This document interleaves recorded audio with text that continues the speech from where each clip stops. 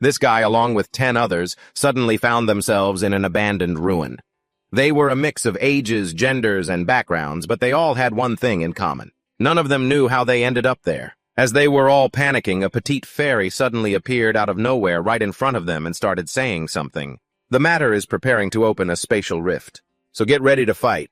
However, seeing that the crowd was only interested in shouting and complaining about themselves, she introduced herself as ISO, a fairy tasked with managing every corner of this world. Just then a 2-star mercenary named Momon. He saw that the little fairy looked harmless, but because she stubbornly refused to explain why she had brought them there, he aggressively drew his sword, threatening to teach her a lesson if she kept staying silent, a scene that made the others wet their pants. After that incredibly stupid move, Momon's head was instantly severed from his neck before he could even let out a sound.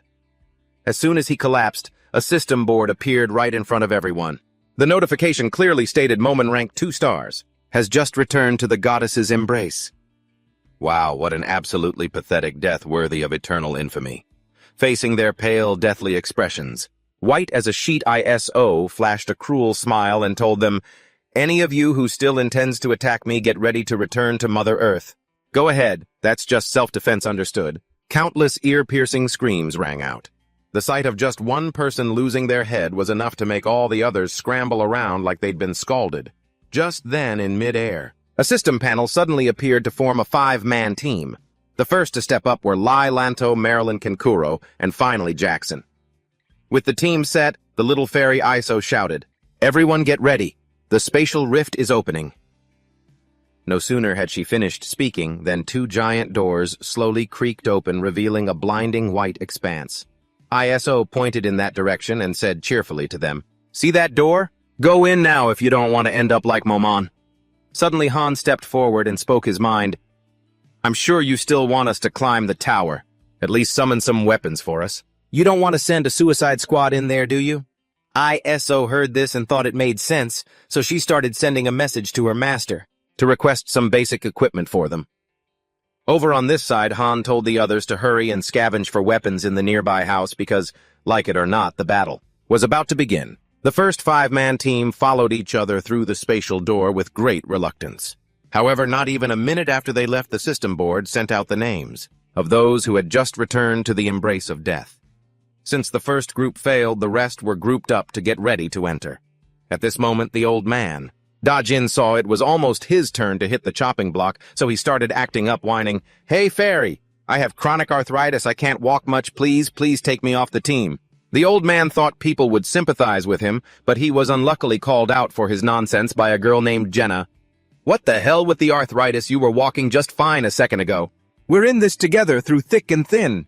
Even though the old man screamed until he was hoarse, the girl grabbed him by the collar and dragged him along anyway. They thought they knew what was on the other side of the gate. To their surprise, it was a temple, but just seconds later, the whole group was teleported elsewhere. The system sent a notification, "Floor 1 has opened." Their mission was to subdue and eliminate all enemies. The goblins looking like hyenas were approaching. They were all level 3, and in their hands were sharp weapons. Han knew the battle was about to start and told everyone, "I said it before. Fight and live or don't and die, so keep your heads up," and before he could even finish his pep talk, he turned around and saw 3 guys running for their lives. Jenna shouted in frustration, "Hey, old man, you said you had arthritis!" But they didn't listen.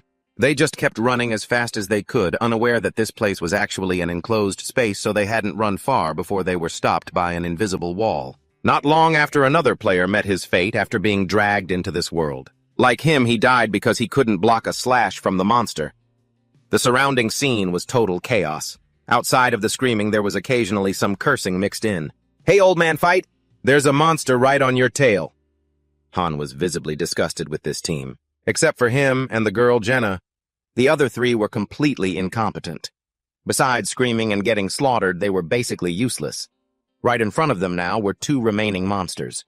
Han turned to ask Jenna how she wanted to handle it. Jenna replied immediately, "I'll take one, but what about the others? You can handle those guys who don't even know how to fight right." However, in a moment of distraction while discussing with the girl, his right arm was cut off by a goblin that took the opportunity. The pain was too great with nowhere to vent it, and so he immediately slammed his wooden shield into the face of the monster that had just taken his arm to get revenge. That was the last image he remembered right before entering this world. That level 999 captured monster was grinning from ear to ear, thinking about how it got dragged here to be tortured by that pitch-black thing for no reason. Han immediately vented all his rage right onto his enemy's face. He beat it until it looked like a shredded rag so badly that even its own mother wouldn't recognize that mysterious freakish thing. It was the very creature that dragged him to this place. "Too bad for you, you messed with the wrong guy, pal." His arm regenerated after clearing the stage.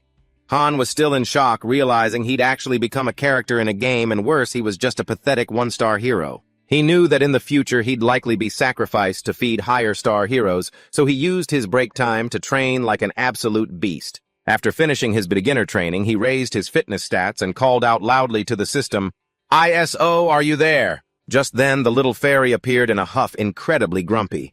Without even asking what he wanted, she cut him off. "Even if you ask me 1,000 times, I'm not answering anything. If you're so curious, go climb the tower yourself. The answers are all in there." Unfortunately for her, Han was the type who only wanted to do more. The more he was forbidden, the more she told him to shut up, the more he wanted to push her buttons.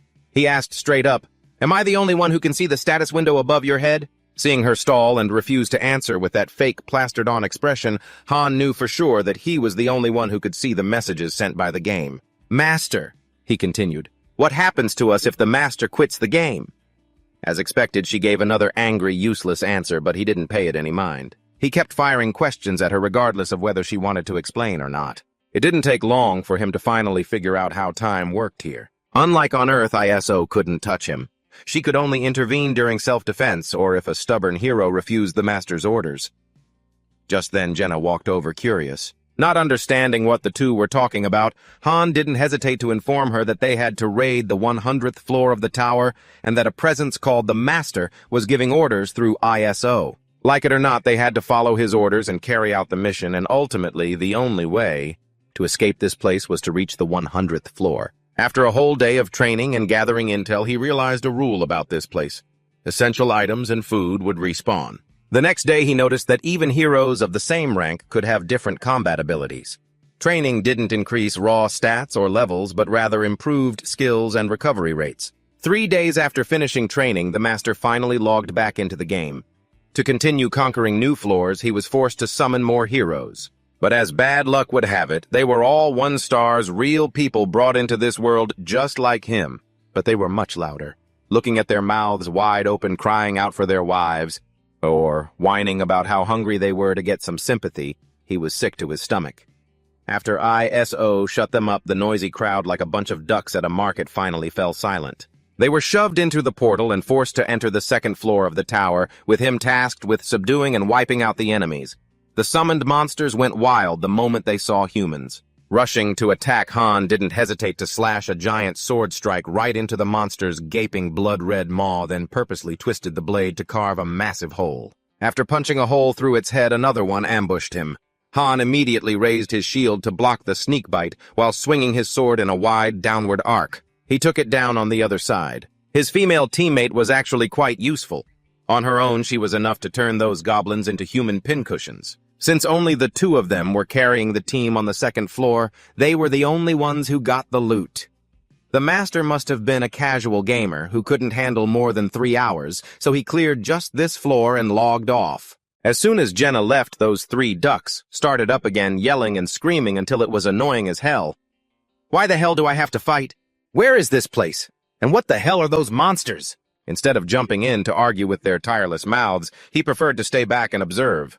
These 1-star heroes were all people far removed from the battlefield, so most of them were soft as mud and had 0 combat ability compared to higher-star heroes. Just then, a guy with a buzz cut walked over, face twisted, wanting to ask a few things. Han just said, "Beat it and ask someone else, you're annoying." The guy was a hothead who looked for a fight every time he opened his mouth. Feeling humiliated because he was ignored, the guy grabbed Han by the collar and threatened, "What did you just say? If you don't talk back, they think you're soft." Without a second thought, Han swung his arm and planted a fist right into the guy's face, enough to make him see stars, effectively ending the conversation. The next day, Han took advantage of the time before the master logged on to train frantically with Jenna. Even though she got hit in the thigh, the wound healed in just a few seconds. The two of them kept training hard together until the master logged in. Just like the last stage, it was the same old routine. There were only 2 warriors and 3 ducks on the field for the 3rd floor. While he and Jenna were fighting non-stop, those 3 didn't even lift a finger, content to be dead weight. Suddenly, Han saw a system notification. It said the player had chosen to restart the level from the beginning, so they had to redo floors 1, 2, and 3 all over again. He thought it would take a long time, but luckily the battle ended just as they were getting exhausted. As soon as they stepped out of the portal, Jenna couldn't hold it back anymore and groaned, "I'm going crazy. How much longer do we have to carry those idiots?" Han didn't say much, just replying with a blunt sentence, "Don't worry, it'll all be over today." Just as he predicted, matter clicked to synthesize the heroes. The next place they were sent to was the sealed room used to eliminate the weaklings whenever the elimination mode kicked in. After the synthesis, the squad was left with only Han, Jenna, and that lucky blonde kid who had been spared after watching the 2 people who arrived with him dissolve into light. Aaron was terrified, so the moment the group got a break, he rushed over to where Han and Jenna were training to apologize for his earlier cowardice. Han, though, didn't expect anything from this guy.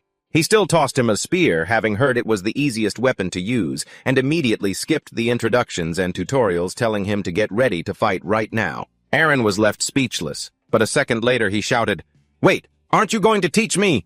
Han retorted instantly, "I've never used a spear myself, so what am I supposed to teach you?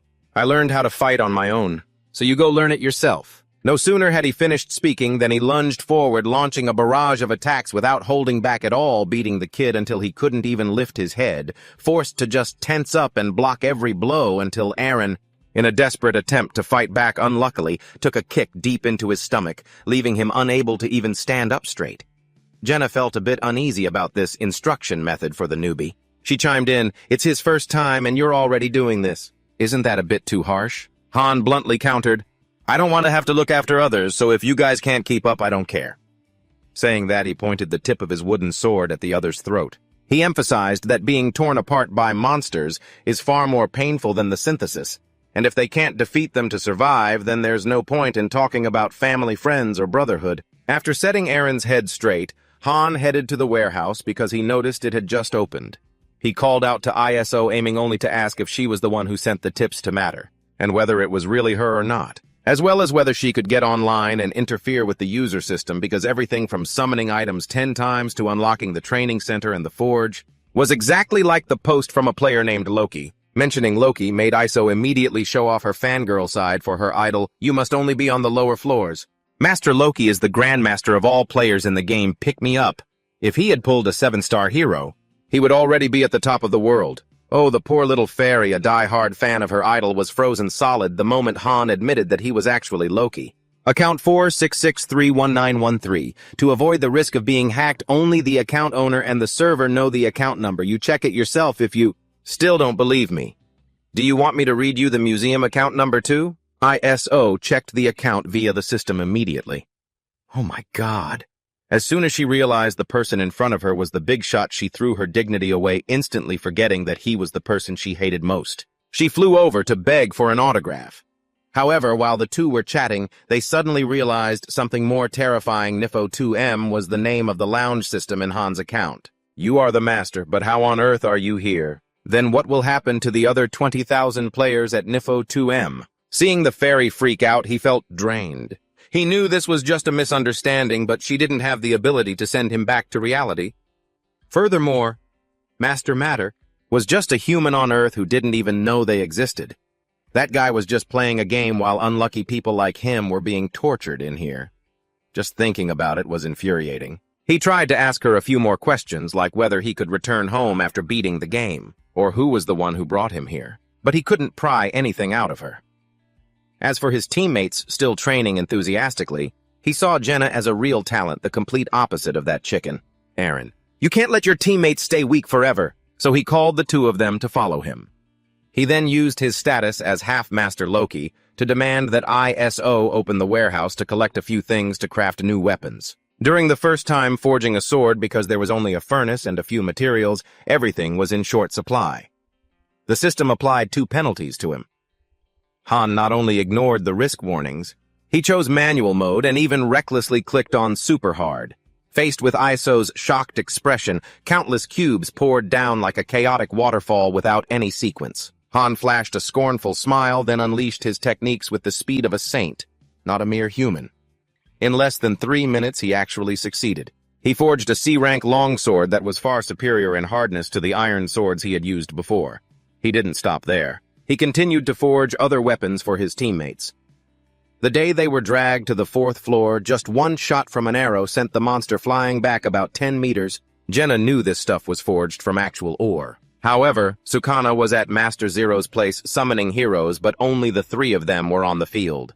While monsters were everywhere in the sky and on the ground, seeing everyone panicking, Han immediately took charge. "You handle those harpies. Aaron, you protect Jenna." The group finished discussing and stood in formation. The young Aaron was supposed to be protecting his teammate, but before the monsters even arrived, he was swinging his sword wildly, screaming his head off. Seeing the kid so excited that he looked like he'd drop dead the second a dry leaf fell to the ground was just plain annoying. Jenna was the first to lose her temper. She was furious, walked up and gave him a stinging slap across the face, shouting, "Calm down! You'll die if you fail this time again! Are you really okay with that?" He stared blankly as a drop of blood from his nose hit his hand. Aaron finally knew where he went wrong. He pulled himself together and dove into the fight for real. Before long, the last of the 4th floor monsters were wiped out. The master's humble estate leveled up to 2, which increased the hero capacity. Not only that, but the annex, the training grounds, and the other areas built earlier were also upgraded. Thanks to clearing this stage, his level went up too. Seeing the little fairy Iso excitedly bringing over a bunch of games, Han already had a good guess. Master Water is just a typical office worker who plays on a fixed schedule. And what's more, he spent real money to get VIP on his first try, even though this game Pick Me Up is known for being a total money pit. It's even more of a sucker for cash than fried chicken is for grease. On top of not rewarding games after clearing stages, they barely ever run any events for free-to-play players to scrape by. Suddenly, the system announced that their master was starting a 10-pull summon. Holy cow, after a blinding flash of light, a whole crowd of people got dragged in here. They poured out like a swarm of angry bees, and Han heard the same repetitive questions over and over. Where am I? Who am I? What the heck is going on? There were so many of them that he was getting sick of it. With his naturally grumpy personality and dislike for small talk, he pointed his sword at a man and threatened, "Shut up. I have no intention of explaining anything to you people. I'll only explain things to those who can actually survive and calm down enough to think." These people were brought here. Actually, there was a reason for it.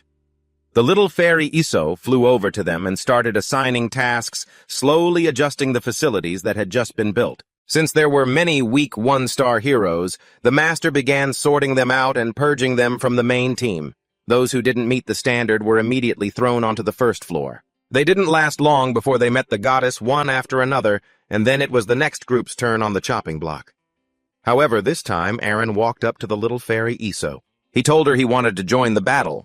At first, she shooed him away, but after the Great One spoke up and said to just let the kid go in and gain some experience, she agreed, so he waited for his team to return. He saw the group covered in blood, and the young guy Aaron even proudly said he had managed to take down another monster. Time just kept slipping away. Han started his martial arts training with the new recruits, and both Jenna and Aaron's weapon proficiency increased significantly, although there was a bit of a paradox. Aaron was always the first to arrive and the last to leave, but his spear skills had only improved by a tiny bit. A few days later, more new people were summoned to this place, but Han didn't bother with them anymore because Aaron and the 3 younger kids were handling it until one day, Jenna suddenly asked why. Why hasn't the master gone to the 5th floor? It had been quite a while since they cleared the 4th floor. Han didn't give her a straight answer, only replying that the remaining members of the first team hadn't been assigned yet. And as far as he knew, the 5th floor had a different level of difficulty. It was completely different from the lower levels. It was like a floor filled with nothing but bosses. Even he would have a hard time surviving in there. Inside the 4th floor, the mission was to conquer the target and wipe out the enemies. The monsters were summoned instantly, and on this side, Han and his teammates were taking their positions, preparing to wipe everything out. The battle began shortly after. He was only out there to round out the team anyway. He just stood back and commanded while they were the ones doing the fighting. The 3 kids were in front using their shields to push back the enemy while the archers and swordsmen took charge of taking them down. He didn't join in because he could easily clear this stage on his own. This was really just a chance for the others to get some training in. Just as expected, everything ended quite smoothly. Lately, the master has been playing a bit too much, and during the second 10 pull, besides the 1-star fodder, he also got a blacksmith and a craftsman. These were to activate the forge. Most of the items they made were grade E, but thanks to that, the new recruits were equipped with weapons to fight and survive. As for the three who tried to run away, they were merged together after all to keep things clean and tidy. You have to work to eat. The big day finally arrived. After a period of stagnation today, they were finally entering the 5th floor, and the whole group was summoned to a ruined city. There wasn't a single monster in sight. Han thought to himself, the whole city is completely empty. Not a single monster shadow to be found. And there weren't any civilians either. This surely couldn't be a conquest mission. To easily figure out what they were dealing with, Han told Jenna to climb the nearby clock tower to check, and the only female member left immediately. But the moment she saw what was in front of her, she turned deathly pale. I really hope my eyes are playing tricks on me. There are so many goblins outside the city, and it looks like they're heading this way. Han asked how many there were, and she didn't hesitate a second, answering thousands. Everyone sobered up instantly, and Han noticed Aaron starting to panic. He immediately spoke up to calm him down. Don't freak out. The mission isn't to wipe them all out, just to survive. We just need to hold them off for a certain amount of time, and we'll be fine. That's the plan for now. But as soon as they started, they realized they couldn't open any of the houses. Seeing that things were going south, they all started running like maniacs until they hit a fork in the road and finally stopped. The monsters were closing in fast. Han immediately came up with a new plan. This alley is narrow, so we only have to fight them one by one. Even if there are 1,000 of them, it doesn't matter. I'll take the left, Aaron handles the right, and Zid and Hansen, you two watch our backs. Take turns and don't jump in to help unless it's absolutely necessary. Jenna, you're our ace. Stay right in the middle of the intersection and don't fire unless I give the order. The plan was barely finished when Han spotted a goblin. It was sniffing around right in front of them. Hello, sweetheart. I've been waiting here all afternoon. As soon as they locked eyes, a 30-minute timer started floating in the air. 26 minutes and 48 seconds. The monsters came in waves, piling up on each other like a screaming mountain, surrounding them from every side. Han thrust his sword into one. Then he turned back to give orders. Zid switched spots with Hansen. The kid was sweating bullets, still stubbornly wanting to keep going until Han snapped at him, and then he finally stayed put. Take a break for a second. The situation was intense. The goblins were just throwing themselves at them like kamikazes, but since there were so many, it was wearing them out quickly. Hansen had barely joined the fray before he was called back to rest, and Zid stepped in to cover. Jenna's job was much cleaner, 1 arrow, 1 kill firing continuously. Once she was done, she'd quickly run to retrieve the arrows for the next rounds. Time was ticking away. Aaron couldn't take it anymore and shouted, "Boss! Didn't you say there were only 10 minutes left?" "Yeah, it's 10 minutes, but 10 minutes in pro gamer time." Just then, Zid screamed in pain. The others looked over and saw he'd just had an arm bitten off. His stats were tanking, so it was Hansen's turn to swap in. Turning into a one-armed warrior at such a young age was definitely a shock for Zid. Seeing him sitting there sobbing, Han irritably kicked him to snap him out of it. "Get a grip, you crybaby. You trying to get us all killed, you idiot." After scolding him, he turned and kicked a monster. That same foot that kicked his teammate was now kicking the enemy, a true leader. Finally, Zid stopped whining. Now it was Hansen's turn to yell that his sword was about to break. The two of them swapped places again, while Han held off the horde from afar. Every now and then he'd call out the time to the team. 3 more minutes? Just hold on for 3 more minutes? His words sounded hopeful, but internally he was screaming, "What the hell? Why is 30 minutes taking so long?" They kept swapping out in pairs. They hadn't held on for much longer when unlucky Zid got stabbed by a goblin and went down instantly. A warning alert from the system flashed immediately. Zid Star Level 1 is in critical condition, life in danger. At this point, the rookies without combat experience were starting to get wiped out. As everyone grew exhausted, the goblins flooded in even faster. Hansen was the next one taken out after Zid reducing their number of heroes. Only 3 were left. The game was a total bloodbath, and he had a master with rotten luck who couldn't pull any good heroes.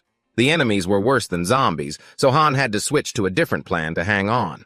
Jenna, Aaron, stick with me. If you want to mourn them, you have to survive this wave first. They ran to a wall. Han told Jenna to climb up first, and the guys would follow. As she left, he took the chance to slash a few more monsters to buy some time. Next, he jumped onto the wall and signaled Aaron to climb up quickly. To his surprise, halfway up, a savage goblin pinned Aaron's leg to the wall with a knife. Not wanting to see his teammate trapped, he had no choice but to jump down to finish it off. He cut off that part of the leg to get him free.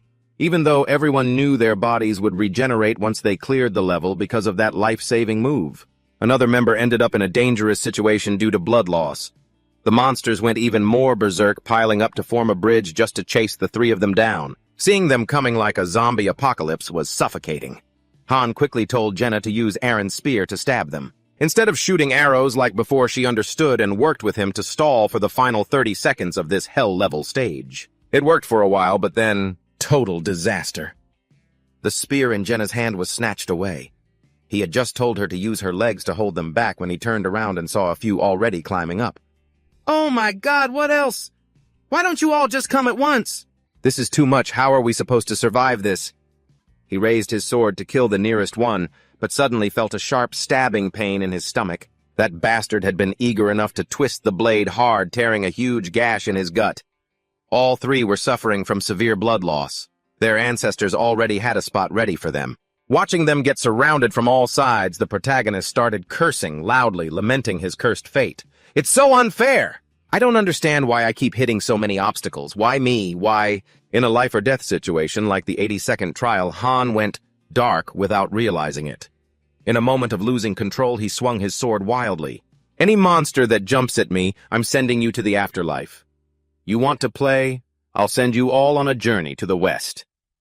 Han had learned the Rage skill, a new skill that couldn't have come at a better time. He immediately flipped the switch into slaughter mode, let out a massive roar, and told the monsters, "Come at me all at once! This wave stuff is exhausting, I can't even breathe." The guy, feeling like he had nothing to lose, rose up from the bottom of society. Even with his sword shattered into pieces, he was determined to keep charging forward, fighting to the death. But at the very climax, the time ran out and everything in front of him suddenly froze. Even with his sword shattered into pieces, he still charged forward, dead set on going all out against the monsters.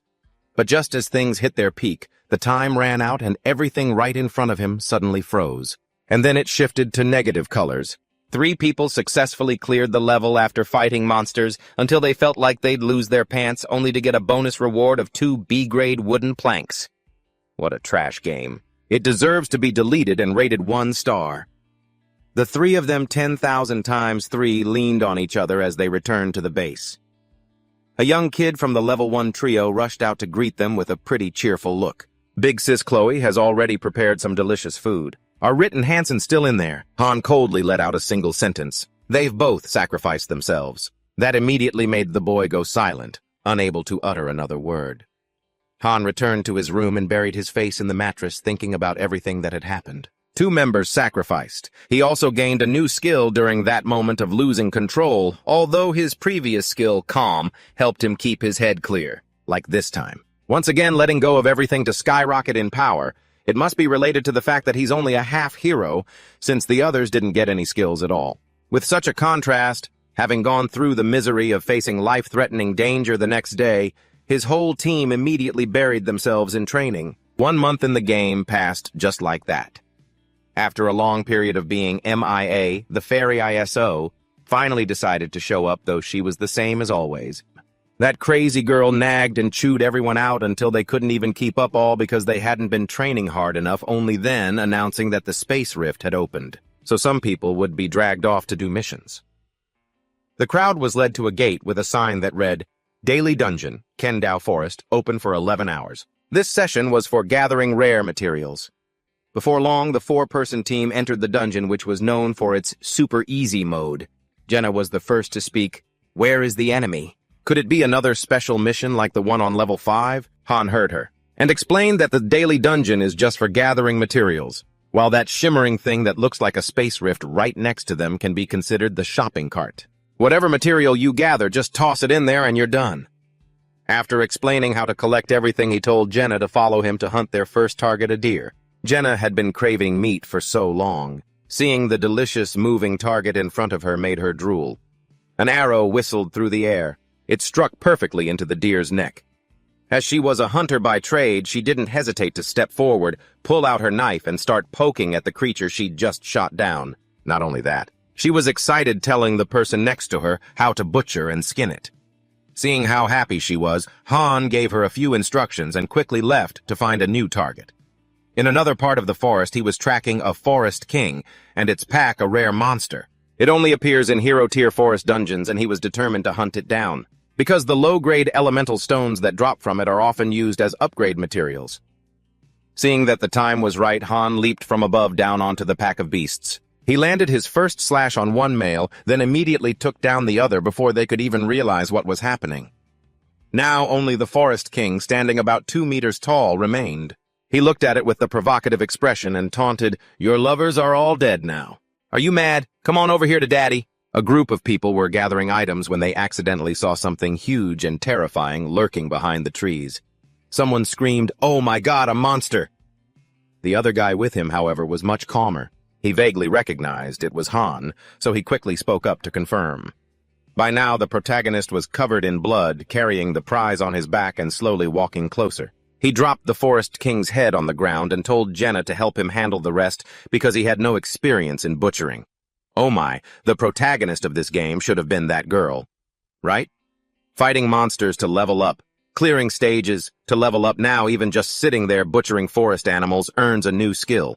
What is this? Thanks to the bountiful hunt that night, everyone had a meal full of nothing but meat to make up for the time they spent surviving on raw potatoes. Han waited for Jenna to finish eating and told her to leave with him to find items to level up. The daily dungeon changes according to the rules, and today's location was the Shimizu Plateau, a dungeon to gather more elemental stones. Standing before the majestic mountain scenery that looked like an endless plain, Jenna couldn't help it. She immediately began praising what she saw. Han was different. He was staring intently at the tree of life growing under the cliff.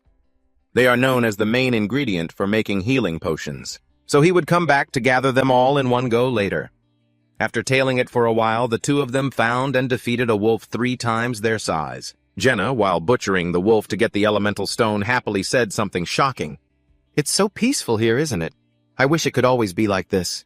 Going hunting, picking herbs, having food, and sleeping under a roof." Suddenly, thinking of Matter, she added, "If only Matter wasn't here, it would be paradise." The guy heard those words and his face went gray. If he had known earlier that a game character had such a pessimistic outlook on life, he wouldn't have bothered playing this game in the first place. A few days later, their team was assigned to the 6th floor with a new member named Zika. Han was walking when he suddenly stopped. He told everyone to crouch down low to avoid being spotted by the enemy. Seeing that tense expression combined with the nightmare that was the 5th floor, it still haunted them. So all 3 members unanimously decided to just lie flat on the ground to be safe. Han felt helpless, but he didn't say anything while he was busy checking every corner. The young man's face turned deathly pale when he heard that. If he'd known the game character had such a nihilistic mindset, he wouldn't have even bothered playing this game in the first place. A few days later, their top squad was assigned to the 6th floor with a new member, Zika. Han was walking along when he suddenly stopped in his tracks. He signaled everyone to get down low to avoid being spotted by the enemy.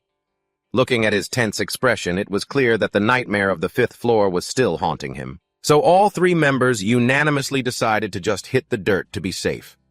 Han felt helpless, but he didn't say a word while he busily checked every single corner. Deep in the forest, the group spotted 3 level 8 goblins chatting nearby. Jenna immediately climbed a tall tree to get a better vantage point and report back on the situation. Upon noticing that all of them carried war horns, she warned the others not to do anything reckless, as the monster's village was just a short distance away, housing about 100 of them. So Han proposed a guerrilla tactic, the talking bushes strategy. Jenna, you take out the one on the right. Aaron, you handle the next. And the new guy can just sit this one out. If things look like they're going south, then you jump in to help. Han's team really lived up to their reputation. Everyone knew their role. The first arrow whistled through the air. It successfully blew the brains out of the targeted goblin. Aaron didn't just stand there either. He bashed the second one's head in with his spear. The last one tried to lift its horn, but it was already too late. Han had been waiting for exactly that moment. With one clean horizontal slash of his sword, he uprooted the radishes from the ground. As soon as the 3 goblins were taken down, the environment began to shift. Han took advantage of the fading surroundings to scout for clues about the next stage. Since the mission was to explore new lands, there was no way it would only be a single objective. He used the final few seconds to dash toward the monster village, but just as he caught a glimpse of it, he was summoned back to base. As soon as the team returned Chloe, the cook ran over in a panic announcing that a group of armed people had appeared at their living quarters. When Han heard about these people, it was completely different from previous summons. He understood the situation immediately. It's here. Our cursed hand master finally summoned a high-level hero. Han quickly called for ISO to get the full story. And that's how he found out their gamer friend had just spent $50 on a starter pack to pull this off. And these guys, he told everyone to just go about their business.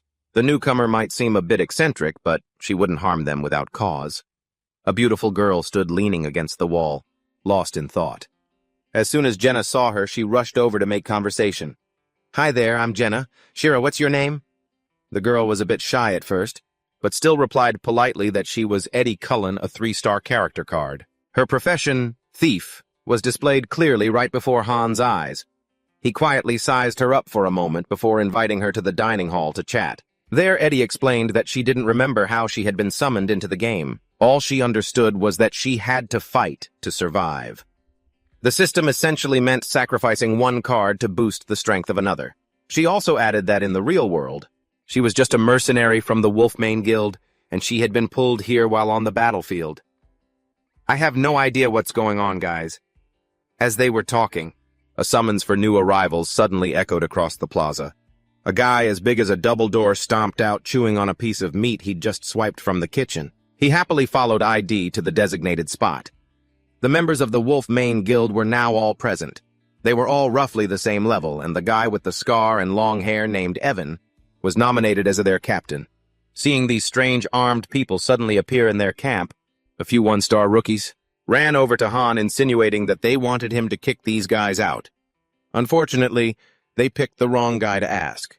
They chose the king of trash talk, so they were immediately roasted until they couldn't even show their faces. Didn't you guys just say a while ago that you didn't care about training? Why are you begging me now? If they look so strong, why don't you just kneel down and bow to them? Isn't that the survival strategy you always use? In his eyes, these people were nothing more than a bunch of lazy parasites. So he finished them off with one final cold remark. Get out of my sight before I lose my temper. Just a while after the mercenaries left, they returned looking squeaky clean. The leader saw Han and acted cocky, asking who he was. When Han ignored him, the others started jumping around, shouting in anger. Jenna, standing to the side, wasn't one to back down. She snapped right back. What's with the anger? You guys were the ones being rude first. Only then did the leader realize his mistake and speak a bit more clearly. I am Evan Desac of the Wolfmane Mercenary Squad. And you? Since the guy lowered his tone, Han didn't give him a hard time anymore, and introduced himself. They had barely finished talking when the system announced that the master had spent money to summon 10 low-level heroes. The most shocking part was that as soon as he pulled the cards, he immediately enabled the sacrifice mode to feed the high-level heroes without giving the others a chance to show what they could do. Save me! Save me! ISO, as the game manager screamed in despair while clutching his head. Oh my god. Master, you really are an idiot. The people who had just appeared didn't even know what was happening before the golden-haired, bearded giant grabbed them by the neck. Seeing the situation unfold, it was clear how much of a noob the master was at this game. The 1-stars might be useless, but among them were some talented individuals, if utilized correctly.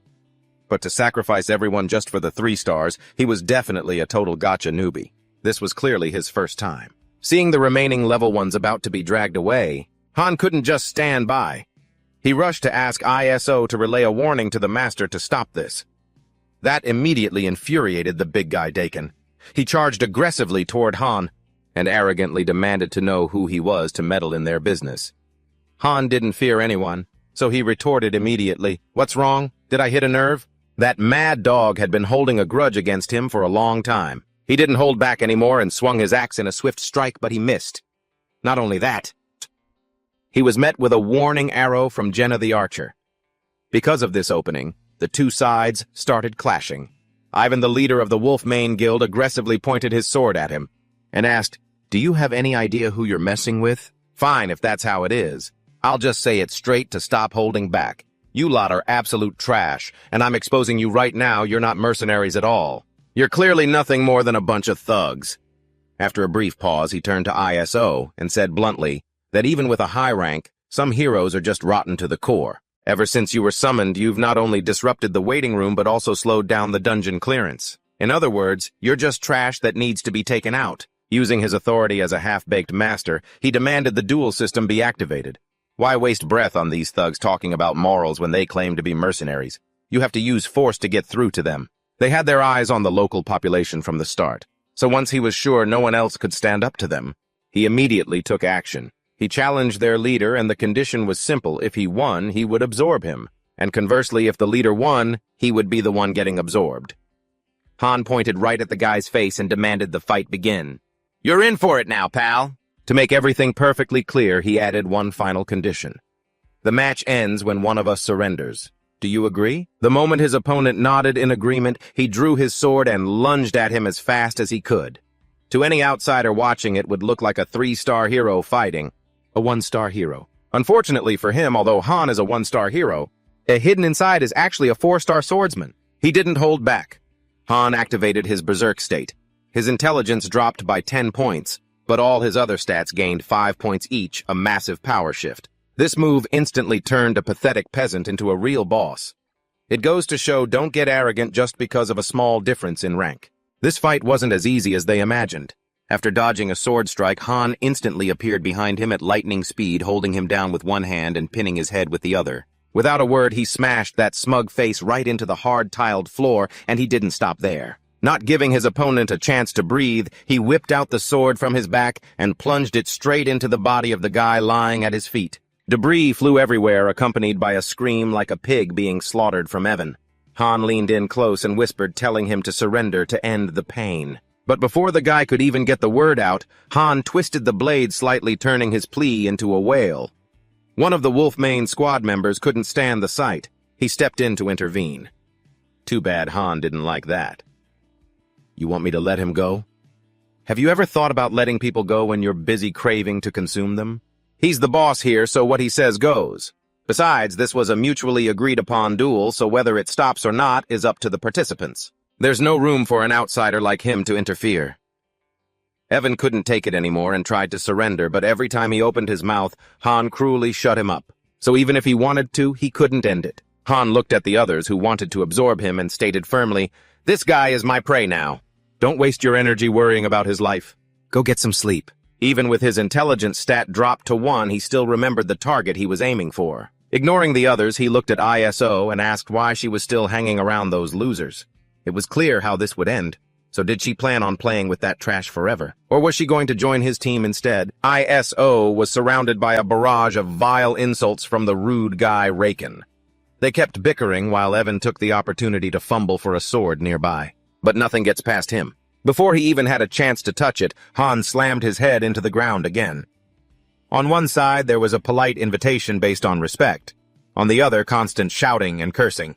Bitch this and bitch that. You don't need to guess which side she was going to choose. With one member leaving and the Wolfmane squad effectively dissolved, plus seeing their boss getting smashed by someone else, the remaining 3 were beyond furious. They didn't care about anything anymore and charged in ready to fight to the death. They even arrogantly ignored ISO's warning, declaring that they'd kill anyone who tried to stop them. ISO hadn't struck yet, so they all thought she was weak. These heroes kept defying the master and looking down on the system, so she lowered her voice and threatened, "You guys are done for." There are no second chances. No sooner had she said those words than a bloody, gruesome scene unfolded before everyone's eyes. Even though she looked tiny, that was just a shell holding back her terrifying power. She was level 257 after all. Breaking their necks seemed easier than picking bananas off a tree. All his teammates were wiped out in the blink of an eye.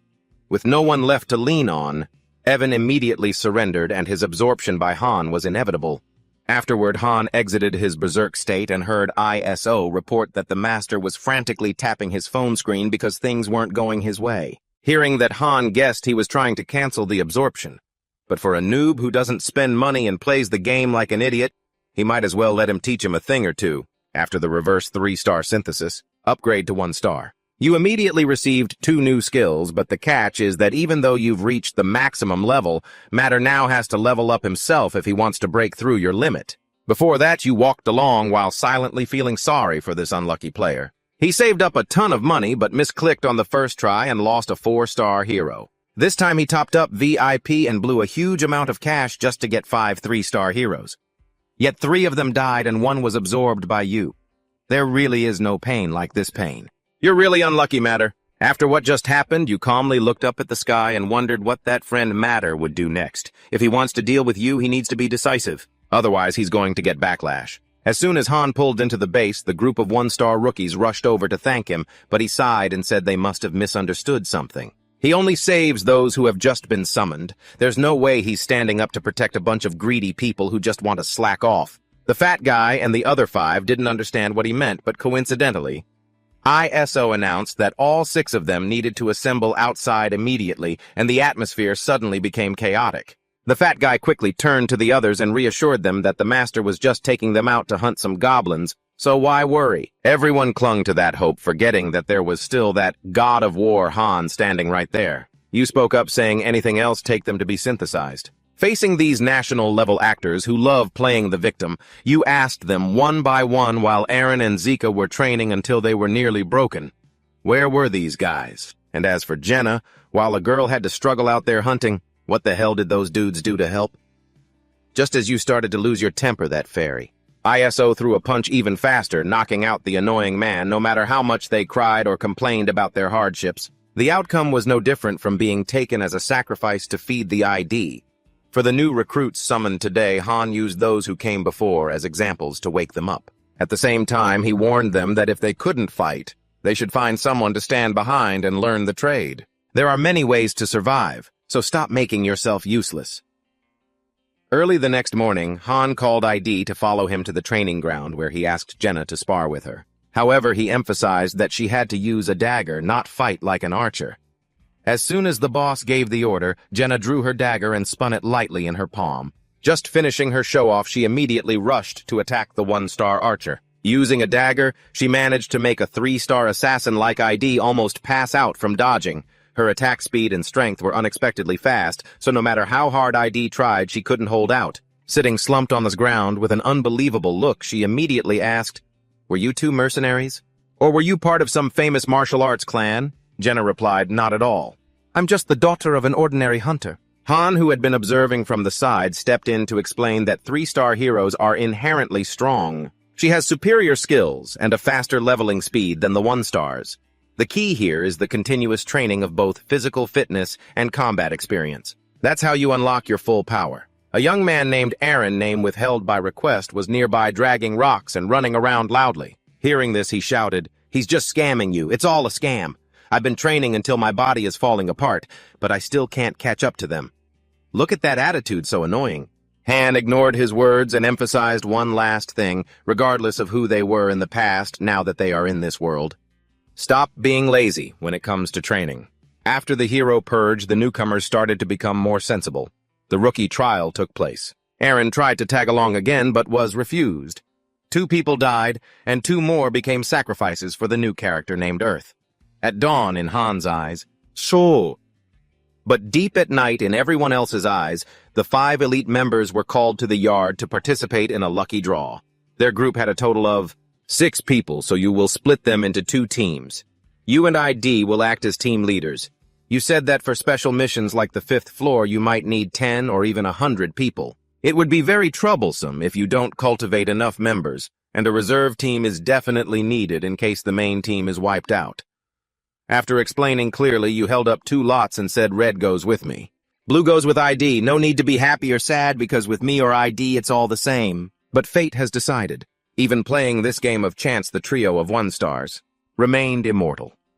With teams 1 and 2 established, Han immediately suggested to Matter that all members be fixed this way. As for whether he listens or not, that is a matter for his own brain. Ever since he gained the berserk skill, fighting has become quite leisurely for him. Team 1 just entered the 7th floor with the mission of wiping out the monsters. This time, arriving at the battlefield, you told everyone to just stand still while you handled these guys yourself. As soon as the battle began, Han immediately turned on his power-grinding mode. You lunged forward, swinging your sword like a madman. With strikes piercing in all directions, he took down almost all the goblins in the blink of an eye. Now standing right in front of him was one tiny one, shivering in fear. Yet Han decided not to finish it off and let it go. He followed the clues at each level to piece things together. There were a few things on the 8th floor that caught his eye first. It was raining. And second, there was a huge river near where they were standing. And finally, the traces of a dam. Once he had what he needed, he and his team headed back to base. Just then, an image suddenly popped up in front of him. Master A.T. must be burning with rage after what happened last time. So this time, he splashed out $70 on the beginner power pack. Man, he's really hooked on this game, that's trouble. He immediately told Jenna to bring the draw slips from his room and put them on the table, while Aaron ran off to fetch ID as fast as he could. The loot was coming, so he had to make the most of it. Master had to level up, or it would be a total waste. After blowing his paycheck to charge VIP for the second time, our unlucky master was smarter now, only using 2 high-level summons. He wasn't going all out like before. It was a complete success.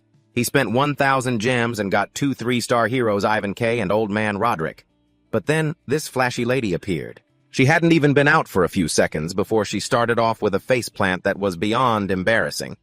ID only had to take one glance at the way she dared to fall, but didn't dare stand up to know she was high society royalty. The thing was, it really wasn't clear why she had been summoned to this battlefield where people talk to each other with their fists. The veterans took a moment to get the newbie up to speed, and while Old Man Roderick understood everything right away, the other one was a bit of a letdown, based on the info they gathered. He was the protector of a large city, but aside from always feeling like he had a duty to fulfill, he couldn't remember anything else. Han told them he needed more manpower so they'd start the draw. If ID pulled blue, the old man would follow her. If it was the other way around, it would be the fancy lady.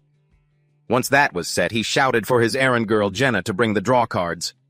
In the rush, the red-marked slip suddenly popped up. Both of them saw exactly what they wanted, so they both lunged for it as fast as they could. 2 pairs of hands coincidentally grabbed the red slip. Ivanka was an extremely rare mage, so there was no giving an inch. Whoever won would be the one in charge. Enough talk. Be a good guy for once, will ya? A mage fits my team way better. Oh, too bad I've never been a good guy in my life, baby. They were fighting for a good reason. In pick-me-up, warriors and rogues can be upgraded to 1 star. Through proper training, but mages are different. They're units you can only get through paid summons, and the pull rate is extremely low, so it would be stupid not to fight for it. Jenna saw their endless bickering and realized they'd peaked earlier. She immediately snatched the slip back and shuffled them again to prevent any cheating. On the second draw, they each held something that made their hearts sink. Nobody said a word until Han held up the red slip, and then he'd hit the jackpot this time. But for someone to come, someone had to go. As usual, one of the useless level 1s was dragged off to the synthesis room by ISO to be sacrificed for the new hero. It was brutal, but what could you do? But what? Everyone wants to survive after all. The space rift opened. There went the clown ISO, never missing a chance to show off while taking the newbies to test their skills. ID and Roderick went in first. Meanwhile, Han asked Ivanka what kind of spells she used. She gave him a disgruntled look and asked why he wanted to know. But right away she caught a threatening glare from her captain. "Don't you want to fight anymore? Just answer the question." She didn't seem to realize what kind of situation she was in, so she kept talking back. "Wait, why do I even have to go in there? It's so annoying having to fight in a strange place without knowing why." Han was exhausted. He'd been talking forever, but it was like talking to a brick wall.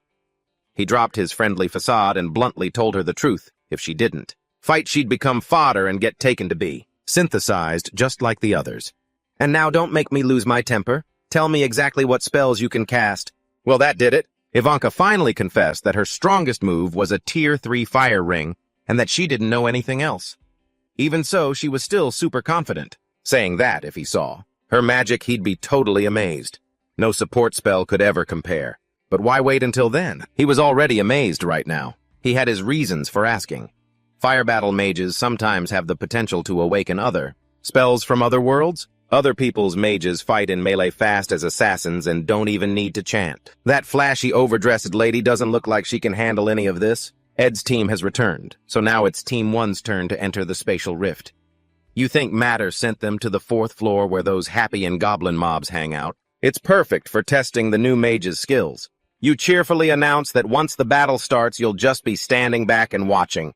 You want to see what she's really made of, casually explaining that with the power of any one of those 3, clearing this floor should be a breeze. She was bragging about being such a talented countess mage, so you're telling her to put her money where her mouth is. Who would have thought she'd actually puff out her chest and talk big?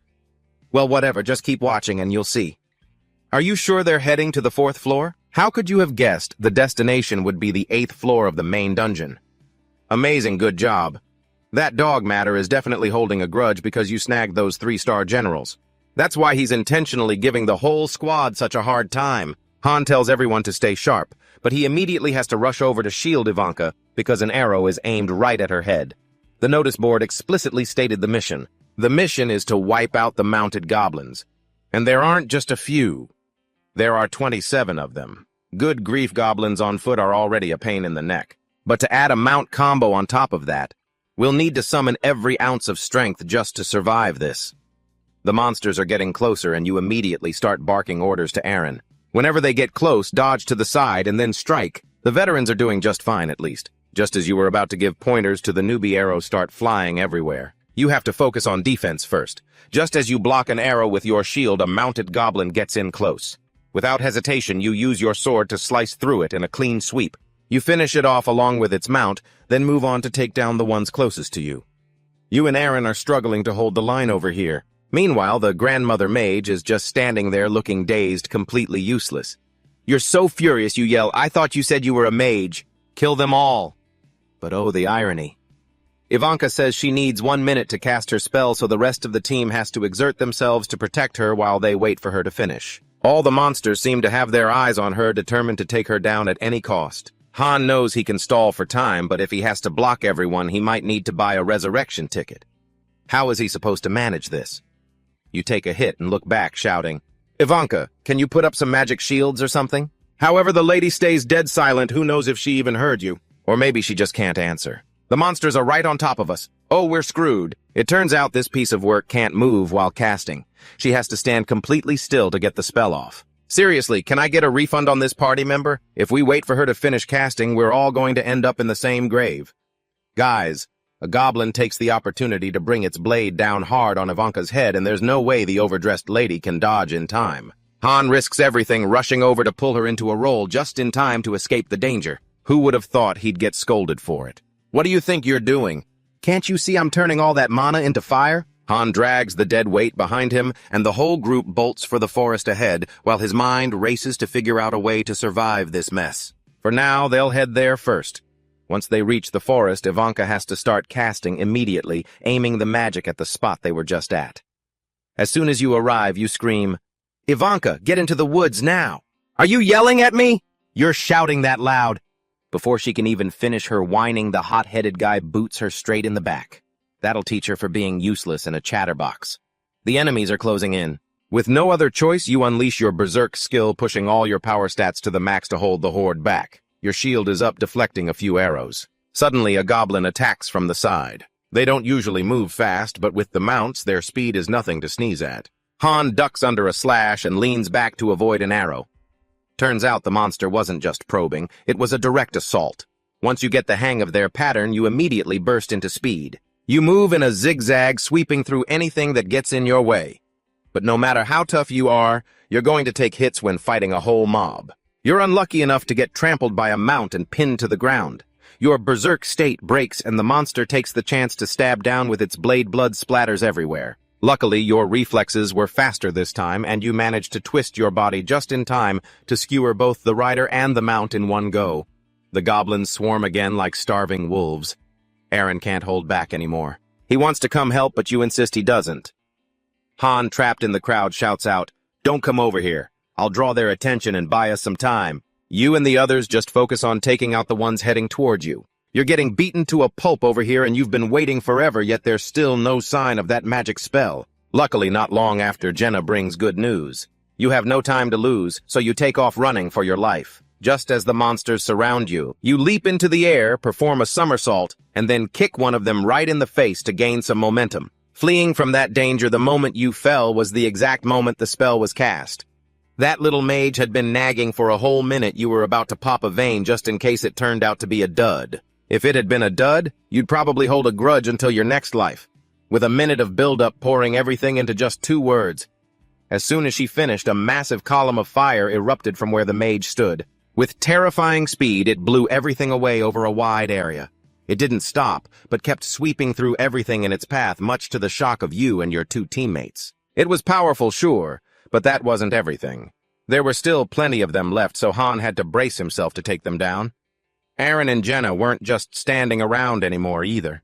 They jumped right in to help. Stabbing and slashing. The fighting was incredibly intense. Meanwhile, Ivanka was still busy dancing with fire, unable to stop chanting to move.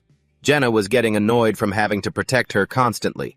As soon as she caught a glimpse of the fire on Ivanka's hands, she screamed a signal for everyone to run fast, or else she'd unleash another area of effect attack. The moment Ivanka opened her eyes, that blaze skill was activated again, though this time it was upgraded like a tidal wave of fire spreading from the very center of the enemy forces. It quickly flooded everywhere, ultimately turning into an explosion that swept through a vast area. Suddenly, the space was filled with fire. Han held up his shield to avoid the falling rocks and debris. He was visibly panicked. Lucky you and Aaron ran in time. On a battlefield where friend and foe didn't matter like this, you all would have been goners soon. You sat up clumsily. You thought everything was over by now, but to your surprise, a few stubborn monsters emerged from the thick smoke, charging toward you. The most powerful skill, Destruction, was unleashed when Ivanka doesn't attack fine, but every one of her moves targets a wide area. If it doesn't hit the enemy, it's bound to hit her own team. A massive cyclone appeared instantly with terrifying destructive power. It lived up to its name. Jenna had to cling tightly to a large tree to avoid the bad luck of being swept away. Everything was burned to a crisp. The only person standing there calmly watching everything in this battle was none other than Ivanka, waiting for it all to pass. Before Han's eyes now was a massive deep crater that kept on burning. Ivanka carried the team through this stage, but you also contributed quite a bit, so both of you leveled up. Everyone was summoned back, but Aaron still hadn't recovered from the shock. He asked with a completely blank look, wiping out over 20 cavalry knights in just one move. Is this magic? Ivanka was even more thrilled to be complimented. But before she could brag anymore, a nosebleed started gushing, and she passed out on the spot. Han looked at the girl with a weary sigh. Aside from being unable to use defensive spells, everything else like strength, vitality, and finesse was ranked below 1 star. This was probably the first burst fire mage you'd ever seen. She's no different from that Dame Megumin from that one show. In the future, you'll definitely need to find another support character who's actually tanky. The next day after the master logged in, they immediately built 3 facilities specifically for your new mage, the Magic Research Center and the Alchemy Lab. The library was also merged into a new magic castle. But because of her performance earlier that same day, Han decided to start a training plan. Muscle training for this princess. A high-quality mage like me, why do I have to go through such savage training? My profession is to use my brain. Oh, spare me the complaining, but here everyone is treated the same. So Han brought out food to threaten her. If you want to use your brain, eat potatoes. Meat is reserved for those who use their bodies to fight. He ignored all her complaints. He surged ahead, running first, determined to make her run enough laps to build endurance. Currently, they were very close to the 10th floor and everything looked smooth. Also, thanks to the dungeons opened yesterday, you gathered quite a few necessary items. As soon as the master logged out, you and ISO ran to the Tier 1 castle. You tossed a few life herbs into the pot. As for how to brew them, why would you need to study? You were already way too experienced at it. The method for concocting medicine was nothing special, just a rhythm game. You just needed quick hands. A perfect combo appeared about to break the score, and with that the healing potion was brewed. It took a little time of frantic button mashing, and now you had 6 bottles of healing potion and 2 bottles of mana recovery in hand. So what if someone finds out? Going to the battlefield without medicine is a death sentence. As dusk fell, Han carried a bowl of hot coals to the equipment room, then called Jenna and Aaron over to discuss the next plan. He told them to watch closely because he would only do it once. And just like that, he stuck his hand into the red-hot coals. The smell of roasted meat filled the air, but the other two were terrified, their faces turning pale. They didn't know what was wrong with their boss, but afterward, they learned a terrifying truth. If Ivanka has the ability to control fire, we have to get used to it. He endured it for 10 seconds before quickly pulling his hand out. Because there's a self-regeneration mode here, the hand that was blistering just a moment ago was already healed. Once done, he explained clearly that Ivanka is a fire specialist mage. They have to fight alongside her, so if they don't train for fire resistance, they might get roasted before the enemy does, no joke. You brought this here to make everyone train. Keep repeating it until you can endure it, and only then will we stop. However, When Aaron went to put his hand into the coal fire, you quickly blocked him, then said to find somewhere no one was looking before doing that kind of self-torture. You don't want to watch that. That was just an example. Jenna made a conflicted face, complaining that she's a long-range archer, so why did she have to learn this? But as soon as she finished speaking, that guy grabbed her hand and shoved it straight into the fire. Because Ivanka is the rare type who can't protect herself or move while chanting. Even a snail crawling toward her wouldn't be able to dodge.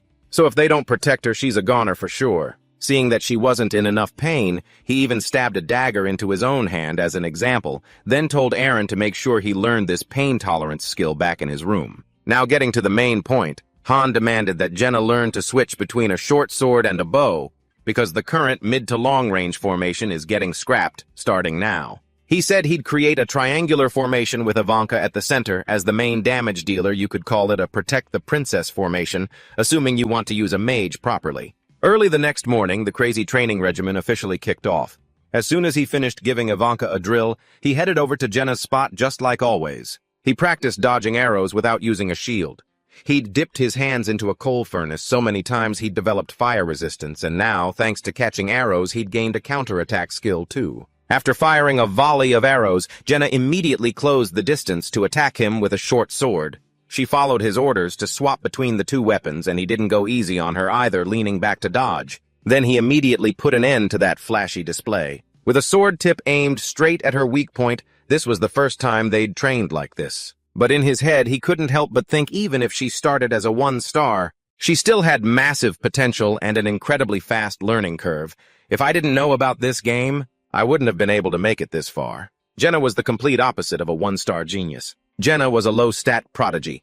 Aaron, even after upgrading his rookie spearmanship to level 3, had hit a wall, and it had been a while since he'd seen him at the training grounds. He probably hadn't mastered fire resistance or pain tolerance yet. The next day, ID's group was sent to conquer the 9th floor and returned looking pretty beat up. Han ran over to check on them immediately. They looked like they'd had a rough time, so he asked what the challenge was. ID looked exhausted, but replied that the mission for this stage was to conquer a goblin village. About 50 of them, but the only thing she noted was that the ground was like a muddy swamp because it had just rained. That was all there was to it. Besides that, she hadn't noticed anything else. Time went on. Everyone's lives stalled as they focused mainly on training and upgrading their equipment until one day the two teams were suddenly whisked away to the plaza by the master. Out of all of them, only Han realized the master had been logged in for 30 minutes without giving a single command. Right then, a notification box appeared in the space asking if he wanted to conquer the 10th floor. With just one click, their most difficult day had arrived. Today, that guy actually wanted to conquer the 10th floor even though his troops weren't ready at all. A spatial rift appeared, and a massive warning sign immediately slapped them in the face, clearly stating, "Use the tactical room to provide strategy to the heroes." But knowing how clueless the master was, he could easily guess. That guy wouldn't have a clue how to use it. To play it safe, he told ISO to suggest that the master take some items out of storage for them to carry. They were already short on manpower. How could they survive a battle without popping some potions? He held 6 health and mana vials in his hands, then divided them between the two teams before warning Ed, "We might get sent to different areas. In that case, gather up as soon as possible. As for the method, just head toward the center by standing somewhere with a high vantage point." As the group teleported, they immediately saw a man clutching his head and screaming some strange words. Han found it eyesore, so he kicked the guy from behind, yet this person couldn't even see. Who among them was even there? Han looked around and realized these people were all NPCs, and the crowded city full of refugees was the fallen city, the one from the 5th floor that they had seen before. The only difference was that here, it hadn't fallen to the monsters yet. Jenna realized the problem and asked right away, "Isn't the timeline a bit weird?" "Everything isn't supposed to be like this." Han replied, "This isn't the first time the timeline has been weird. Let's talk about that later." He said that because the mission hadn't started yet, so they needed to gather information first. He gave everyone 15 minutes to scout as much as possible. Then come back here, anyone late gets left behind. While his teammates scavenged below, Han played ghost to scare people on the clock tower. From what he observed, there were thousands of goblins in the northern forest, while to the east were a few hundred and a river they had encountered back on the 7th floor. Neither direction was currently targeting this place. But at the end of the day, with just a handful of human soldiers here, no matter which monsters came, they wouldn't be able to stop the siege. He thought to himself as he walked down. Let's see what this mission is. If it's survival like the 5th floor, they might have a chance to win because those NPCs will accidentally become bait plus the fancy lady. Ivanka is here, so their area of effect damage capability is much stronger. He returned to the meeting point, ready to tell everyone the plan, when unexpectedly the alarm bell rang loudly 3 times, signaling that this level was classified as extreme difficulty, not something easy at all. The 10th floor mission appeared, requiring them to defend and protect the city from the threat of collapse. Damn it, so it's not survival, it's defense, huh? Han cursed under his breath as soon as everything became clear. He was right to curse, though. Currently, there were 10 heroes plus 350 NPC soldiers, totaling exactly 360 personnel, while the enemy had thousands. It really lived up to the extreme difficulty rating, because compared to a normal battle, they had 0 chance of survival. Everyone in his team took turns reporting what they had gathered, and when combined, the refugees were all gathering in the city center, while both the north and east gates were under attack, and the other 2 sides didn't stand a chance with that situation. There is absolutely no way for anyone here to get out. After hearing that, he laid out the mission to everyone, emphasizing that the 2 statues of the goddesses in front of the bell tower are the key. Once they fall, this level is finished too.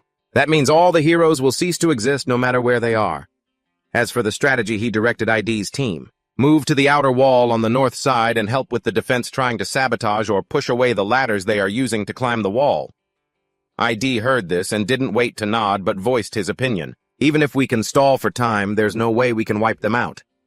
He knew that, of course, but it wasn't like there was no way at all. Han reminded everyone about the big river on the 7th floor, noting that almost every level below mentions that dam. Jenna suddenly snapped out of it, clapped her hands, and said, "I remember now. I heard something. I heard the sound of horse hooves from the other side of the river." That one sentence made Han and ID understand the problem immediately. He told the leader of the second team to use every possible method. Try to buy as much time as possible until they return. The one with the high IQ spoke very quickly. She nodded to show she understood, then said a few things. Then she led her team in the direction mentioned in the plan. Back here, Han explained it to the other 4. The dam we encountered on the 7th floor has already been broken. If the sound of hooves that Jenna heard belongs to the reinforcements, then the reason the city is destroyed is because they couldn't make it in time to save it. So our part is to get outside through the East Gate Cross, through the Goblin Horde, and stop that dam from collapsing. The battle began. Jenna was the quickest, so he ordered her to climb the wall and assess the situation outside. As for Aaron, even though he's a bit weak, he's strong, so he handles opening the city gate. As for the slow grandma, Ivanka, she should start casting her spells now instead of waiting until they meet the enemy. As for the remaining rookie soldier, he's just there for show.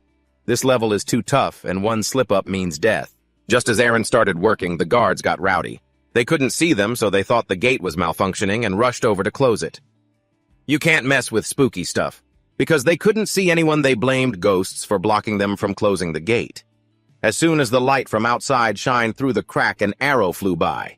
While Ivanka stood frozen in one spot, he was the one responsible for blocking the arrow for her with an incredibly skillful catch. Next was the show of returning it to the sender. It was even more spectacular.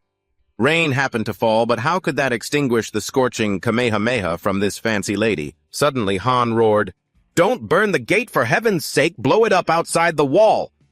The person who always claims to have a high IQ finally followed orders, lit the fire further away, and created a massive earth-shaking explosion. The display was brighter than fireworks. Ivanka had to take a gulp of mana to keep going, looking back at the rookie kid who was trembling behind them. Han said bluntly, "Go to EDD, she'll tell you what to do. If you're still alive after this battle, I'll train you." The opponent heard him and immediately ran off. It was his first time in battle, and running into thousands of monsters would make anyone want to wet their pants. Running away is the best policy. Let anyone say what they want, being alive is better. After they got out, the city gate was closed immediately. "Fire it up, guys. It's time to grind." Han started directing immediately. Ivanka only used level 1 spells. Even if the firepower is weak, it doesn't matter. Just make sure it spreads as much as possible. During the 20-second countdown for the second wave of fire, everyone rushed forward, blocking arrows and fighting monsters to protect her, each doing their part. When the time was up, they all simultaneously stepped aside so she could unleash her attack forward. Everything in her path was flattened, and he immediately charged ahead. Luckily, he managed to gather this person.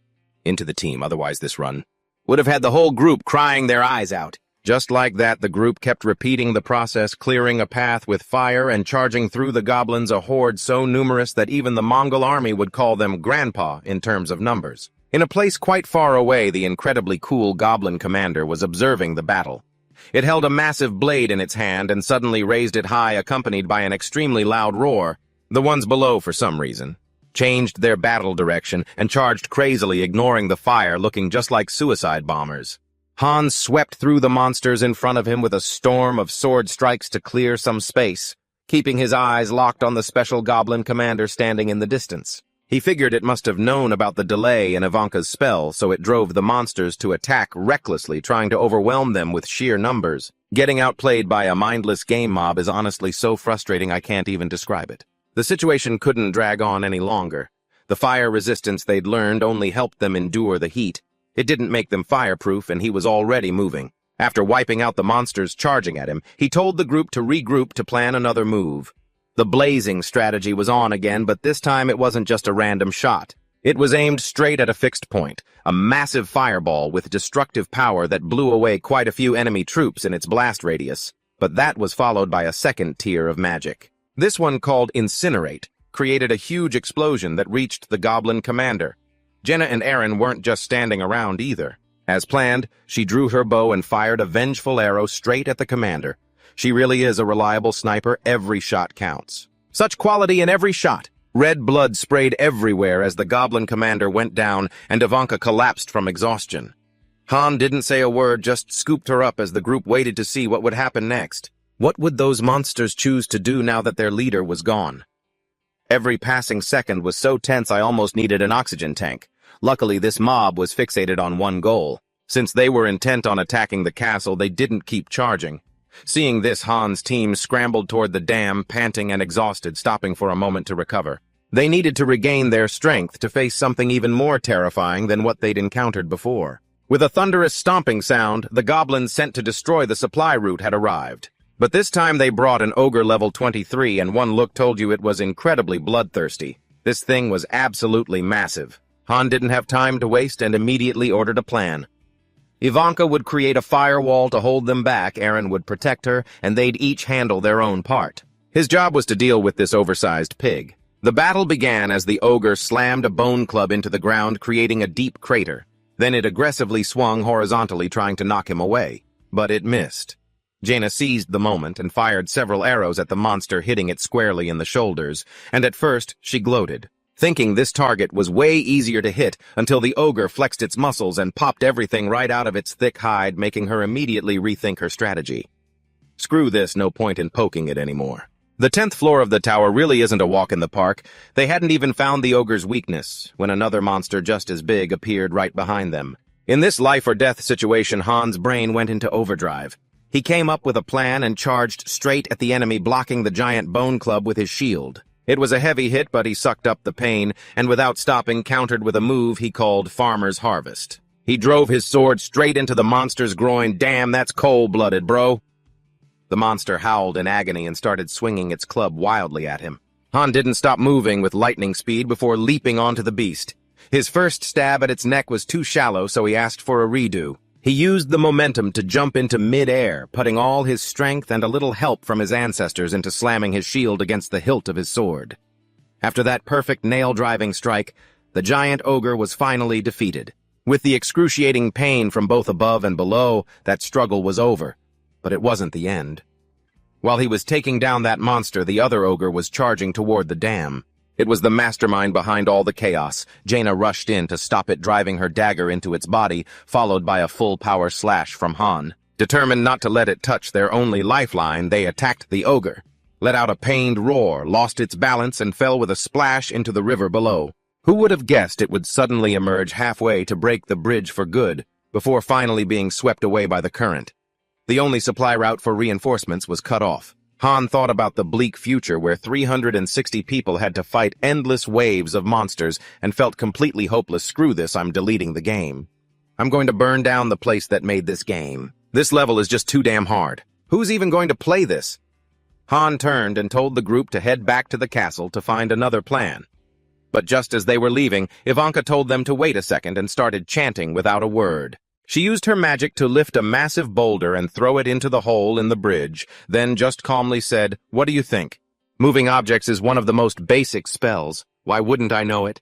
Han was so angry he was twitching.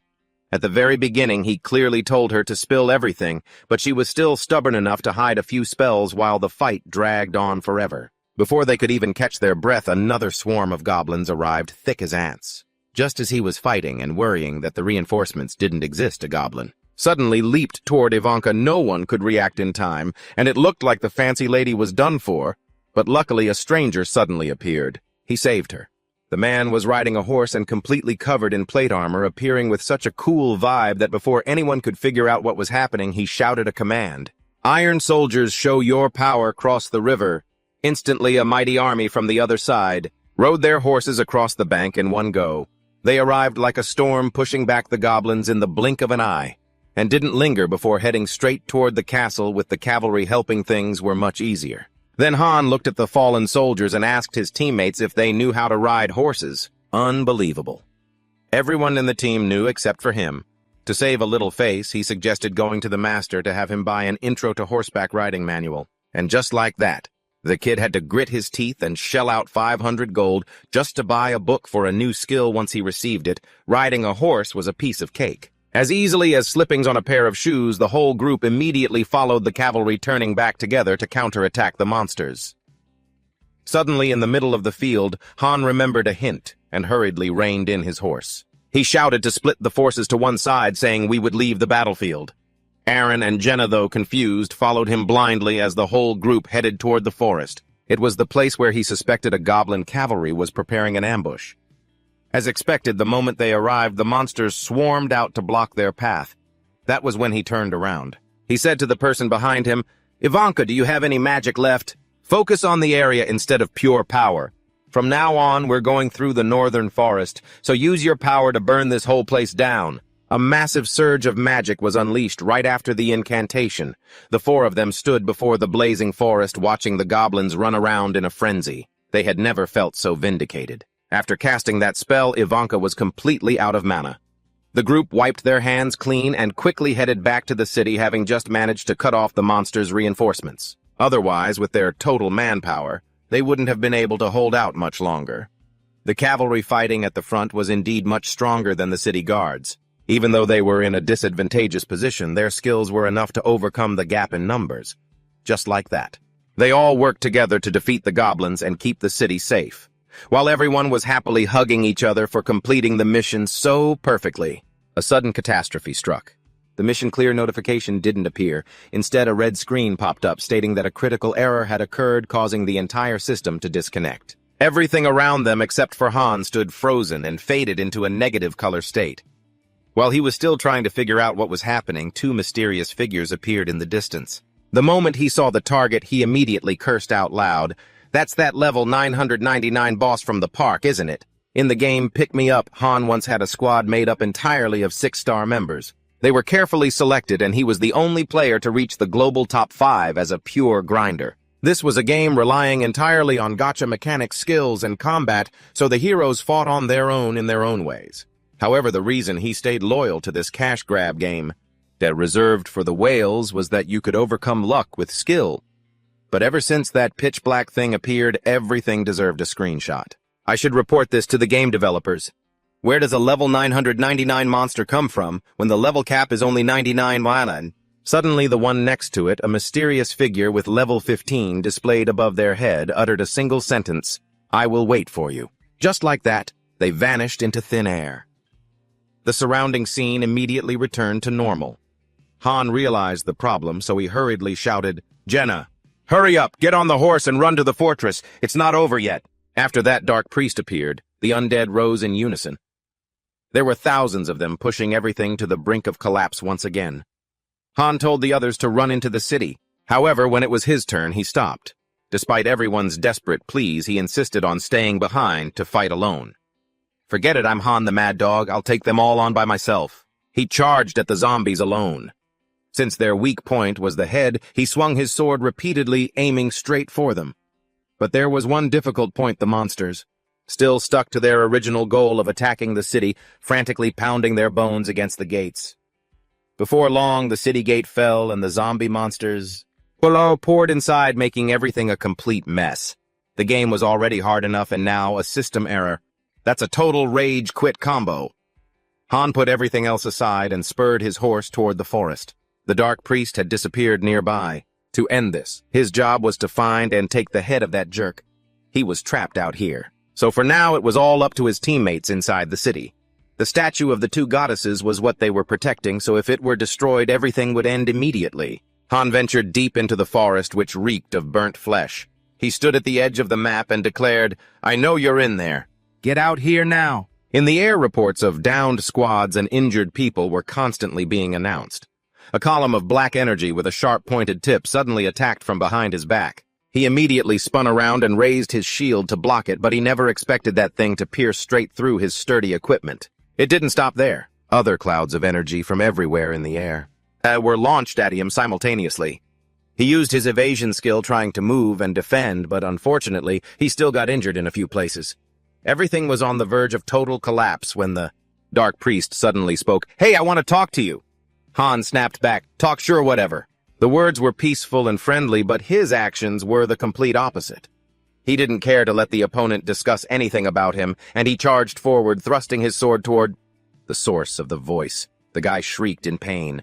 Once he confirmed the location, Han activated his rage skill, pulled out a dagger, and rushed straight at his enemy. The guy wasn't dead yet, so he immediately launched an attack, blowing off Han's left arm as a return gift. But what did that pain matter now? He ignored the fact that the bastard had perforated his body like a beehive and was determined to plunge his dagger deep into the guy's body. He was so furious he went berserk, so he enthusiastically slashed across, killing the guy before he could even gasp. Han dragged his broken body to the foot of a tree, but he waited and still saw no mission complete notification. A new recruit, unlucky enough to be dragged into the battlefield, had just died. Thinking of the people still struggling inside, he wanted to cry. Just when he thought he was going to bite the dust before everyone else, everything finally came to an end. All the summoned troops were recalled, and the rewards for this stage were some gold and low-level fire attribute stones, while countless notifications flooded in for the master about a hero about to undergo an advancement. The most special thing was that the lounge's name was changed to "I Respect You" in a font-glitched telex style. Well, after that last stage, it would be weird if I didn't respect them. When Han opened his eyes, he found himself lying in bed. Sacrifice during dungeon clears had become a daily routine, so it only took everyone a moment to calm down. And just like that, everything went back to normal. The next morning, he had Chloe the chef prepare a lavish breakfast to heal everyone's souls, and finally he happily ran to the upgrade room that had just been finished. To carry out this important step, 3 fire, water, and wind attribute stones were placed into the matrix, and after a few seconds of waiting, it popped out an advancement starstone. The next thing Han needed to do was go up to the second floor, known as the upgrade area, and place everything necessary inside. Masters cannot see what appears here, and naturally he was the only one who could buy a ticket for this experience. A magic circle appeared, emitting a brilliant light that nearly blinded him. When it finally faded, a mother holding her child appeared. This wasn't his memory, but that of the game character Han Islat.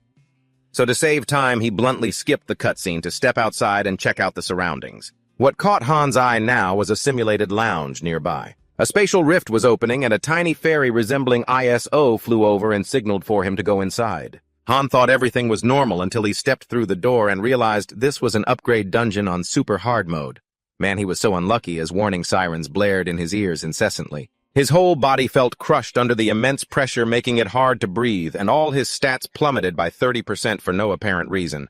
Just then, an unexpected figure appeared. Standing tall before him, Han immediately activated his skills and rage, but instead of rushing headlong at it, he cautiously braced himself to see what it wanted.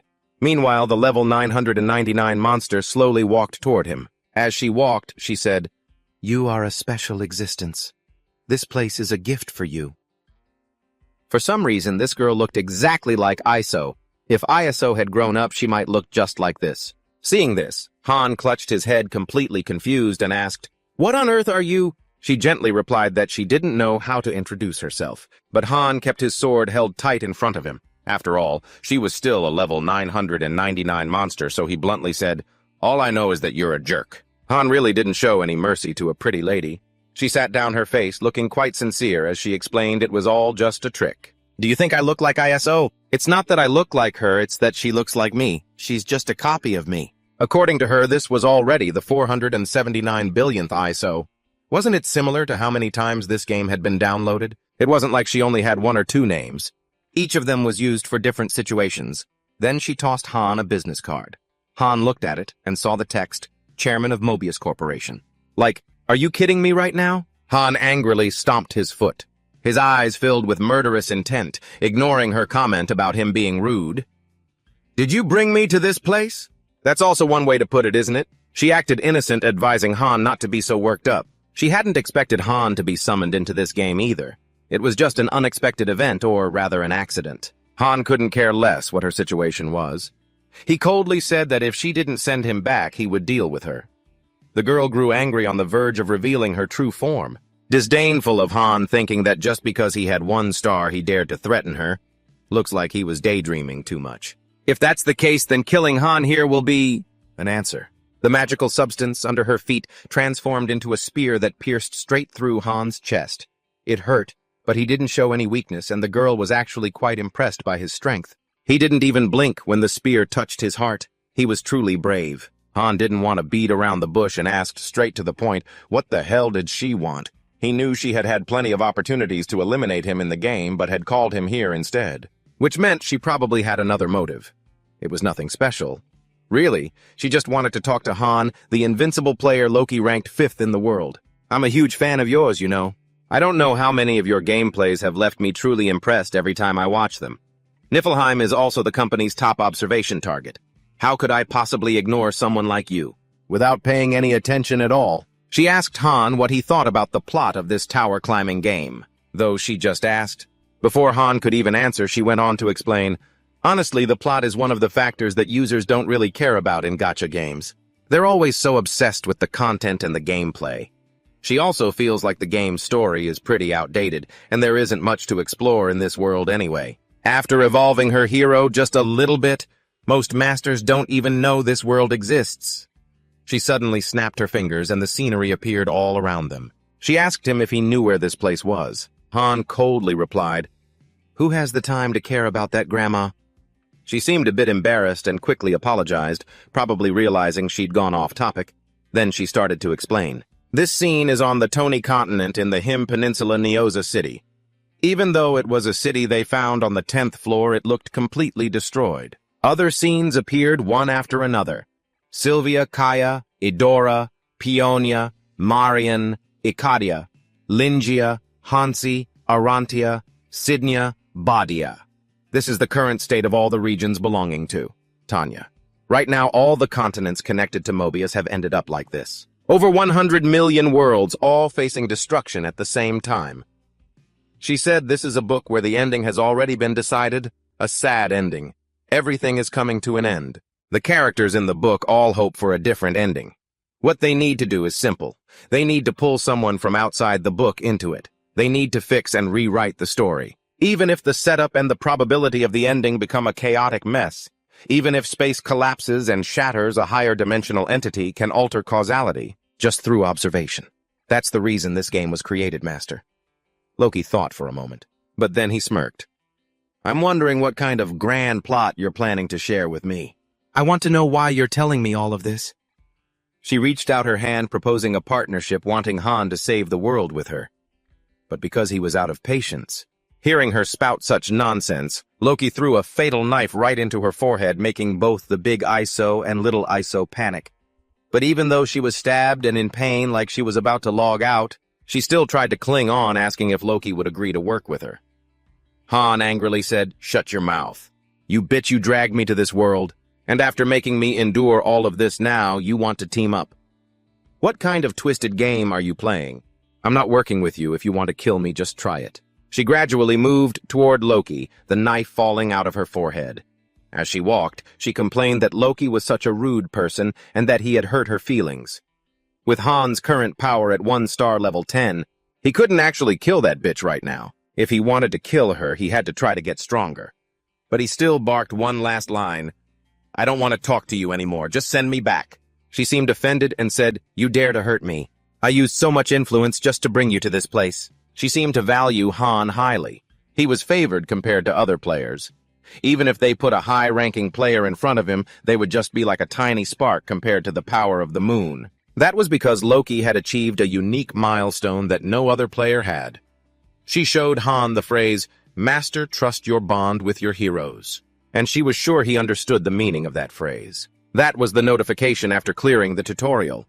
Out of 100 million masters, Loki was the only one. Just then she showed Han a stage on the 80th floor of Nihheim, the place where he became a master 6 months ago. Out of 100 million players, only Loki and 4 others could reach this terrible, difficult challenge. Han remembered how this 80th floor had left him feeling utterly defeated. He wondered why she was showing him this. She invited him to sit down and watch the show together. "Have a seat. You'll feel comfortable with it." Seeing it in person rather than through a screen was incredible. The scenery was magnificent. The 80th floor stage was the first conquest type where everything was hidden from the players. Pick Me Up has random stages, and the difficulty is based on the account. But after reaching the 80th floor, every player failed miserably. Out of them all, only 5 people managed to pass. The 80th floor is also known as the Wailing Wall. Han admitted he had been like that too. He already knew how to clear this stage. "Are you trying to show me a video of me clearing the 80th floor? No, you should keep watching and you'll find out." Little Iso thoughtfully brought him a glass of orange juice. Being invited to watch a movie while being served like this, it didn't get any better. Han remembered that after reaching the 79th floor, he was confident he could clear the 80th floor immediately.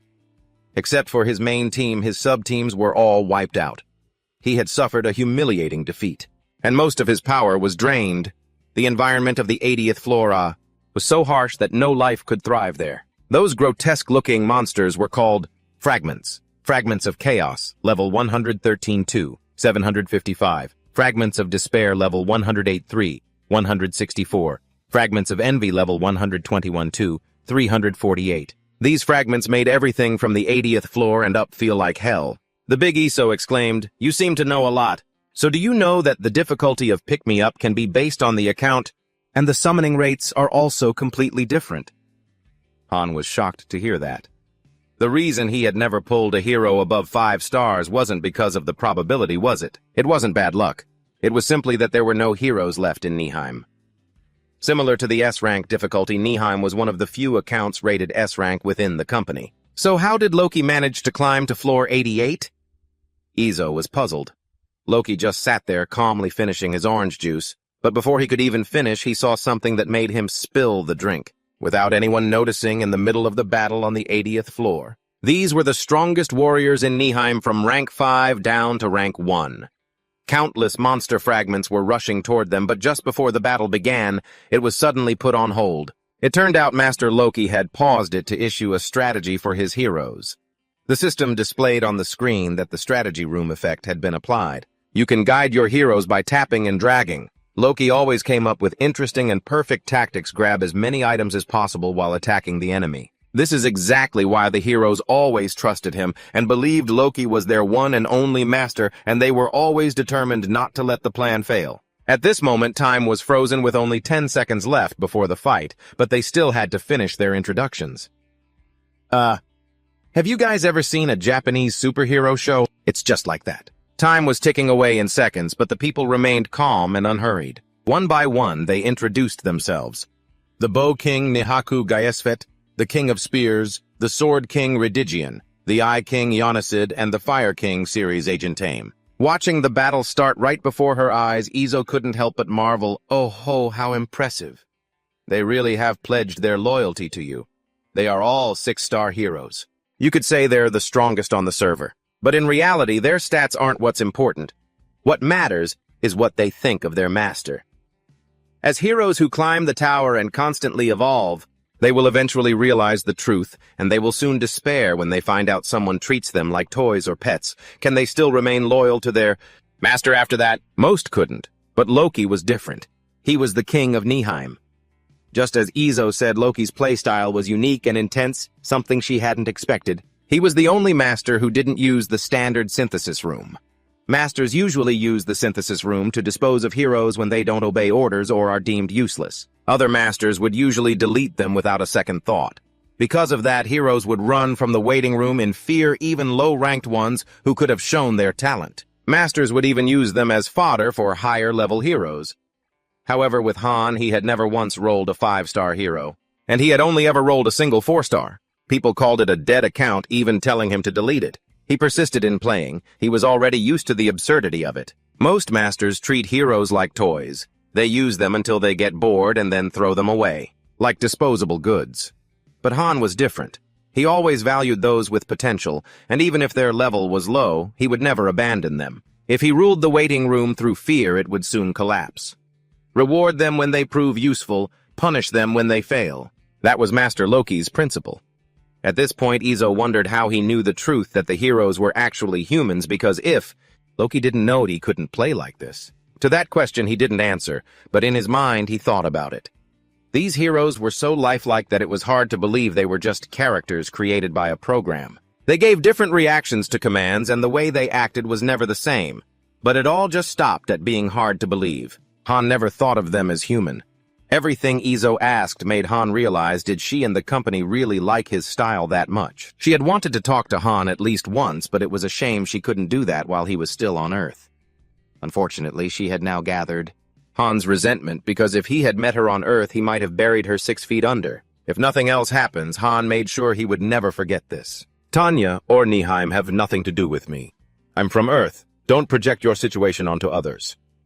Facing Han's anger, she just smiled and said the heroes of Nihime would crumble if they heard you say that. On the surface, he acted like he didn't care, but he thought to himself if she just wanted him to climb the tower, she wouldn't have brought him here. Nihime's team was attacking aggressively. The whole team, in fact, hadn't suffered any damage. They were all the way up to floor 88, and the demon wall at rank 1 was at floor 90. It was almost in our hands, but while his team was doing all that, he was dragged here. Han said to Izo, I won't cooperate with you. You'd better get out of my sight before I lose all my patience. She couldn't convince Han to cooperate. She was a little disappointed, and then she admitted that the appearance of the Dark Priest on floor 10 was her doing. But she also promised that from floor 15 onwards, and she wouldn't interfere anymore. However, don't be too happy just yet. She continued, even if I don't do anything, your Tanya will greet you with a shock. It's just like the S-rank difficulty in Nihime. She explained further, no matter how well Han performs, the probability of the master who owns the account abandoning him is very high, maybe 90%. But if there is interference, everything will change. If he could reach the top of the tower, she promised to send him back and give him half of the shares she owned in the Mobius Corporation, making him a major shareholder. A major shareholder of a supercorporation that could shake the global economy. However, he still felt he couldn't trust this woman. And just like that, she took another knife straight to the forehead from him. He trusted his own abilities. The higher he climbed, the more truths he would uncover. He didn't need to rely on trash like her. He would return by his own strength. As for the big ISO, even after being stabbed for the second time, she just kept chuckling. She said she would forgive his insolence if he started climbing the tower, and she would show him something. At that same moment, a portal slowly appeared and opened. It was the true introduction to Pick Me Up, prepared just for him, the land where humans and demi-humans coexist, the continent of Tanya. On this continent, which was once filled with peace and prosperity, an unknown enemy began its invasion, drowning the continent in dark power and tearing it apart piece by piece. Han's mission was to turn the tide of a battle destined for defeat. These were the images and words of encouragement, the trust the heroes placed in him. Many heroes would walk alongside him on this journey to turn things around. If he wanted to save the world, he had to climb the tower. Along with the big ISO's provocations, she asked if he could really reach the top, a task no one had ever completed. We'll be waiting for you. Han only replied with a short, get lost, and stepped through the portal. The system notified him, congratulations, Master, you have awakened the forgotten memories of the hero. Upgrade complete. Han was now a 2-star hero. Graphics were being upgraded.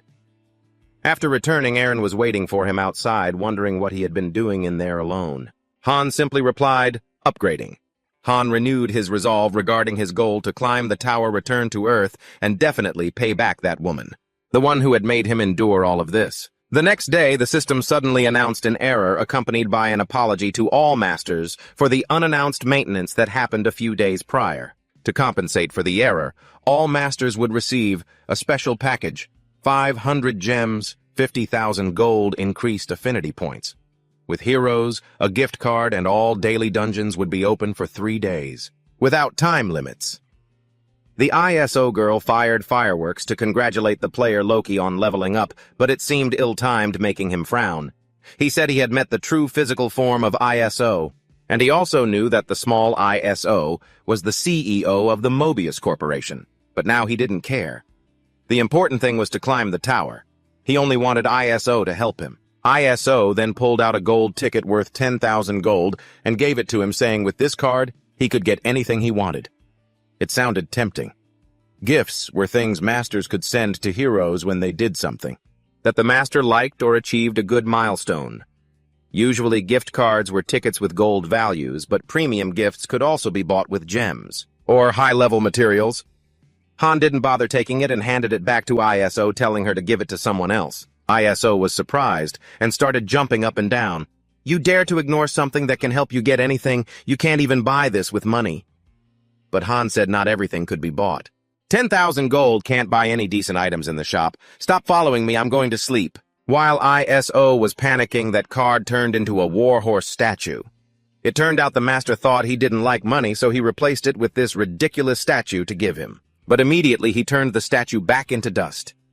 Han thought that if you're going to buy gifts, everyone should get one. If the master only gave it to one hero, the others would grow resentful.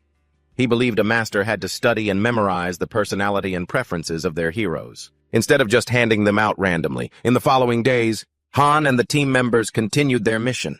However, it was clear that most of them were feeling frustrated and visibly annoyed by the master's instructions. At the same time, a rift in space and time opened. Han shook his head in disgust. He thought his biggest opponent was likely the master. They say you don't fear a strong enemy, you fear an incompetent teammate. That was exactly it. The heroes also complained about the repetitive training schedule and the bad experience on Floor 10, which had stressed Ivanka to the breaking point. They criticized, a decent master would take care of their heroes. They thought the mission was just to conquer Floor 8 or 9, but to their surprise, the master made them conquer Floor 11. Annoying. They said, does this master think he's that good? And that was indeed the case. At this moment, the master was suffering from delusions of grandeur, thinking he was too good. Even though the master dumped all the tactical work onto the heroes, he still thought passing the level was due to his own skills. Normally, a master would have to rearrange their heroes on lower floors beforehand. To immediately throw them into Floor 11 proved this guy must have just finished playing. Han worried if he could ever reach Floor 100 with a complete idiot like that. Although annoyed since the mission was assigned, they had to prepare to fight. The mission for Floor 11 was to subdue and wipe out the enemies. Han's team had to face level 11 bone soldiers, 14 of them. The whole team quickly moved into position. These bone soldiers were a bit tough, but they were nothing compared to Han's team. After fighting for a while, these guys were shredded to pieces. Well, forget about shredded, since they didn't have meat. While fighting, Han evaluated this ridiculous pick-me-up game. The difficulty of the first few levels depended entirely on luck, which is why it's called a trash game. If you pull a good hero, you clear it easily and vice versa. The first floors of Han's master were played very well, following the strategy that the player Loki had used previously. He worked hard to develop the facility's train heroes and craft items. However, by Floor 5, he started to lose his way. He completed the mission thanks to Han. Otherwise, it would have been a total failure. He thinks he's so talented that he can skip hero training and drag them straight to the 10th floor. At this rate, I'll have to carry the whole team once the challenge is over. And obviously, I'm the one carrying the team. I've leveled up to level 11 with 24 out of 110 experience points, 27 out of 27 strength, 10 out of 10 intelligence, and 25 out of 24 vitality. 25 out of 25 in sword and shield mastery, beginner level 6, defensive mastery level 1, fire resistance level 2, and so on and so forth. That night, Han had an intimate conversation with the manager ISO. Calling it a conversation is generous. It felt more like an interrogation. Han wanted to ask ISO a few things, though. At first, ISO only wanted to answer what she was allowed to. But Han must have manipulated her psychologically because she spilled everything. The first thing was the name of the main entity, the corporate chairwoman who looks exactly like ISO, after which it was revealed that she has countless names. Each world has a different name for her. For instance, in this Tony, she goes by Telly. If it's true that she has 100 million names, then there must be 100 million worlds. Han's account territory is named Nihheim. Rank 4 is Raglansit, rank 3 is Ezekiel, and it keeps going up. Next, Han asked about the universe created by Mobius, which is a spiral-shaped universe connected to thousands of parallel worlds. This answer helped Han better understand the game. Every account has different missions, and no hero is duplicated among players. The next question was whether Master Water is actually human, and if he is being influenced by Telly at all. For some reason, after hearing that ISO became extremely panicked and vanished in a flash, saying she had to go verify the information. Who knows if she went to report to her boss. Before long, she returned and insisted firmly that Water is 100% human, confirming it with other managers. Han heard this and agreed without saying anything more. But if Water is a normal human and isn't being influenced by anyone, then he is truly suffering from a superiority complex. If he keeps this up, it will cause trouble in the future. Even so, Water is only at the first stage of this complex, so it's not impossible to fix, and the most effective way is to remove the hero the Master relies on most, Han. Not long after the Master logged back into the game, everyone wondered what the mission would be this time. If it was to conquer the 12th floor, it would be way too soon, and sure enough, just as they feared. The Fairy ISO announced that the mission was to conquer the 12th floor, and the Master planned to clear 2 floors in one day, but this time Han didn't want to go and refused to participate, thinking that heroes should have the right to demand things and even resist. Sometimes it's okay for a Master not to be obeyed. Everyone wondered, is it really okay to do that? Isn't an order mandatory? Didn't others get dragged in even when they were screaming that they didn't want to go? Han explained that everyone can refuse, but only he knew there would be consequences. ISO heard this and broke into a cold sweat. She was afraid the Master would turn him into synthesis material, but Han remained determined not to join this mission. Jenna thought he would leave the combat team to face it alone, but Han let everyone decide for themselves whether to follow him or not. Aaron decided to follow Han and refused the mission. Jenna and Ivanka, though a bit afraid of dying, also refused. What could 2 girls do on their own? Just like that, the entire first team rejected the Master's orders. Will the Master listen to their requests, or will they punish the heroes for causing this? The Master never thought a hero would refuse an order. But then the Master ordered the summoning of Group 2, consisting of Edis, Rurik, User, and Geeka, all 4 of them. They saw that Group 1 was still there. They were quite surprised, as they thought they had already left for the mission. After learning that Han's team had refused the order, Edis just felt it was too dangerous. If Han didn't prove his value to the Master, he would die. But if the Master told us to commit suicide, should we really just do it? No hero is truly loyal. They all fight just because they don't want to die. Despite listening to Han's logic, Edis's group still decided to go in following orders to avoid death, and because it was the best way for the group to get stronger. But soon after, the system constantly issued notifications because of the danger and fear levels of Edis's group members. It seemed the 12th floor was much harder than the 11th, although they successfully made it out. And Geeka and User were severely injured after the battle, and Edis, the moment he stepped out, asked Han how to refuse the Master's orders. Just like that, Group 2 also refused to participate. ISO saw this and broke into a cold sweat again. Both main groups were unusable. The Master won't be able to enter the main dungeons, weekly dungeons, or exploration dungeons. Even the lobby is paralyzed now. Who knows what the Master will do next? At this moment, Han didn't forget to tell everyone to keep training. All dungeons will open for 3 days straight, so Group 2 will enter the dungeon to restock on potions. Jenna and Aaron also needed to level up. ISO asked, still terrified, "What if the Master synthesizes you?" Han replied nonchalantly, "I'd rather die peacefully than die from overwork." ISO held her head in helplessness, not knowing what else to say. The next day, Han's group entered the weekly dungeon to collect elemental stones to level up. They split into 2 groups and entered 2 different dungeons, and as a result, they received a basic elemental firestone. Of course, they didn't forget to train. Han's sword and shield skills had reached level 6. He needed to train even harder to reach a higher level. Besides that, he also gave Ivanka a mission to practice controlling her magic, because she was only proficient in one type of spell. Days passed, but the Master still hadn't logged in. Perhaps he was sulking. ISO was crying, thinking the Master had quit the game. The notification that Water had logged into the game made her shriek with excitement, but Han knew the Master wouldn't compromise easily. That ego problem of his is honestly incurable. He's definitely going to use all the gems and rewards he's earned to shuffle the attack squad, and just as Han thought, the Master had already summoned 3 new 3-star heroes. Worth 1,500 gold, they were Mario, Taser, and Edis. Edis wanted to split the team, but Han told them no one was going anywhere. As for the three newcomers, they didn't seem to like each other much. Mazeo insulted the old guy for smelling, and the old man retorted, telling her not to act so high and mighty. The two of them immediately started acting hostile. Only Stan kept his cool, running over to beg Han for help because no one would listen to him. Meanwhile, the other two started cursing at Stan and his family too. Seriously, what a mess. When Stan realized they were insulting his family, he snapped, and the three of them started brawling. While the newcomers were busy learning manners, Isu, the small girl with the big mouth, showed up and chewed them out. Since they were new, Isu had to explain everything from scratch, not forgetting to emphasize, "I am stronger than all of you.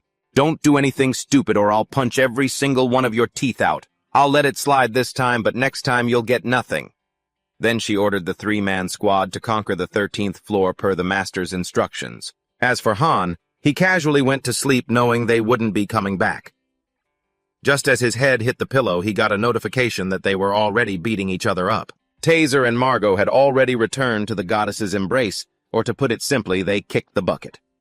The three-man squad died and the mission naturally failed. The unlucky master logged out in a rage. Seeing this, Isu ran to Han crying, terrified that if the master didn't log back in within 5 months, her account would be automatically deleted. However, Han told her that if you count the in-game time, they still had 1 year and 6 months left, so she didn't need to worry. Everything would work out in the end. Isu kept crying louder and louder, fearing she would disappear forever, until Han pointed out that if the master really wanted to quit, he would have stopped back when he botched the 4-star fusion. Only then did she finally stop. After her tantrum, Han suddenly remembered something. If things went the way Isu said, Nihime wouldn't have much time left. The next day, thank God, the master logged in and bought the golden triple pack. He summoned 3 more 3-star heroes, Noken Why Not, and Gerald. These 3 didn't seem like the idiots from yesterday. Well, they were still idiots, just sleepy idiots.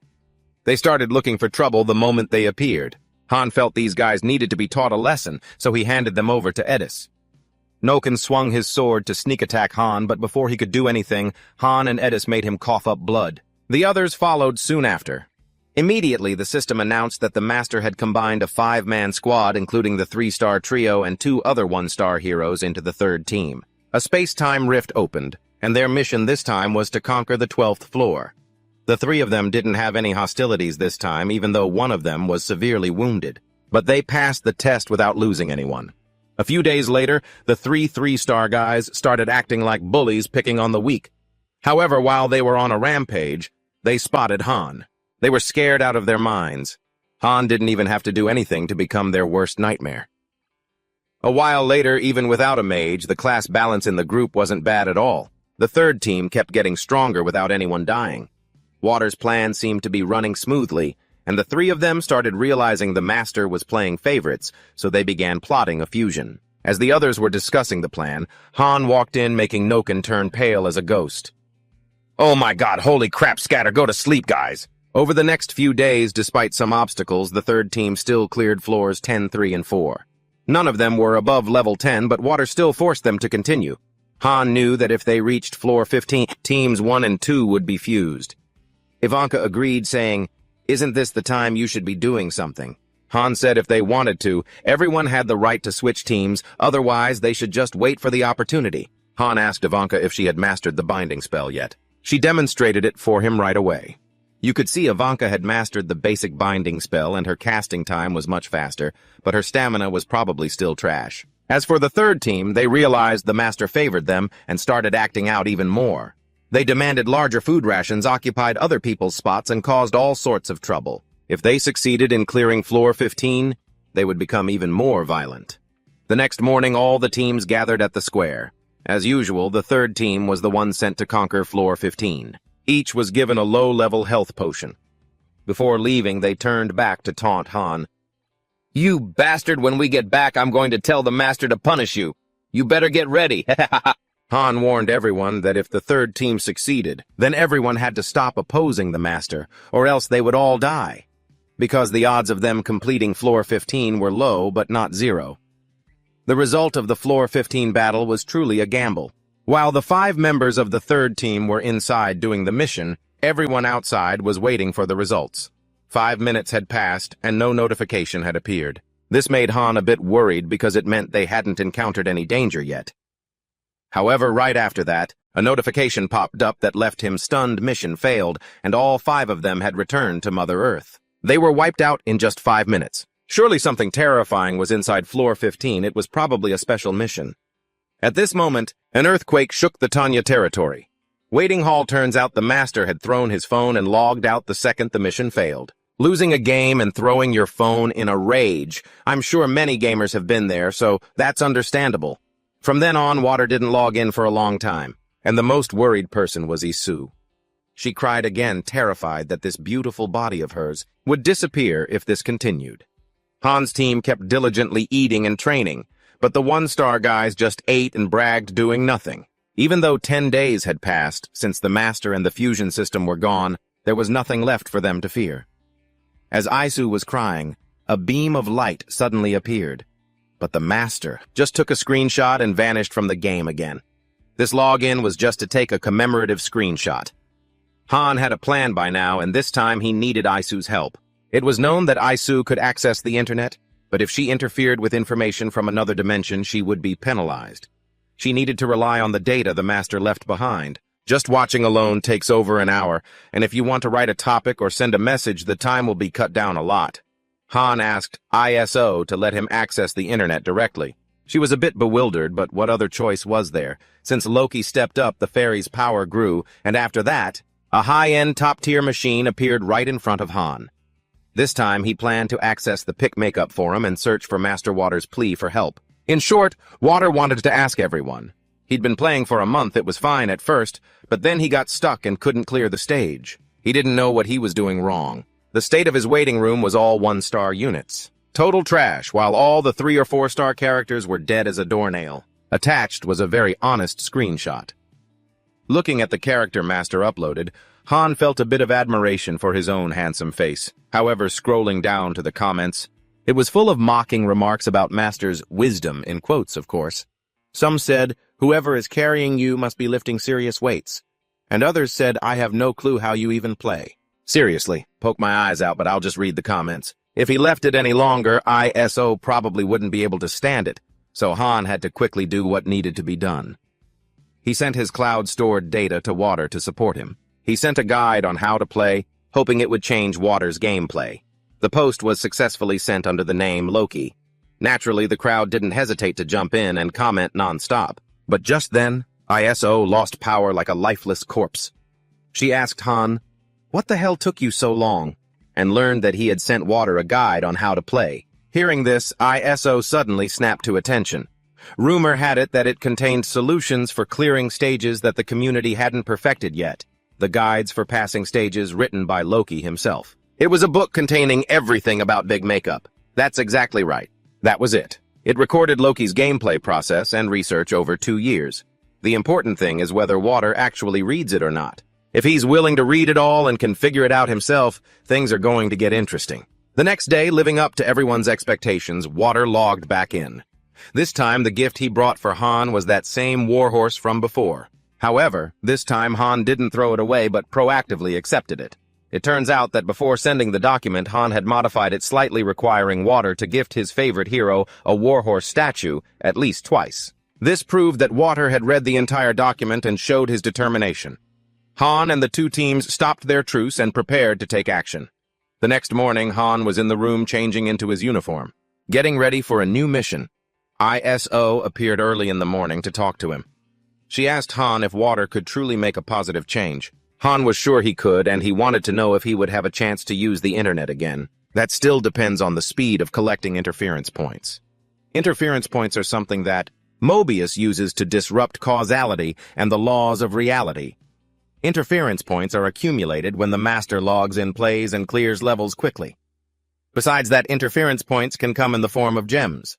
They are called gems, similar to cash in the real world. ISO said if Han brought cash to headquarters, he would get a 1% bonus. Han didn't care much and just walked out. The morning conversation ended. The other members were also waiting for him outside. This was the first time his group had gone out in a long time. It seemed they had rested for too long. Han asked everyone, "Don't your hands and feet feel itchy?" However, Eren said that even if the master changed his mind, Han's team only had 4 people and was still missing a member.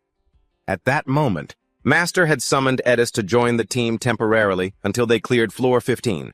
But this time, the whole team was transferred to floor 8 to test the formation. These were just level 27 goblin cavalry. These guys were way too simple for Han's team. Ivanka was now VIP pro level compared to before. She used to need 40 seconds to cast a spell, but now she only needed 10 seconds to burn everything to a crisp. Jenna could also unleash attacks much faster. Now she was also supporting very well. Everyone fought fiercely, and they cleared the stage very quickly. The mission on this floor was mainly just for the team to test their own progress. Only one person stood there like a statue, Edis. She wondered, "Why the hell did you call me to join? Are you messing with me?" Han said nothing, though he had his own thoughts. Edis, while still not fully integrated into the team, was a smart person. She would find her role soon. The team quickly cleared the stage and received rewards. This time, Ivanka carried the team because she used magic much more flexibly. Han didn't let her rest either, as he already had plans for her. After that, he just dragged Ivanka to the magic hall and told her to rest assured she wouldn't need to do anything. "Believe you? How could I believe you? You always trick people." Han just wanted Ivanka to perform research here, that's all. Ivanka didn't even understand what she was supposed to do when suddenly ISO appeared and scared the heck out of her. ISO said, "Ivanka, just get used to it." Hooked. That's been your style from the very beginning. After that, ISO pointed to the table over there and instructed Ivanka, "You just need to solve the problems and put them in the container, that's it."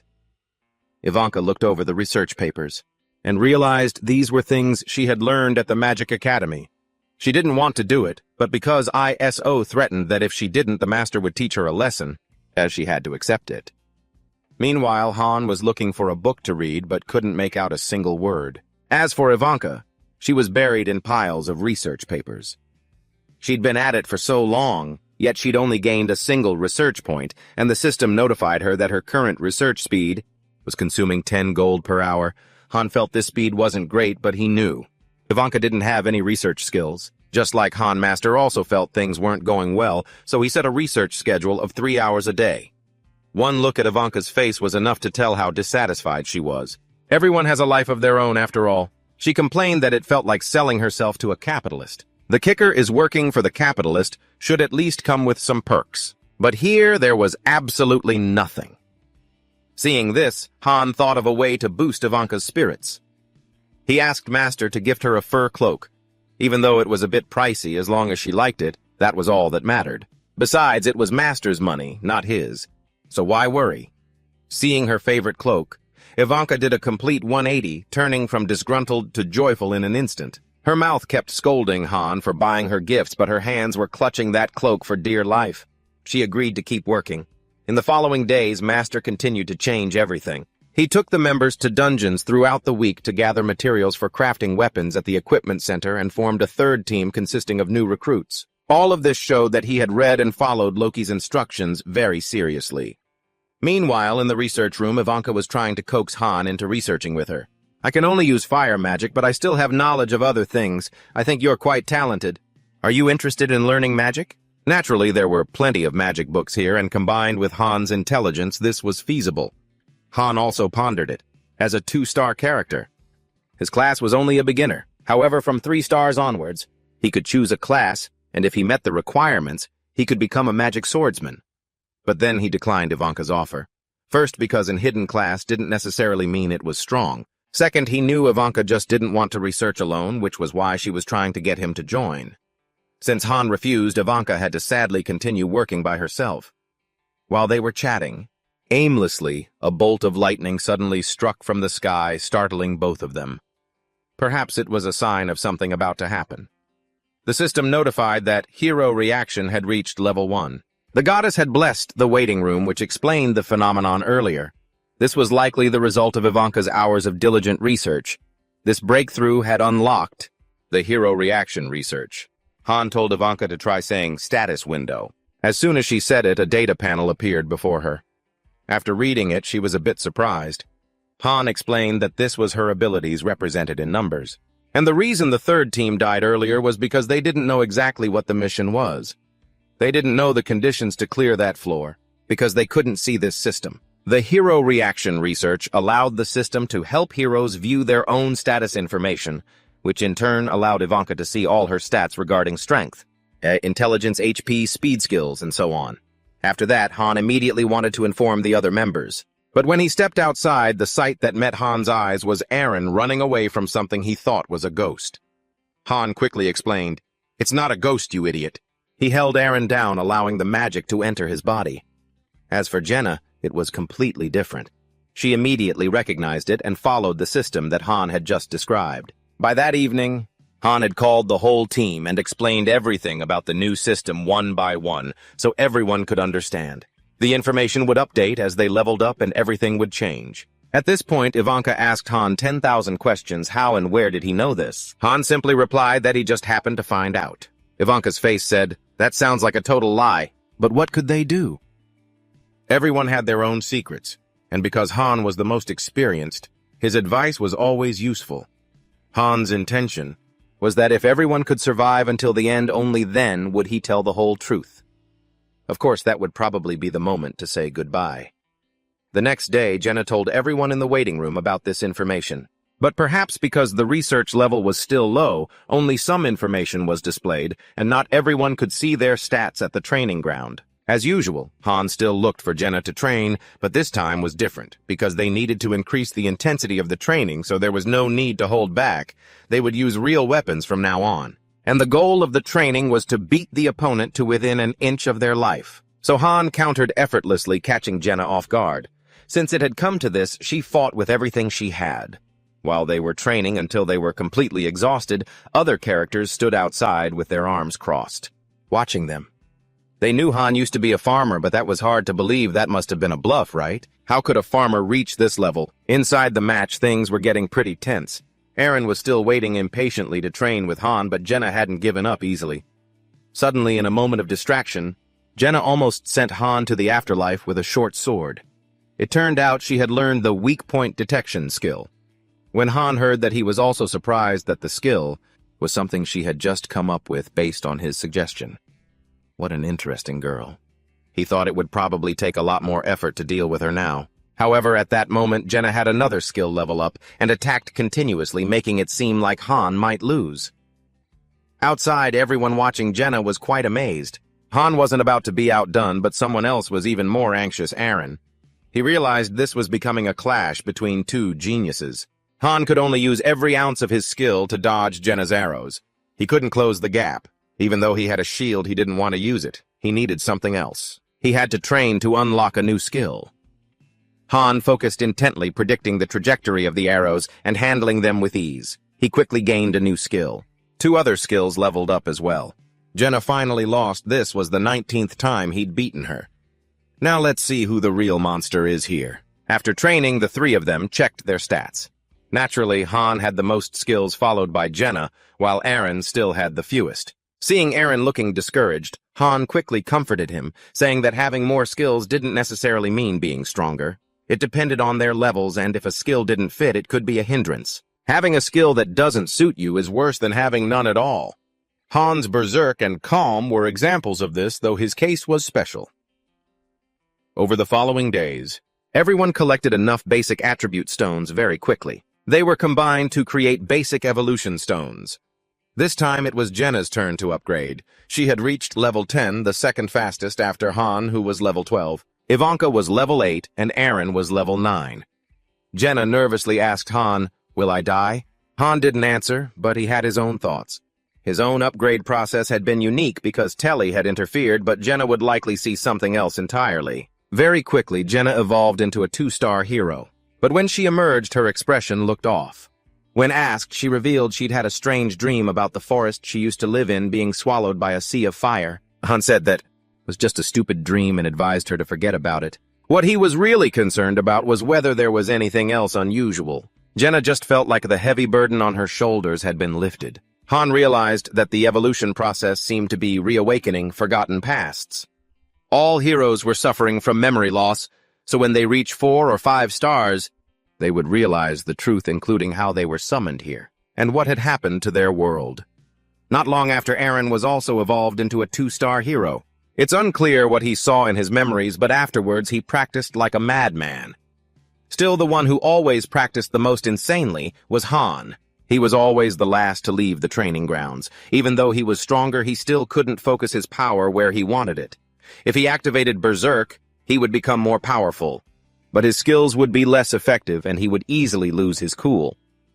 If he could combine both, it would be perfect, but that was probably impossible. At that moment, Edis approached to check on him and wanted to ask if he had ever killed anyone before. Han coldly replied, "Your team has already climbed to the 12th floor. Are you asking how determined we are? I'm only here because of the lives of others. 3 people were synthesized into me.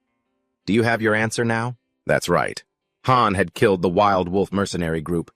To him, anything appearing on the screen was a monster.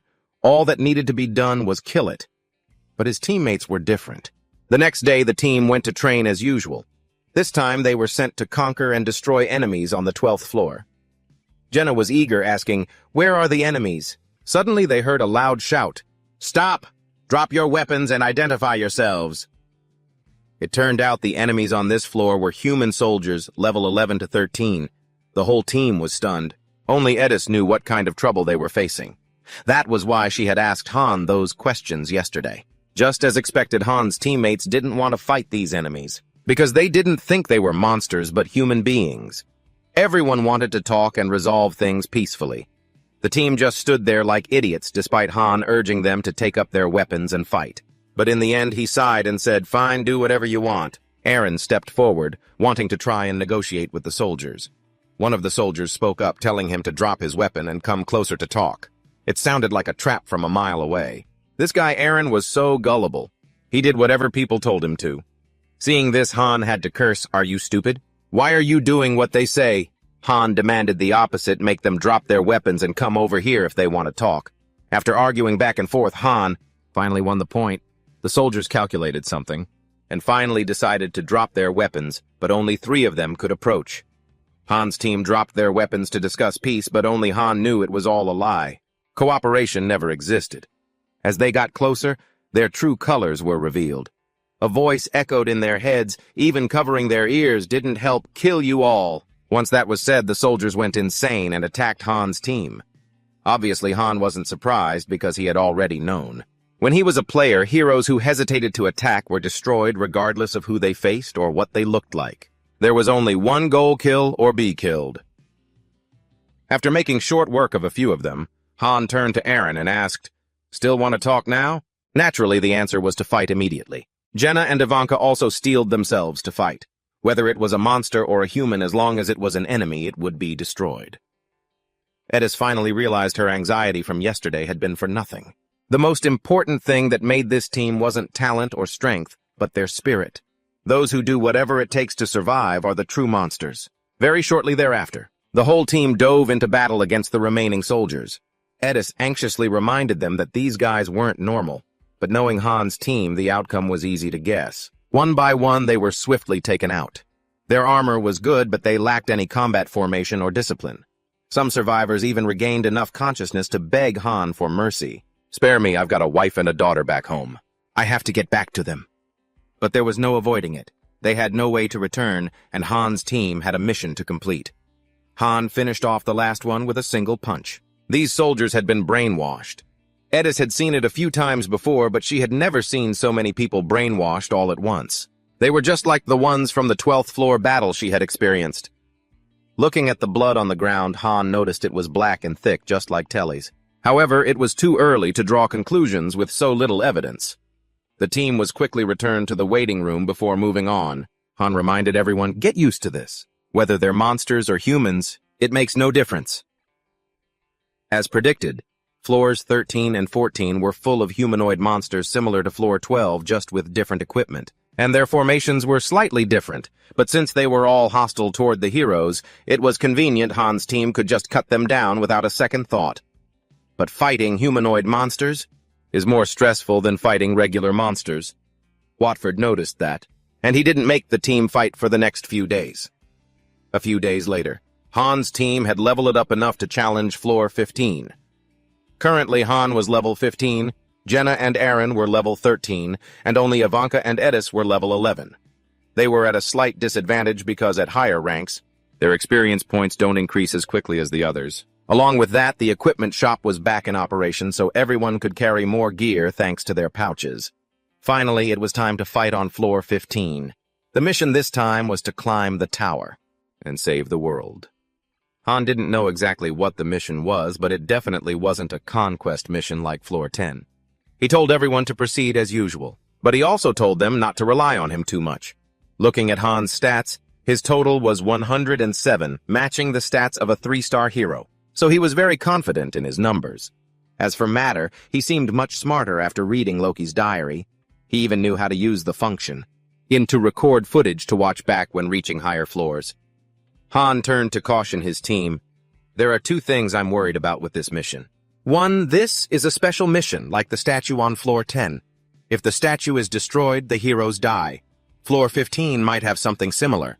Group 3 went in and died within 5 minutes. They probably didn't even reach the battle. They might not have even known the cause of their death. The second issue is that we have about 15 minutes to figure out what the mission is. If we don't do anything, we'll fail and die.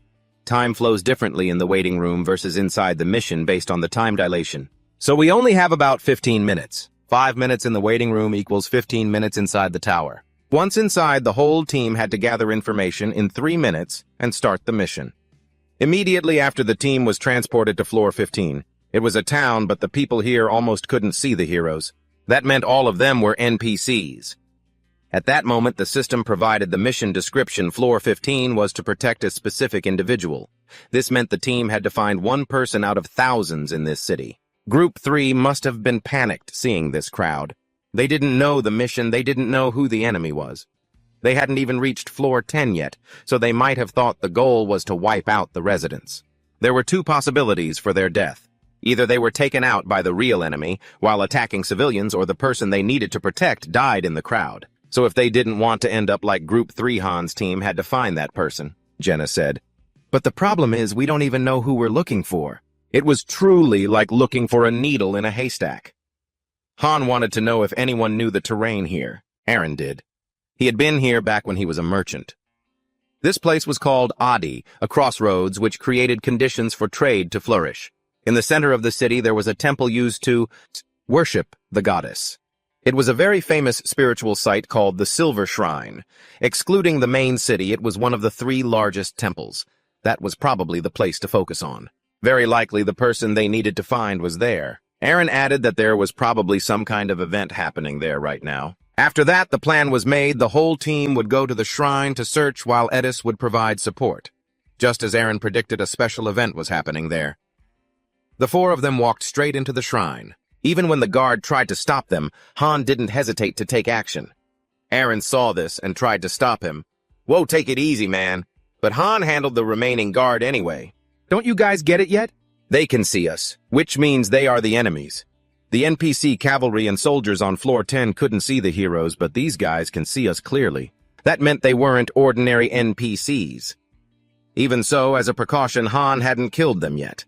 At least they were still holding on to half a life. While the team was still discussing it below, a person stepped out above the shrine, likely a priest. The first thing he did was silence all the followers with some kind of magic. Of course, it couldn't get past Ivanka. She quickly recognized it as an amplification spell, which allowed his voice to be amplified many times over. Everyone pay attention and keep order. The descendant of the great sun is coming. No one is allowed to cause any more disorder. Han then told everyone to quickly get into the shrine. With events happening on a large platform like this, it was very likely that the person they needed to protect was the main character of the entire ceremony, and of course there were guards blocking the way. Han wanted to confirm if they were indeed the enemies. Destroying the 2 goddess statues shouldn't have been done, and that's exactly what happened. The system is warning us about level 13 human soldiers. Our only choice now is to push past them. The person we need to protect must definitely be inside the shrine. The battle was swift, but Han told the team there was no need to take down every single enemy. Just get past whoever we can because we're running out of time. We only have a few minutes left. If we don't find that person on time, we're all going to be done for. With that, Han and Aaron fought and cleared a path for the team to enter the shrine. Once inside, Ivanka quickly used an object to block the main entrance. Just then, someone inside questioned who the 4 of them were, but Han quickly caught on. That wasn't the person he was looking for.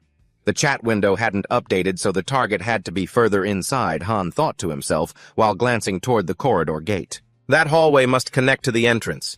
Just then the soldiers broke in, so Han ordered the other three to handle the right flank while he followed behind. He would take the left flank, and just like that, he charged into the hallway alone, thinking about that old man. The guy at the altar wasn't the target either. He remembered the speech mentioned a great descendant of the sun. Could that person be the one this mission is all about? When he reached the top room, Saint Knight Killavance, Charles, was waiting for him.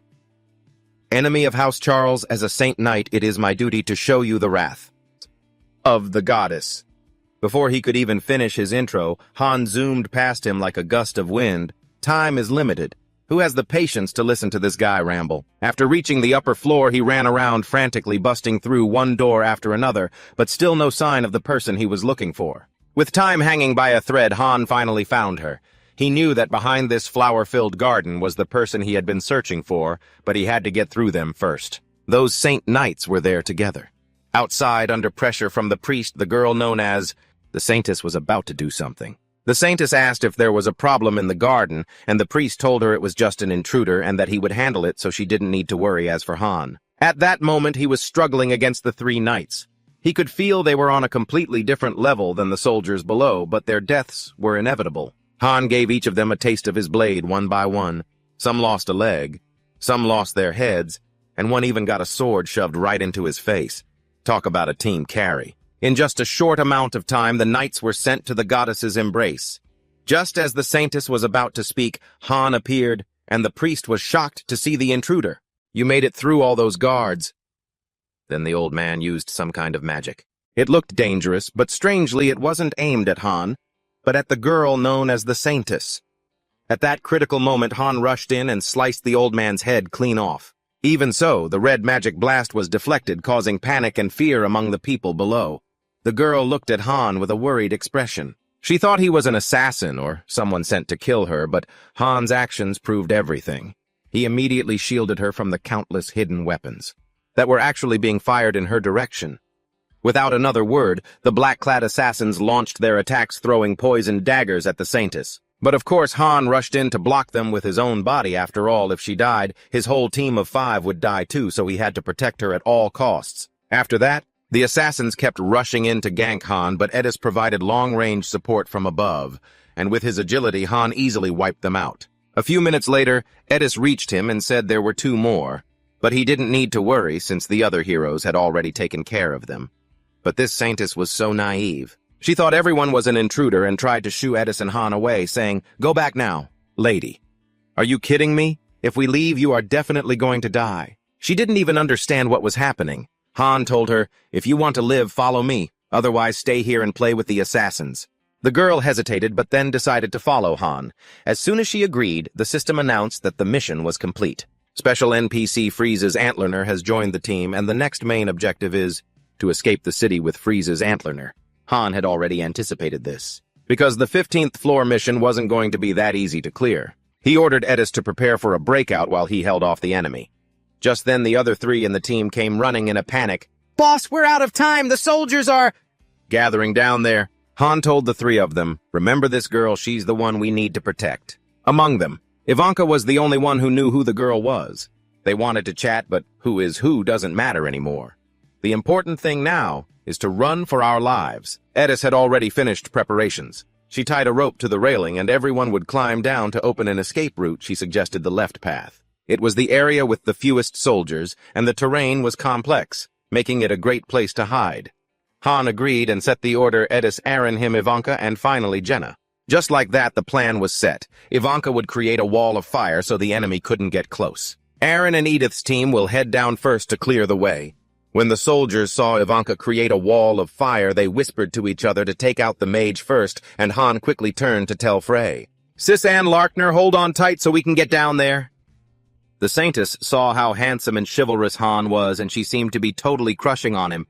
Down there, Aaron and Edith stood on the front lines to hold back the enemy's advance, but unfortunately Aaron was stabbed in the stomach with a dagger, and the poison began to spread rapidly. It was spreading all over his body. Han saw this and was very worried, but Eren insisted he was still okay, so he said everything was under control, and to stick to the plan, the whole team should head for the left flank. The safety of the team members was secured, so now they just needed to escape with Freeze and Ann Larkner to complete the mission. But those guards were still hot on their heels, yelling, "Catch that witch and those dogs!" The witch they were talking about was Freeze and Ann Larkner. Just as the team was being surrounded, Eddie appeared in the nick of time and told everyone to run this way. Just follow this path. If they make it, the whole team will reach the outskirts.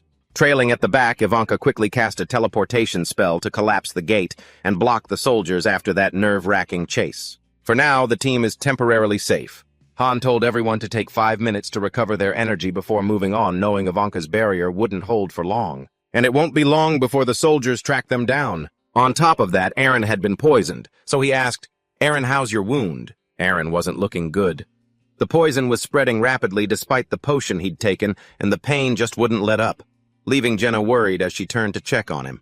"Boss, is there any way you can heal him?" Han was stuck, but he suddenly remembered that sometimes certain NPCs possess unique abilities, so he asked Frisian Lagner if she had any skills that might be able to heal Eren. But she just apologized honestly, hearing that it was clear she was absolutely useless. The team was all worried about Eren, as a standard HP potion couldn't cure this kind of poisoning. At most, Eren would probably only be able to move for another 10 minutes. And the team hadn't brought any antidotes along. With no NPCs around capable of healing him, Eren realized the situation and proactively suggested they leave him behind so he could buy the team some time. He always felt he was too weak and couldn't keep up with everyone, but Jenna disagreed, still wanting the whole team to stick together.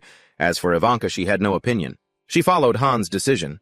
Han thought that if he considered efficiency, leaving Eren behind was the right call, especially since Frisia had no self-defense capabilities. Protecting one more person would be too much for the team. So after a moment of thought, Han made his move. He drank part of his own recovery potion and handed it to Eren. He said, "It won't heal you, but it will keep your condition from getting any worse," he said. He told everyone to pool all their remaining potions, give them to Eren, and instructed him to take a dose every 10 minutes. The team would split up and no one would be left behind. The first group would be Edis and Han, tasked with getting Frisia out of there. The second group, Jenna and Ivanka, would be tasked with protecting Eren until the Saintess successfully escaped. The soldiers would only be targeting Frisia, so the second group just needed to go in the opposite direction of the first to find a safe hideout, and although Eren wanted to object, he knew the boss's word was law. Since Han had made his decision, he just had to shut up and follow orders. Edis then warned Han that splitting up would be hard to manage, as there would surely be a lot of guards at the exit. She worried that just 2 people wouldn't be enough to successfully protect the Saintess. But nothing was too hard for Han. He had figured out another way if they couldn't escape right away. They would have to blend into the crowd first, then look for a chance to slip out of the city once night fell, detailing the escape plan further because Han's team couldn't face the swarm of guards head-on. Nighttime would be when they were less likely to be spotted by small patrols, allowing them to split up and move stealthily to avoid fighting altogether. And if they weren't fighting, they didn't need a mage in the group. Besides, Ivanka's fire magic drew too much attention, so it was best for her to go with Jenna and Eren. If a bad situation arose, it would be easier to improvise. Eren felt guilty and kept apologizing, while Han felt he wasn't doing this for anyone's personal gain. If Jenna and Ivanka were at a disadvantage and couldn't protect Eren anymore, they shouldn't hesitate to leave him behind. Survival had to be the top priority. The team quickly set off. Han's group went left. Jenna's group went right, and the 3, led by Edis, ducked into a slum alleyway where they could hide in the buildings. Seeing that Frisia looked innocent and pretty, an old thug tried to tease her, and of course Edis didn't give him a chance to touch her. She explained that even though this was a slum, it was actually a pretty good place to hide, as the streets were like a maze and there were plenty of houses. Edis then took the lead to find a hiding spot. A notification for a long-term quest appeared.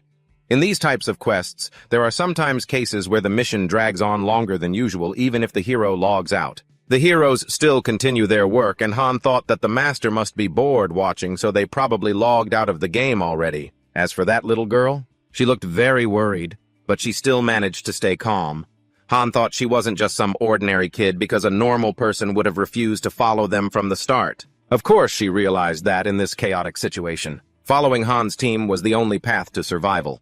Not long after, Edis found a pretty good hiding spot with a back door that would make escaping easier, and she was very cautious. She set traps at the entrance just to be safe, but then she didn't rest. She immediately went back out to look for an exit, telling Han that he just needed to stay behind and protect the Saintess. Stuck in the room with the girl, Han started to feel a bit bored. He thought he should have swapped places with Jenna in a place like this. He didn't have much to do and was feeling restless. But while he was thinking, the girl suddenly spoke up to introduce herself. It turned out she was the second heir to the Empire. But by now, you guys probably know what kind of guy Han is. Even if she was a pretty girl, he was still very cold. His philosophy was probably that you shouldn't trust anyone, even a beauty, so he didn't really care who she was. She just wanted to talk, but Han didn't want to answer. Han thought that even if he did talk, she wouldn't understand, and then she asked if he came from a place she didn't know. Are you perhaps the heroes who saved Nelsa? Hearing this, Han suddenly recalled that Nelsa was the name of the city on the 9th floor, which he had heard the NPCs whispering about before. Han pondered as the Saintess was convinced she was right. She had seen them in her dreams where warriors fought tirelessly to protect the city. Though she couldn't clearly see anyone's face, she had a feeling Han was one of those warriors, and the survivors of Nelsa had recounted that if not for those heroes, the city would have fallen. But they also couldn't see the heroes' faces. The Saintess had repeated those dreams many times, and what was disturbing was that everything was destroyed. The Empire, the cities of the 4 great families, and villages and towns large and small all across the continent were swallowed by a sea of fire. She was certain that if things continued like this, then the continent would meet its end. And she shared that in reality, many abnormal things were happening across the continent.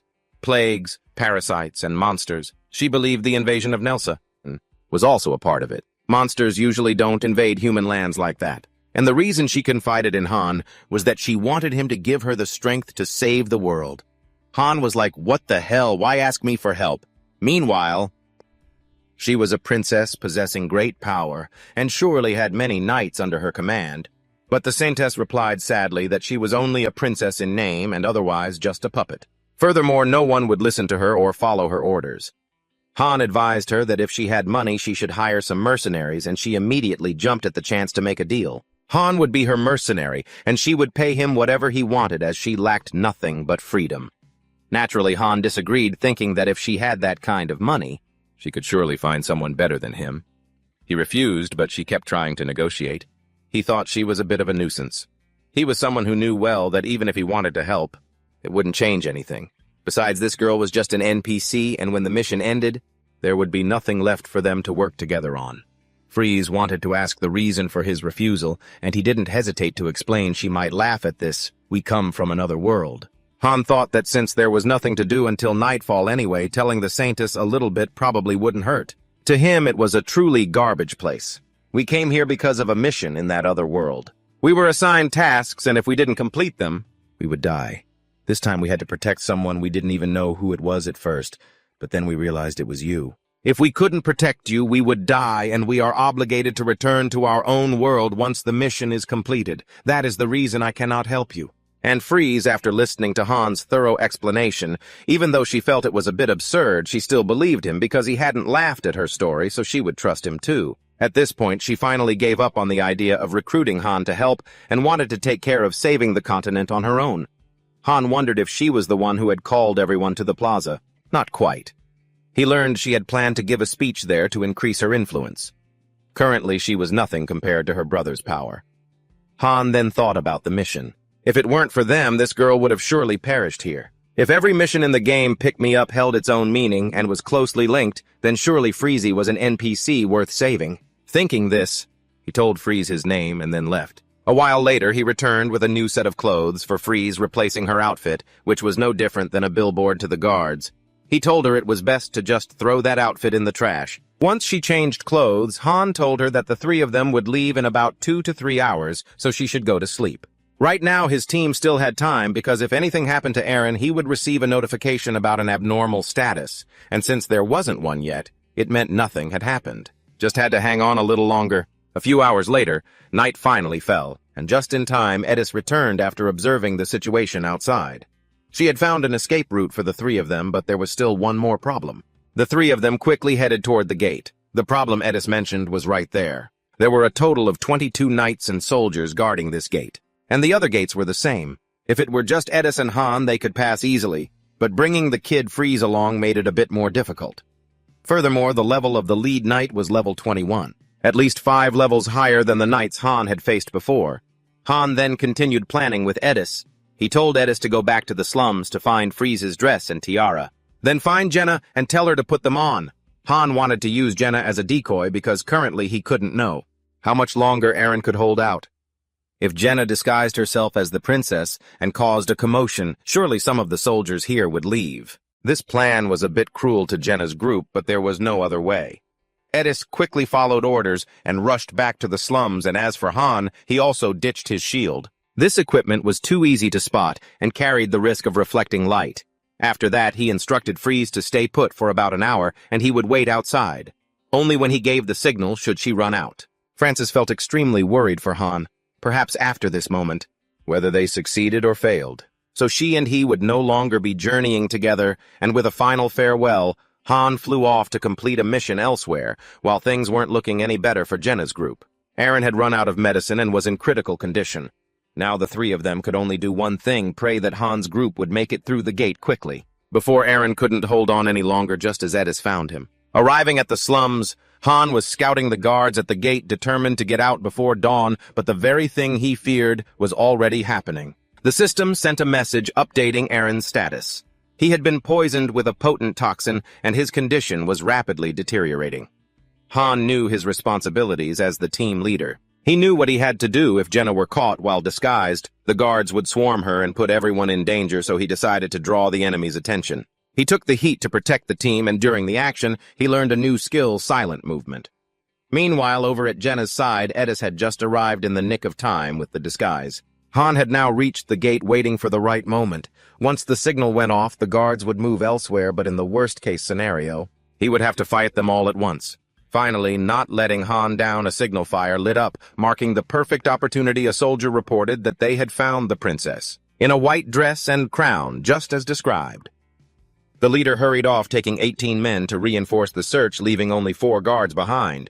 But the real problem was the purple-haired knight who was still standing there. Although there was some hesitation, it didn't matter much. He fought fast and hard, charging in with his sword. In just 6 seconds, 3 regular guards had fallen to his blade. Now only one opponent remained, the knight with superior strength right in front of him, and the knight quickly drew his sword to attack. As Han sized him up, he realized with his current strength he couldn't pierce that armor. So he would have to strike for the gaps, even though he didn't have many. He knew it was dangerous, but there was no time left to calculate power levels, and they clashed. After trading a few blows, Han started to catch on. The knight wasn't even attacking. Even when Han left himself wide open, the guy didn't even bother to counter. He knew that by just dragging it out, Han would lose. At that moment, the notification about his teammate's critical condition came in, and Han snapped like a demon, fighting with everything he had. Han's current power level was 40, and if he couldn't pierce the armor, then he would switch tactics and focus on breaking the knight's armor instead. But all his efforts didn't change a thing. Meanwhile, Ivanka had also lost control of her mana from using too much magic. At this point, there was no time left, so he ordered Freeze to run. Just run for your life, go straight through the gate, follow the road, and don't look back. She would make it out. Han used all his remaining strength to open a path for Freeze, but the knight spotted the target and started chasing after the princess. However, he wasn't alone. A hidden assassin suddenly appeared and attacked Freeze. It looked like the princess was done for. But once again, Han rushed in to take the blow for her, taking the poisoned dagger, yet he still shouted for her to keep running. Don't stop. The system also notified the master that the whole team was in danger. The knight, seeing Han injured, seized the opportunity and went on the offensive. With just one strike, Han was completely overwhelmed, but it didn't seem too bad yet. He had still managed to deal a decent amount of damage to the knight, but there was no time to celebrate. The assassin attacked the fleeing Freeze again, but he caught up just in time to kick the knight away and rushed after the assassin. He sent that backstabbing assassin straight to the afterlife. After dealing with him, he returned to the fight with the knight. Han was slowly gaining the upper hand. After wounding him for the first time, he finally delivered the finishing blow, raising his blade high to send the knight to join the assassin. Even though he had successfully wiped out all the enemies on his side, his body was covered in wounds and the poison was spreading rapidly through his veins. He looked into the distance and saw that Freeze had escaped through the gate. He thought it was time to say goodbye. He felt like he had no strength left at all. Like this, he would probably be heading to that team meeting with the knight. All 5 of them couldn't just sacrifice themselves like this? Of course not. With every step Freeze took, the whole team saw the dawn once more. The system announced that the target had escaped the city, and the whole team was recalled to the waiting lobby. Honestly, they had been closer to death than ever before. Jenna was terrified, thinking she was a goner. She angrily criticized Han for forcing her to wear that ridiculous outfit. "Do you have any idea how many soldiers were trying to hunt me down?" Despite being yelled at, Han just kept a straight face, praising everyone for doing a great job. No one had died, and the mission was a complete success. Wasn't that wonderful? Right at that moment, the master successfully saved the video and disconnected. I bet he's posting screenshots online right now bragging about this achievement. As for Edis, she said her goodbyes to everyone and headed back to her own squad. She never intended to stay here for long anyway, and I'm sure the master will just find someone else to replace her. Han thanked Edis for everything, especially the decoy plan. He wouldn't have been able to pull it off without her. She has such a deep understanding of squad tactics and scouting. Han was the MVP, but he felt Edis was the one who truly carried the team through this mission. As for Ivanka, she scolded Han for nearly getting them all killed, then declared it was time for a break. She was wiped out. The only one who hadn't said a word this whole time was Aaron. Seeing that, Jenna quickly tried to cheer him up, telling him not to be sad, that it was just bad luck, and he wasn't a burden at all. Even so, Aaron apologized to Han, and he knew exactly what his own limits were. He questioned whether this was really the right path. He couldn't guarantee that something like this wouldn't happen again, and from the training sessions, he felt that no matter how hard he tried, he couldn't catch up to the others. The gap between him and the rest of the group was growing by the day. However, Han didn't care at all about Aaron's rambling and just walked away, leaving him behind. But in reality, Han was secretly blaming himself. "We did suffer heavy losses because of Aaron. If he hadn't gotten injured, we wouldn't have ended up in such a dangerous situation. But I was the one who chose to save his life. My poor judgment put everyone in danger. Aaron is currently level 14, so the level gap isn't that wide. But the stat growth rate is completely different. Jenna and I gain 5 or even 6 stat points per level up, but Aaron's stats never budge. When you look at his skill set, it's even worse. He has decent basic combat skills, but doesn't know how to utilize them well. Right now, what he has is just barely enough. But in the long run, the gap will only keep widening. Eventually, he'll be left behind either due to a lack of skill or because he loses his life. We don't have much time left while we're on these missions. I can't keep supporting him forever. He just doesn't have the talent." Han thought he couldn't just abandon Aaron since they had been through so much together, but he also couldn't be so irrational as to keep a useless member on the team. Eventually, he'll be left behind, and that won't be anyone's fault. The following days, everyone continued to train. The master wouldn't be sending heroes to the tower. For a while, this time Han stopped forcing Ivanka to train so strictly. From now on, she could train on her own without following a rigid schedule. Everyone was given 4 days off like a holiday. Han asked Jenna and Aaron what they planned to do during their time off. Jenna replied immediately, "I'm just staying home, boss. I'll be in bed from morning till night." It was just like one of our Sundays. Han told everyone to get some rest. But as for him, he kept right on training. Good grief, this guy is relentless. He was still running around the yard with 22 pounds of weights on. Han thought if he didn't wear those weights, he wouldn't be able to grow any further. His physical capabilities had already hit the human limit. Perhaps this was the intervention point that ISO had mentioned to him before. After he sent the manual to the SCD, the atmosphere in the waiting room changed completely. The low-ranking heroes who used to compete just to stay alive were now much more relaxed. That's because there was no longer a need to act that way. While the SCD stopped fusing anyone, 2 people approached him while he was training. They were new recruits who had been rotated in, and one of them was very curious about those rumors. The blue-haired one said to Han, "When I first arrived in the waiting room, I heard some interesting things. Rumors say you don't care who we were in the past, and whether we were trash or nobility, as long as we're useful, we should prove it." He was very intrigued by those words and was dying to prove his worth. He said he even enjoyed life-or-death battles. However, his expression suddenly shifted when he heard the group of people rambling outside. "I'm listening to those scum who aren't even worth as much as dogs or pigs out there laughing and joking. Must be nice." Turns out he's Velkis, a second-generation hero, but a bit of a mutation. He volunteers for training even without the need for fusion, kind of like Aaron. And of course, he's very talented. This time, Velkis came to ask for Han's opinion. He really wanted to teach those guys he considers useless trash a lesson to show off his own worth. Han told him not to get involved. He still stubbornly wanted to do it anyway. At that moment, Han looked at him with such a terrifying gaze that the guy drew his sword back and blurted out, "Man, you're scary as hell. My bad, I'm sorry." "Everything you said earlier was a lie, wasn't it, about proving yourself? I remember there's a very convenient function for cleaning up trash called fusion, right? But it seems the master isn't using it anymore." Han just replied coldly, "Just do what you have to do. You'll see the results soon enough," after saying that the two of them quietly walked away. For Han, principles are principles. You don't just use fusion whenever you feel like it. That was the rule he followed while managing Nihime and when Loki announced his method. The master tried to copy it, but everyone failed. Fear is one of the biggest motivators. Without the threat of fusion, heroes won't listen to the master anymore. Many of them have become lazy and just do whatever they want. Not following the master's orders is the reason why so few heroes are active right now, even though the number of heroes has grown quite large. Han ran into Enoch, a carpenter who had just returned from the daily dungeon. Seeing him heading to the warehouse alone, Han asked what was going on, and from Enoch he learned that nobody else was actually working. They just grabbed a few random branches and spent the whole day messing around. That's why poor Enoch had to do all the work by himself. This place has really changed a lot. Back then, people were dying all the time here. It's becoming a better place now, isn't it? Enoch wondered aloud.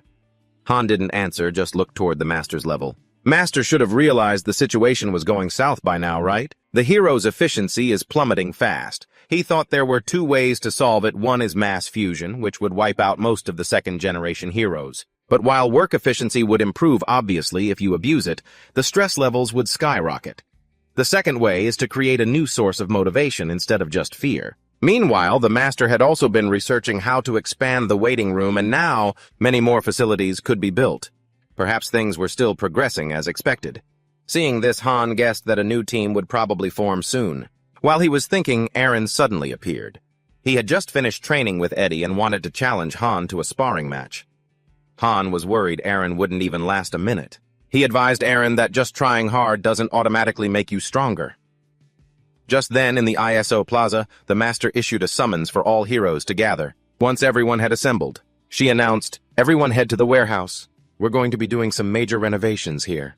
And if you don't help clean up, you might just disappear." As soon as ISO finished speaking, an earthquake struck, causing everyone to panic. The entire lobby area expanded and upgraded just like the last time. From the dining hall to the training grounds, everything was leveled up to 3.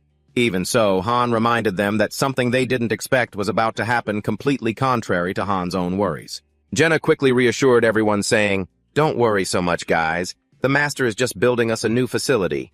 We started out in a dump after all. So now the facilities are finally being developed." Upon hearing that the others, everyone couldn't stop grinning, excited about the better living space. It's true what they say, sometimes you really can get something for nothing.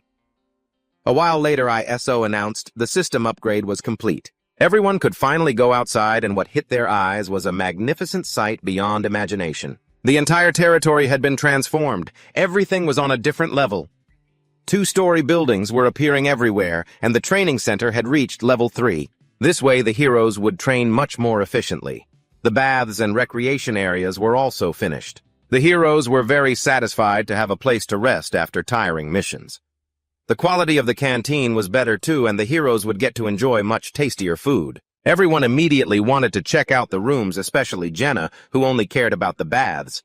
But when they got inside the main area, they were in for a shock. All the essential items in the room were gone. The sofa, the heater, the dining table, and even the beds. There was absolutely nothing left. That's when Han pointed toward the stairs and asked, "Can't you guys see the stairs? There's a second floor now. Go up and take a look." Just as Han said, up on the second floor, everything looked like it belonged to royalty. It was in a different league compared to the first floor. Everyone started clamoring, asking how to register for their own rooms. They thought room registration was very important, and they started arguing loudly. Everyone wanted their room to be on the second floor.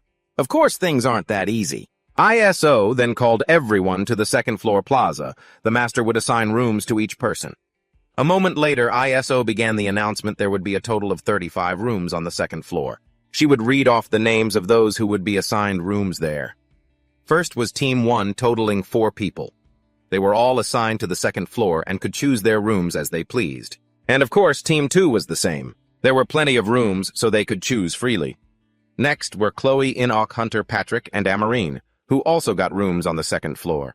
Everyone whose name wasn't called had to stay on the first floor. Naturally, upon hearing that announcement, everyone below started voicing their objections. Jenna had the same question as everyone else. She didn't understand why, even though there were still many rooms left on the second floor, at least 30 more people could have fit. So why weren't the rest allowed to stay there? Up until now, all the heroes had lived the same way, even if their individual efforts and progress differed. But the rewards were always the same.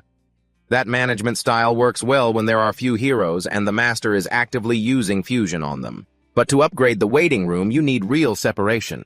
Dividing them like this feels just like nobles versus peasants. Ivanka explained that this is exactly how the master intends to control the heroes in the waiting room. Instead of just grouping everyone together, he's categorized the residents. Those who contribute and are useful are treated like nobles, while the lazy ones, well, they aren't. The useless ones stay on the first floor and are treated like the common peasants you're used to. Jenna still didn't quite get it, so Han explained further. At the very least, she still wakes up early to get to the center. She trains and practices until nightfall. Plus, she hunts to gather resources in the dungeon every single day. More than half the meat we consume comes from her hunts. She nails her missions every single time without fail. And those other idiots, they don't do a damn thing yet. They still scream and demand special treatment. ISO was fuming by now. I can't stand these deadbeats anymore. So she unleashed a nuclear punch to put them in their place. She warned them, if I hear one more complaint, I won't hold back next time. Now get lost.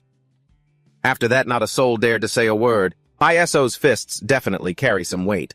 She turned to Chloe and Amarine, instructing them, you two are just the chefs. Focus on handling the food for the residents on the second floor. As for the first floor, they're banned from eating meat. Fresh potatoes are fine, you can eat them however you want. Still, a few of them had more guts than brains. One guy from the second generation, clearly clueless about how high the sky is, wanted to rush forward and pick a fight with Izor. But in a split second, his arm was no longer attached to his body. You'd think it was Izor doing the punishing, but nope, it was actually that guy Velkist who turned him into a one-armed bandit. If Izor had been the one to strike, that guy wouldn't even have a life left, let alone an arm. Not to mention, after Velkist sliced the guy's arm off, he even bragged about it, asking, as long as I didn't kill him, it's fine, right? Let's rewind a few days back to when Velkist first arrived here. He'd heard stories about Han and was very interested in him. This is Alan. He told Velkist, if you want to get used to this place, you'd better follow the rules. And don't worry about Team 1 or Team 2. They're absolute monsters. Velkist said he'd already seen them training. If training is all it takes to get that strong, then he was confident he could compete with Aaron. He was also curious about Han's power, but honestly, what would Alan know? He only heard rumors about Han through Jenna. Out of everyone in Team 1, Jenna is the most sociable. She actually talks to people unlike the others in that group. After chatting for a while, Velkist realized that synthesis helps players get stronger after every battle and gain more skills through training. And the current king of this place is Han. That's why in this moment, Velkist did what he did to prove his own worth. Izor was furious at Velkist's actions, but he didn't seem to care at all. Velkist said, from what I know, there's a system designed to clear out the trash quite efficiently, but it seems Matter isn't using it anymore. How strange. And with that, he tossed the arm back to the guy. His arm can actually reattach itself if you just press it back on. The severed part will knit together on its own. The guy was absolutely terrified. He honestly had no idea that was possible, because he'd never done it before, after such a savage display. Velkist acted all arrogant. I've been here just to witness this interesting little event. I really enjoyed that. Now I'm a bit bored. Anyone else want to get their arm chopped off like this? If not, then stop complaining about everything. Even though everyone was wary, someone still spoke up and called Velkist a psycho. Velkist just gave a cold laugh in response. I'd rather be a psycho than a useless pig. Han, having watched Velkist act like a lunatic for long enough, finally spoke up. He didn't want him interfering in stuff like this anymore. Afterwards, he felt a bit of pity for the guy who got his arm chopped off. Because if Velkist hadn't acted first, Izor probably would have crushed his skull. Well, every cloud has a silver lining. Of course, Izor wasn't going to let Velkist's arrogance slide. She told Velkist and his group that they had to stay on the first floor, too. He already knew that much, but he was confident his group would be moved up to the second floor before long. Exhausted, Izor gave one final warning. I'll summarize this one last time so you idiots can understand. Out of 35 people, only 13 get to stay on the second floor. The other 22 stay on the first. Those on the second floor can use the buildings here however they like. Naturally, those on the first floor cannot. If you try to sneak up to the second floor, you're all dead. If you want to move up, you have to improve your skills and experience." As she said that, she pointed at Han. This is the perfect example for everyone to follow. Izor proudly praised Han as an invincible super trump card. Everyone should learn from him. As for Han to shut the chatty ISO up, he pinched her cheeks to keep her from talking further. He added a few words to boost everyone's morale. If you want to live the good life, then show off the skills you've got. Matter is watching all of you. If he thinks you're good enough, he'll let you go up to the second floor. But the low-level heroes here protested. They said it was too hard that they were all dragged here against their will, and now they have to live like this. It was hard to accept. Hearing that Velkist's hands got itchy and he reached for his sword, but one glare from Han stopped him cold. Han added, "I'm just like all of you. We were all forced into this. The reality is everyone has to learn to fight or do something useful." That's right, Jenna is the one who talks to everyone the most. I'm sure her words will help them see the light. That's gotta be it. We didn't even have any food before that. And a single mistake means getting sent to be synthesized. Do you guys think we practice all day just for fun? Everything comes with a price. To put it simply, you guys need to get good at fighting. Support players and gatherers aren't really needed yet. Most of them are fighters anyway. And a small fraction of the talented ones will move up to the second floor. Right now, half of them are accepting this. The other half is still resisting. Han thinks maybe things are getting worse because they've grown accustomed to their previous luxury. Suddenly, a fat guy stood up and cursed right to Han's face, saying it was outrageous to force them to fight while treating them like trash, and they were adamant about not accepting it. Velkis gave a cold laugh and said that even if they were well-fed, that fat guy wouldn't fight anyway, but on top of that, that fat guy also claimed he knew the secret Han was hiding, the way to make the master change their mind.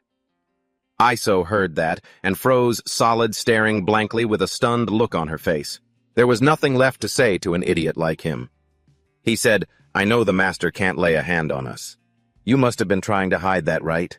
But we know everything now. Risking our lives and fighting monsters just to live comfortably, huh? That's absolutely insane."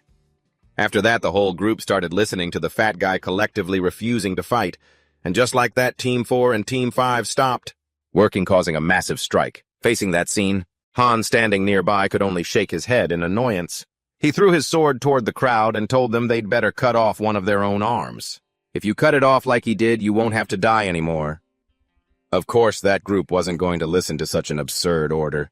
But the absurd ones here were actually them.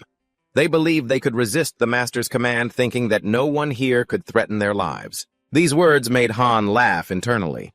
That part wasn't wrong. Heroes do have the right to disobey the master, and Iso can't touch a hero unless it's a special situation. At this moment, Edis also explained that if they didn't obey, their lives would be in danger because they weren't in the same position as the others. Edith genuinely tried to warn them, but this bunch of idiots who were both stupid and dangerous still gave her attitude just moments later. The door to the synthesis room opened for the first time in a long while, and 3 names were called out in succession: Velkis, Alan, and Leslie. Move inside. But these guys were experiencing synthesis for the first time. They stood there in a confused daze, making it very difficult for Iso to drag them into the synthesis room. And of course, only one of the 3 came back out. That person was none other than Velkis, who had trained hard with the desire to take Aaron's place in the first team. As for Alan and Leslie, they had returned to the Earth. By now, Velkis had stepped out, becoming crazed, feeling like it wasn't enough and wanting to see even more sacrifices. Facing that scene, the fat guy from before finally understood what synthesis was. His face at that moment could be described as bloodless. Before anyone could even worry, the next 3 names were called out. They were Nerissa, Oliver, and Gooter. Gooter, terrified, grabbed the fat guy by the collar and kept cursing at him, asking why he said nothing would happen, and now he was the one being synthesized. Who has the time to care? Who told you to believe an idiot? I'm sure everyone can guess the result of this synthesis. The one who stepped out was Nerissa. Seeing that the fat guy immediately shouted, "We'll stop the strike!" He was terrified that if he was any slower, he would be the one taken to be synthesized. But of course it didn't end there. Other names were called out one after another. The remaining ones then scrambled in a panic to beg Han for help, knowing he could communicate with the master. So they hoped he could put in a good word. Of course, Han wasn't someone who would see someone die and not help. He could save them if they could cut off their own arms. If they couldn't even do that, then they were better off disappearing like the previous 4. But of course, cutting off an arm isn't easy. Some of them didn't hesitate and tried to chop off their own hands, but almost all of them failed. To cut it off in one go, they needed enough sword skill or a high enough strength stat. Otherwise, they could only slowly hack away at it. And naturally, no one could do what Han said. Eventually, everyone had been synthesized. Now it was Han's and the fat guy's turn. Of course, the result goes without saying. The fat guy was synthesized by Han. After the synthesis, there were only 25 heroes left here. Just then, a voice rang out from somewhere. "You crazy people! Enough, you monsters!" Velgast heard that, and true to his hot-headed nature, went straight to deal with the bastard who said that. He always saw those people as just loudmouths who knew how to bark. Only Han could stay calm in every situation. After that, the master started using the 10-time summon, but since these summons were free, most of them would be 1-star heroes. Now it would depend on the ranking. The places they were summoned to would be different. The free heroes would be on the first floor, while higher-tier heroes would be on the second. The selection process would begin soon. Through this process, at least 2 people would die, and a few would move up to the second floor. Han spoke to his team members at this moment, telling them not to be complacent just because they were on the second floor. We could be dragged down too? Now that we've reached the second floor, the third isn't far off. As the floors continue to rise, the rankings will change accordingly. It's been 2 days since the system upgrade. Jenna and Han are enjoying breakfast. The food on the second floor is definitely much tastier and more lavish, or maybe it just tastes better because there are fewer people eating here. Chloe and Amarine are constantly busy preparing food for 30 people at once. It seems their skills have leveled up. Han eats while pondering the situation back on the first floor. They're probably still fighting down there. The view from the second floor is super nice too. Han can get a full overview of everything from his new living space. You can see the second floor from anywhere, so if anyone is dissatisfied, it might just give them a goal to aim higher. After finishing breakfast, Han headed to the training area. When he arrived, he saw Aaron training early. The guy must have only slept for 3 or 4 hours. Han just thinks it's insane. The biggest change in the training grounds after hitting level 3 is that there are now rooms for individual training and sparring. The individual training rooms can be locked from the inside, so Han can practice his transformation early in the morning without anyone finding out. As for the sparring arena, it doesn't have the recovery effects, like the waiting room, meaning heroes can fight in realistic conditions, and if they get seriously injured, they have to be dragged out. Naturally, since the facilities have been upgraded, the team has been too. The current worry is who will fill the empty spots in Team 1 and Team 2. Right now, Han only sees 2 people with potential: Velkist and Nerissa. Han weighs in on Velkist's personality. He's too aggressive and reckless, but also very talented. The wild nature skill he unlocked yesterday has a rarity of less than 1%.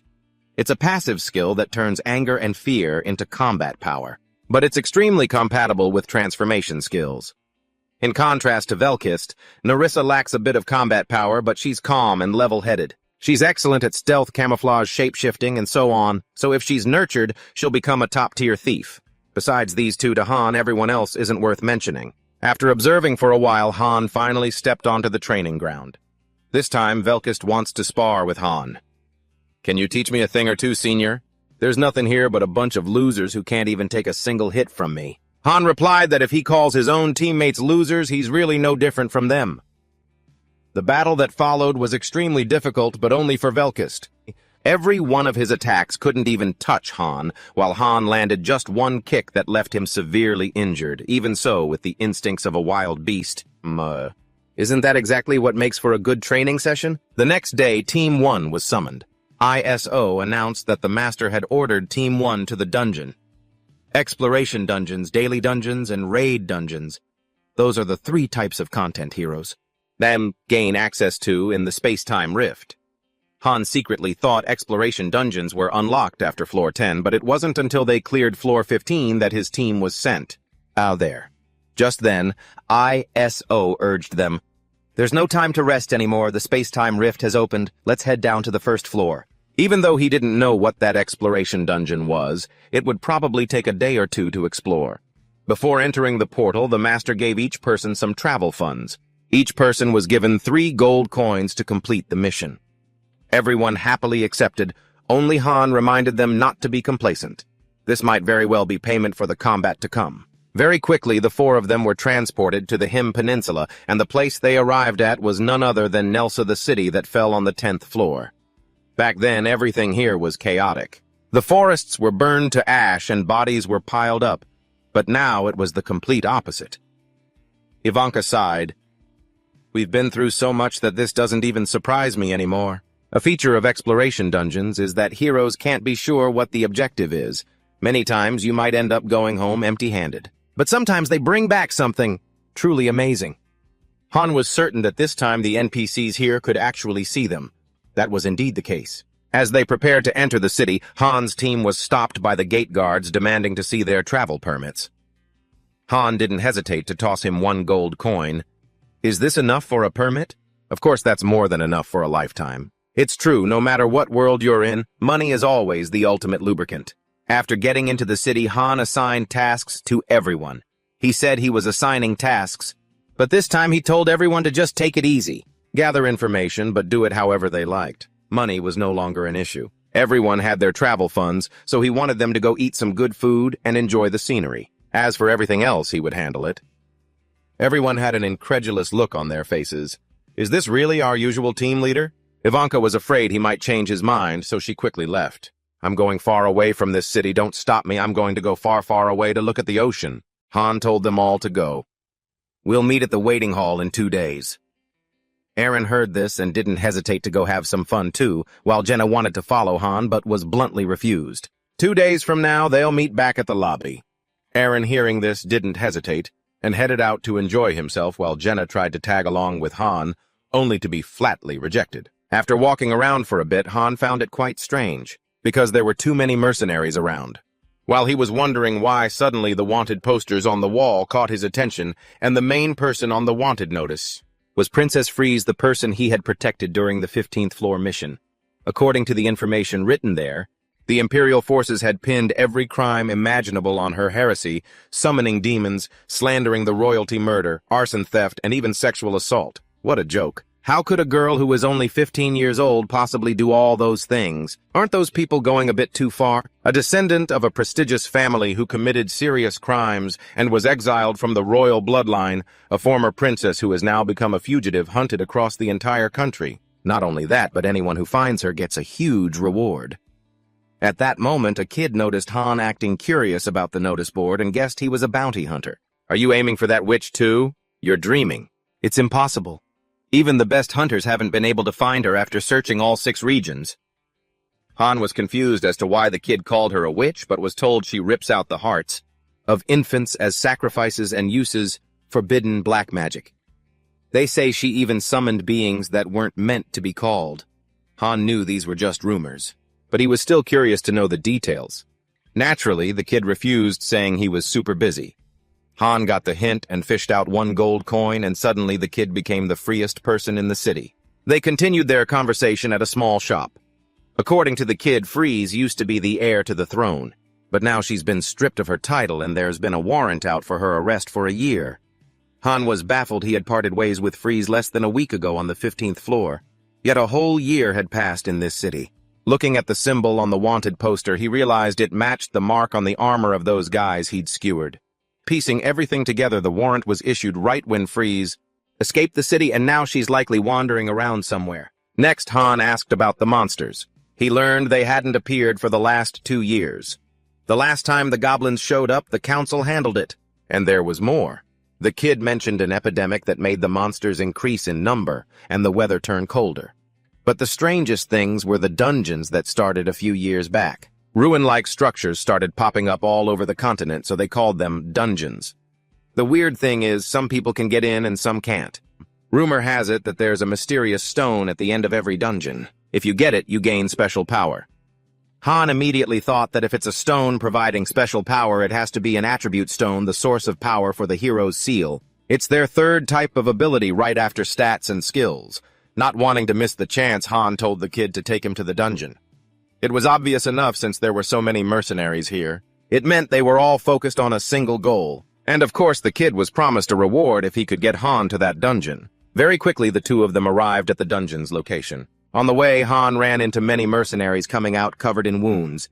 It was clear that conquering this dungeon was no easy feat. The dungeon was right next to the church in the city center, appearing right after the invasion. Beyond the gate was the entrance, but there were plenty of guards outside. If you want to get in, you need an entry pass. These passes are traded for money or a cut of the treasure if you find any in the dungeons, according to the guards and hunters. After explaining, the kid hurriedly said goodbye to Han, saying if he needed anything else later, just find him as long as he had money, though he didn't say where to find him. The kid probably didn't want to see Han ever again. Han looked inside and saw that people were bringing a huge amount of gear to enter the dungeon. It was highly likely they planned to stay in there for more than a few days. He thought he should probably investigate another time, since the other team members were off on their own vacation somewhere. However, Han had nothing to do right now, so he was a bit bored. After watching for another half hour, he noticed the mercenaries glancing left and right with worried expressions. They were hesitant. No one wanted to head in because it seemed like less than 10% could actually pass through the barrier. But if a team leader could get in, the whole team would get through. Han was confident he could make it. While he was thinking, the kid from before came back panting as if he'd been chased by a dog. It turned out he had gone to get the gold coin appraised. He was shocked that its value was so high. "You trying to squeeze more out of me, kid?" "No way, big brother." Of course, once he realized this guy was loaded, he had to stick around. The kid explained, "I'm not asking for more, this one's on the house. Do you want to experience the service I mentioned earlier? Or I can be your guide, I know lots of cool places." Han found it a bit annoying he'd already said no, but the kid kept pestering him. After asking, he found out that Han reminded the kid of his little brother. Among the kids he played with, one looked just like Han, with black hair and black eyes. That was the real reason he'd started talking to him in the first place. However, just as the kid was about to say his brother's name, Han told him not to say it. "It's best if you keep that to yourself, kid. Just take me to the blacksmith, that's enough." After that, the kid led him to a shop. Coincidentally, Jenna was also there. She was there to pick out a new bow. This new longbow cost a whopping 2 gold coins. Hearing Jenna shouting about 2 gold coins, Han immediately opened his info panel to check. It was definitely junk. The thing looked luxurious on the outside but had 0 practical use. Plus, it was enchanted but only with a basic durability enhancement spell. He explained it to her and told her to return it immediately, and go find something worth the money instead. This is the elemental stone, the exact material needed to craft level-up stones. Han said confidently that once he brings these back, the master blacksmith is going to love them. Plus, there are a few other rare stones here, too. Honestly, that gear is top tier, but Jenna refuses to pick it up and keeps going for junk. Han tells her to toss that trashy bow and grab a rebirth stone instead. It's an item that lets people re-experience missions. The boss stage has been deactivated since it was already cleared. You won't get any experience points, but you do get mission completion XP. Jenna wonders out loud who that kid following them is. Han couldn't care less, and just walks off. Noticing Jenna's curiosity, the kid tags along, introducing himself as Josh, Han's guide.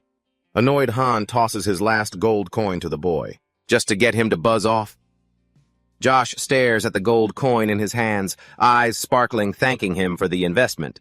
He's so young but already talking about startup investments. He doesn't say what he's investing in, but later on, he vows to pay Han back with interest. Han doesn't care, just keeps walking, but tosses a final instruction over his shoulder. If Josh really wants to repay him, he should help out the witches. If the chance ever arises.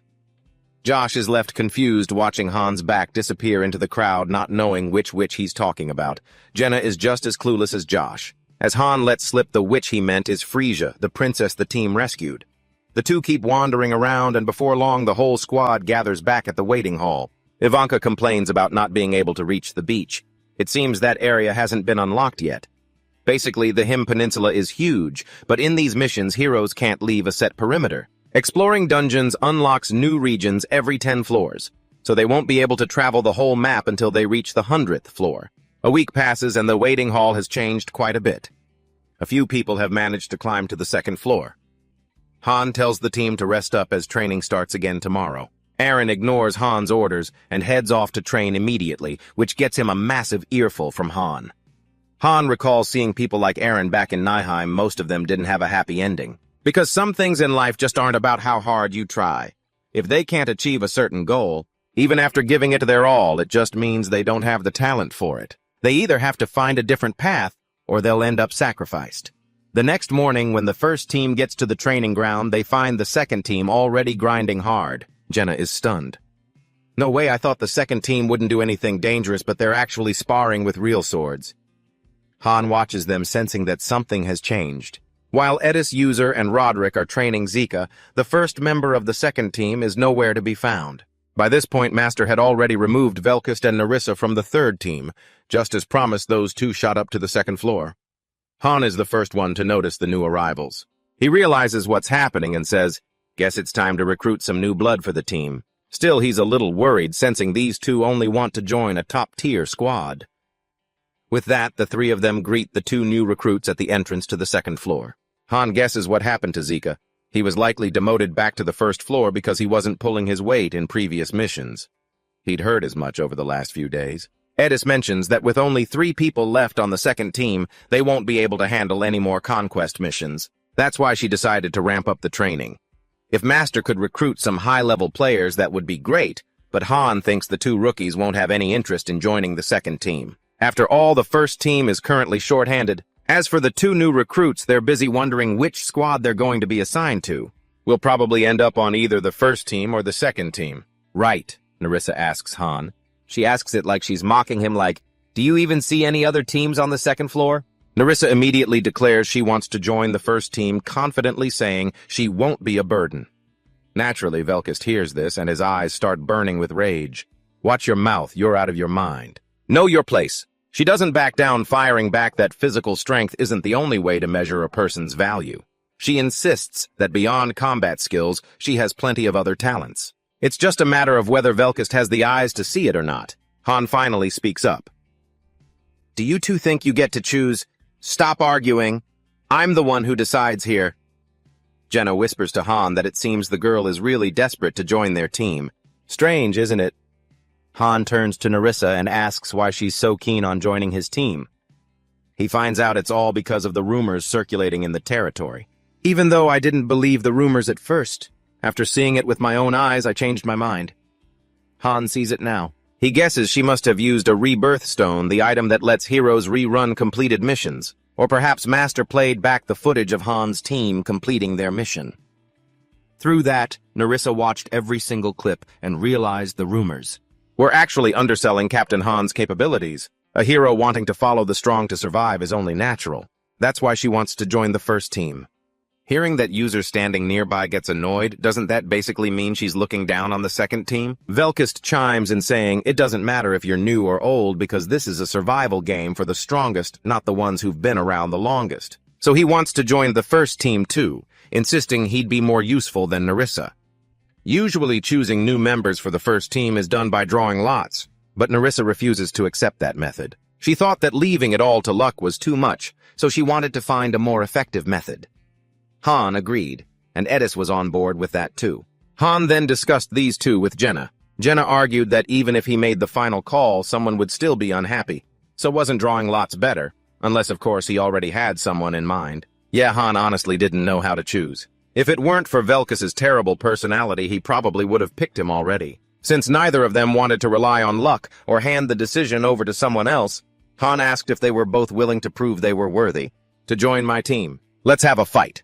This made sense, as Han needed to see their true capabilities before he could make a decision. A few minutes later, everyone arrived at the special combat arena. Han warned them that lethal weapons wouldn't be used, and they were to fight until one of them was taken down. Afterward, he would make his choice.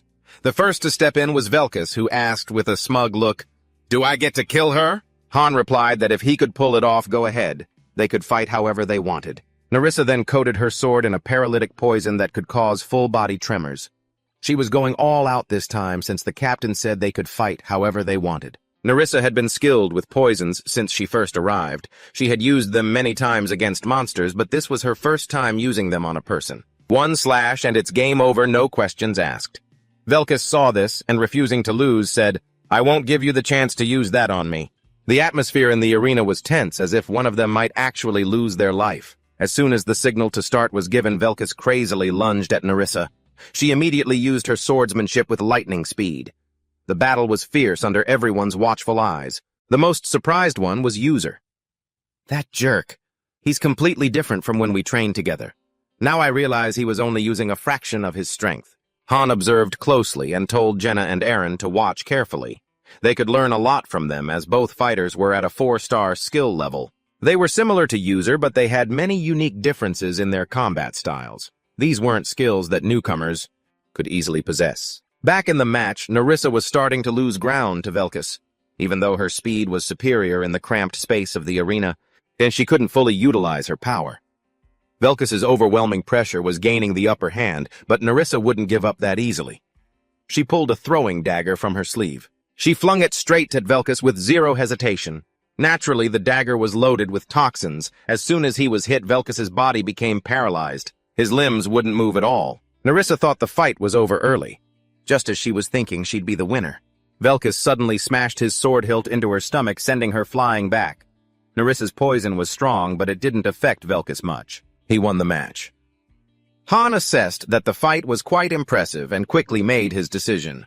Nerissa would be the one to join the team. Velkus was so shocked his face went dark. He thought he'd be the one chosen because he won the fight. He was stronger, sure, but with his mad dog personality, I think Han picking Nerissa was the safer choice. As for Han's decision, only Jenna, Lorik and Edis understood the reason why. The result was quite intriguing. Nerissa had intentionally cornered herself to lower Velkus's guard. That defense from earlier was just a feint. It was all to set up one single strike. Velkus had put all his faith in his own skills and rushed in blindly. That was Nerissa's strategy. The others watched the fight, but failed to see the strategy behind it. Only Jenna, Edis, Rorik, and Han understood what was happening. As for Velkus, he was still furious, questioning Han on why he was the winner. Yet Nerissa was the one chosen. Han simply replied that it wasn't a good fit. Han's team already included a swordsman, a spearman, a mage, and an archer. Since all four were combat-oriented, his team really needed someone like Nerissa. To adapt better to different situations, I admit you're talented, but you aren't right for our team. That's all. And if you still can't accept it, then try fighting me. If you can last 1 minute, I'll take you. Velkus might be crazy, but he wasn't stupid. He wasn't going to throw his life away. He just smiled meaningfully and asked, "What if there were another member?" He said that while looking toward Eren. If Team 1's composition is so important, it's reasonable enough. But what about him? He doesn't even fulfill his responsibilities as a spearman. Velkus had watched every one of Team 1's matches and found them interesting, but someone didn't fit. That person was Eren. He asked the captain, "Do you really need a spearman so badly that you're willing to ignore Eren's weaknesses? Don't you see he's the one holding us back?" Jenna immediately spoke up loudly, defending Eren. "Eren has done a great job, don't talk nonsense." But her words were countered by Velkus, who sneered that someone with as much talent as her couldn't possibly understand. Sometimes comfort is just poison. Han, feeling drained, muttered, "Just shut up, both of you, my head is killing me." In truth, he felt the same way as Velkus, that a spear wielder really wasn't all that necessary. Your team could swap out the lineup if a skilled swordsman joined, but that's only if that swordsman is better than your spear user, Velkus challenged. "You think you're more useful than Eren, huh?" Obviously. If he didn't think so, he wouldn't have. Bringing these things up, he was always confident he could beat Eren easily. With that, he stepped forward and challenged Eren to a duel, a move that caught the whole group off guard. As for Han, he still wanted to be sure that Velkus wouldn't go back on his word. "Eren has been here much longer than you.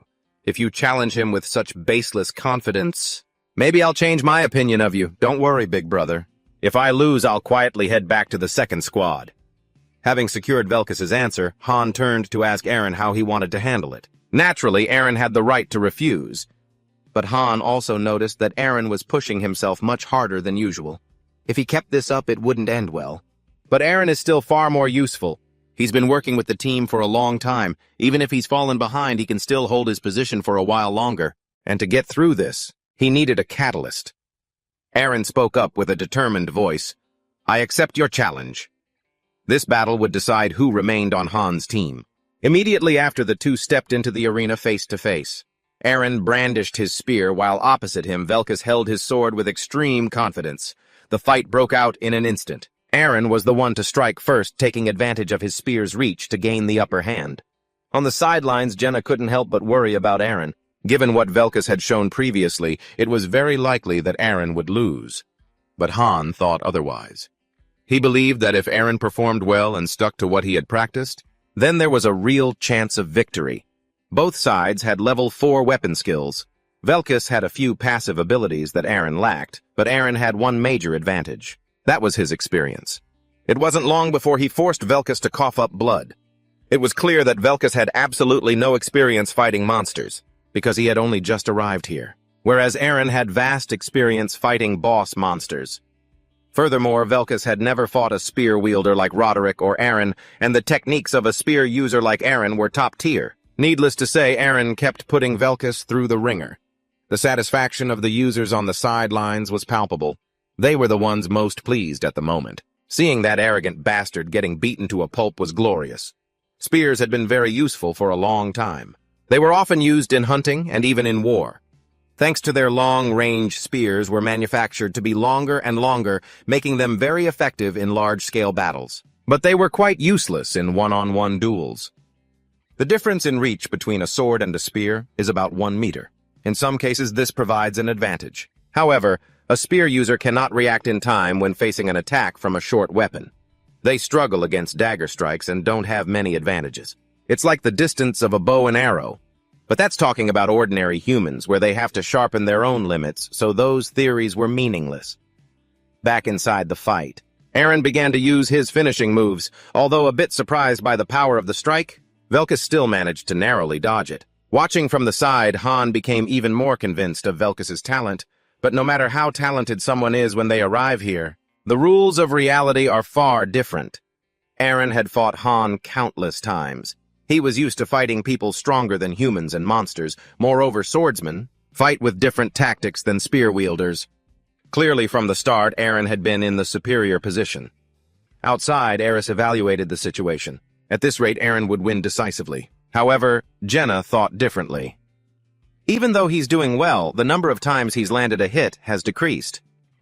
Edis also realized this. Eren's technique was precise but too predictable, making it easy for the opponent to read his strategy. And Velkus had incredibly sharp eyes, based on the fact that he was quickly able to figure out Narissa's attack patterns. He certainly had extreme observational skills. Sooner or later, he would likely acquire a similar skill. His intuition at this moment, Velkus faced Eren looking extremely puzzled. "Are you kidding me?" Eren replied coldly. "Nobody has time to mess around with you." The answer only made Velkus boil with rage. It was clear that Eren had held back against him. As he spoke, Velkus pointed his sword straight at Eren. "I heard that when the first squad trains together, they don't hold back. But this battle is different. Why didn't you attack my weak point?" Seeing this, Han understood the problem. Eren had softened up in that moment. He immediately snapped Eren back to reality. "Since when did you start worrying about the life of your opponent? Are you so strong now that you can afford to go easy on your enemy? It's better if you use your full capabilities. Don't disappoint me." Eren truly began to use all of his best skills. A fierce battle was about to begin. Once again, the two lunged at each other. This time, Eren's spear techniques had completely changed. It forced Velkus to struggle as he dodged and parried constant lightning-fast spear thrusts. It overwhelmed him. Finally, Eren launched his finishing blow.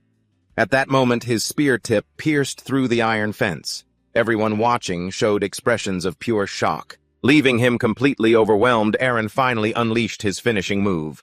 Right then, everyone watched in shock as his spear pierced straight through the iron fence. But the outcome was far from what I expected.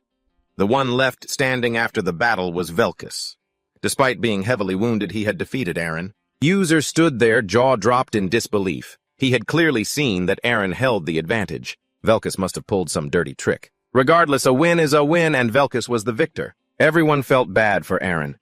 He lost in just one move. It's hard to put into words, but Velkus was incredibly sharp.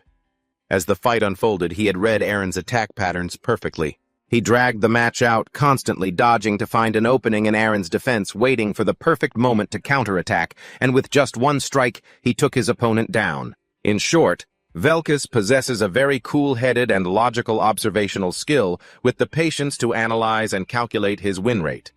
Though Han wasn't satisfied with this result, as the captain, he had to keep his word. He announced that Velkus would be joining Team 1. Eren was leaving the team. He looked at him still in the training room, clutching his wounded shoulder as he voiced his reproach. "Eren, you lost for a reason I can't even fathom." Then Han So-jin confirmed, "I can't keep you on the team." Eren remained motionless, sitting there after the fight. Han's voice rang out again.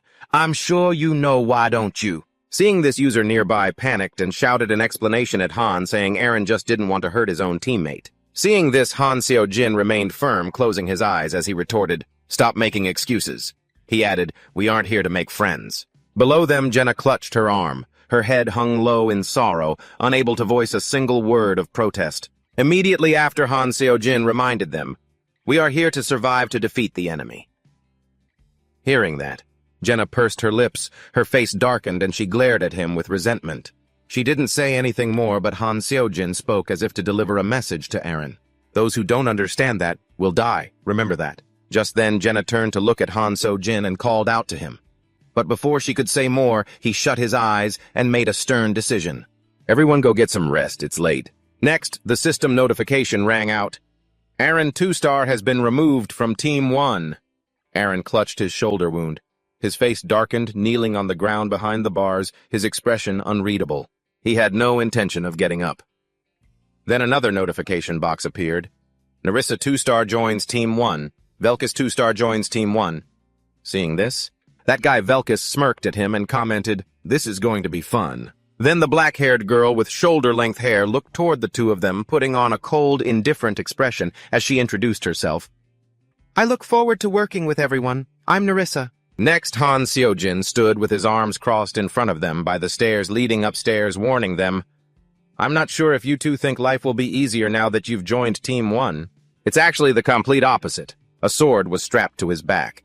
He then confirmed to the two who were listening in silence, "The things we have to do are much more dangerous than in Team 2. Hearing him describe it that way, Velkus laughed with great interest and confirmed to Han Seo-jin, "I know, that's why I'm here." He then added, "I want to become stronger." Afterward, the rest of the group went their separate ways to get some rest. They walked up to the second floor, while Han Seo-jin crossed his arms. Standing in front of the challenge room door from earlier, he reminded him, "Sitting there forever isn't going to change anything." Seeing this, Eren also asserted to him, "I don't want to leave." His body remained motionless with blood dripping from his shoulder, his face shrouded in darkness, expression unreadable. Seeing him act so stubbornly, Han calmly stepped onto the stairs. Eren's voice rang out full of self-deprecation. "Is it because I've become weak? There's no other reason, is there?" Han then questioned him. "Why didn't you aim for his weak point?" Then Han Seo-jin stood right in front of Eren and questioned him again. "At the beginning, you clearly had the advantage. Why did you give Velkus the chance to win?" Seeing this, Eren stood up and turned his back to him. He expressed his own point of view. "We shouldn't kill our own teammates." Hearing that, Han Seo-jin narrowed his eyes at him. He couldn't help but find it ridiculous and asked, "Since when did you start caring about that?" Then he asserted, "I don't think I made you that soft." Hearing that, on the other side, Eren's eyes were full of despair. He lowered his head and slowly reflected on himself. "I just changed my mind. You know, I don't really have any talent anyway." Next, he recalled the battle where he was holding a spear. His eyes filled with killing intent, seeing Velkus's blood spattered in patches on the ground, and muttered, "Maybe I could have beaten him," he added, "and I was really confident too." Afterward, he thought back, but in Eren's mind only streaks of blood remained covering everything. Then it transformed into Velkus in his wolf form. Eren concluded that he was becoming stronger and stronger. His sharp claws and the jaws of a predatory monster were closing in on him. Eren, holding his spear, faltered and stopped. Returning to reality, his face looked hazy and sorrowful, aimlessly asking, "Do I even have the right to kill him?" Then Eren felt self-conscious, looking down at his blood-stained, tattered clothes, concluding, "Someone who shines brighter than me." He remembered being surrounded by darkness. With the spear in his hand, he concluded, "I look and realize everything I've done is pointless no matter how long I train." He walked alone on a path filled with gloom. It's dark and damp, and no matter how much he tries, it only confirms the situation further. As Han Seo-jin, now returned to reality with his true talent, steps closer to him and asks, "Is that why you let him win?" Hearing this, Eren looks away, his face showing a look of reluctant resignation, and while clutching his bleeding shoulder, he admits, "I couldn't bring myself to hurt you and matter." "You two are important to me," he adds, his mind flashing back to their previous battles. Standing in the mist, clutching his spear, Eren grinds his teeth and confirms, "I don't see in myself what I see in you and Jenna. The mist in front of me just won't clear," he thinks to himself, feeling lost.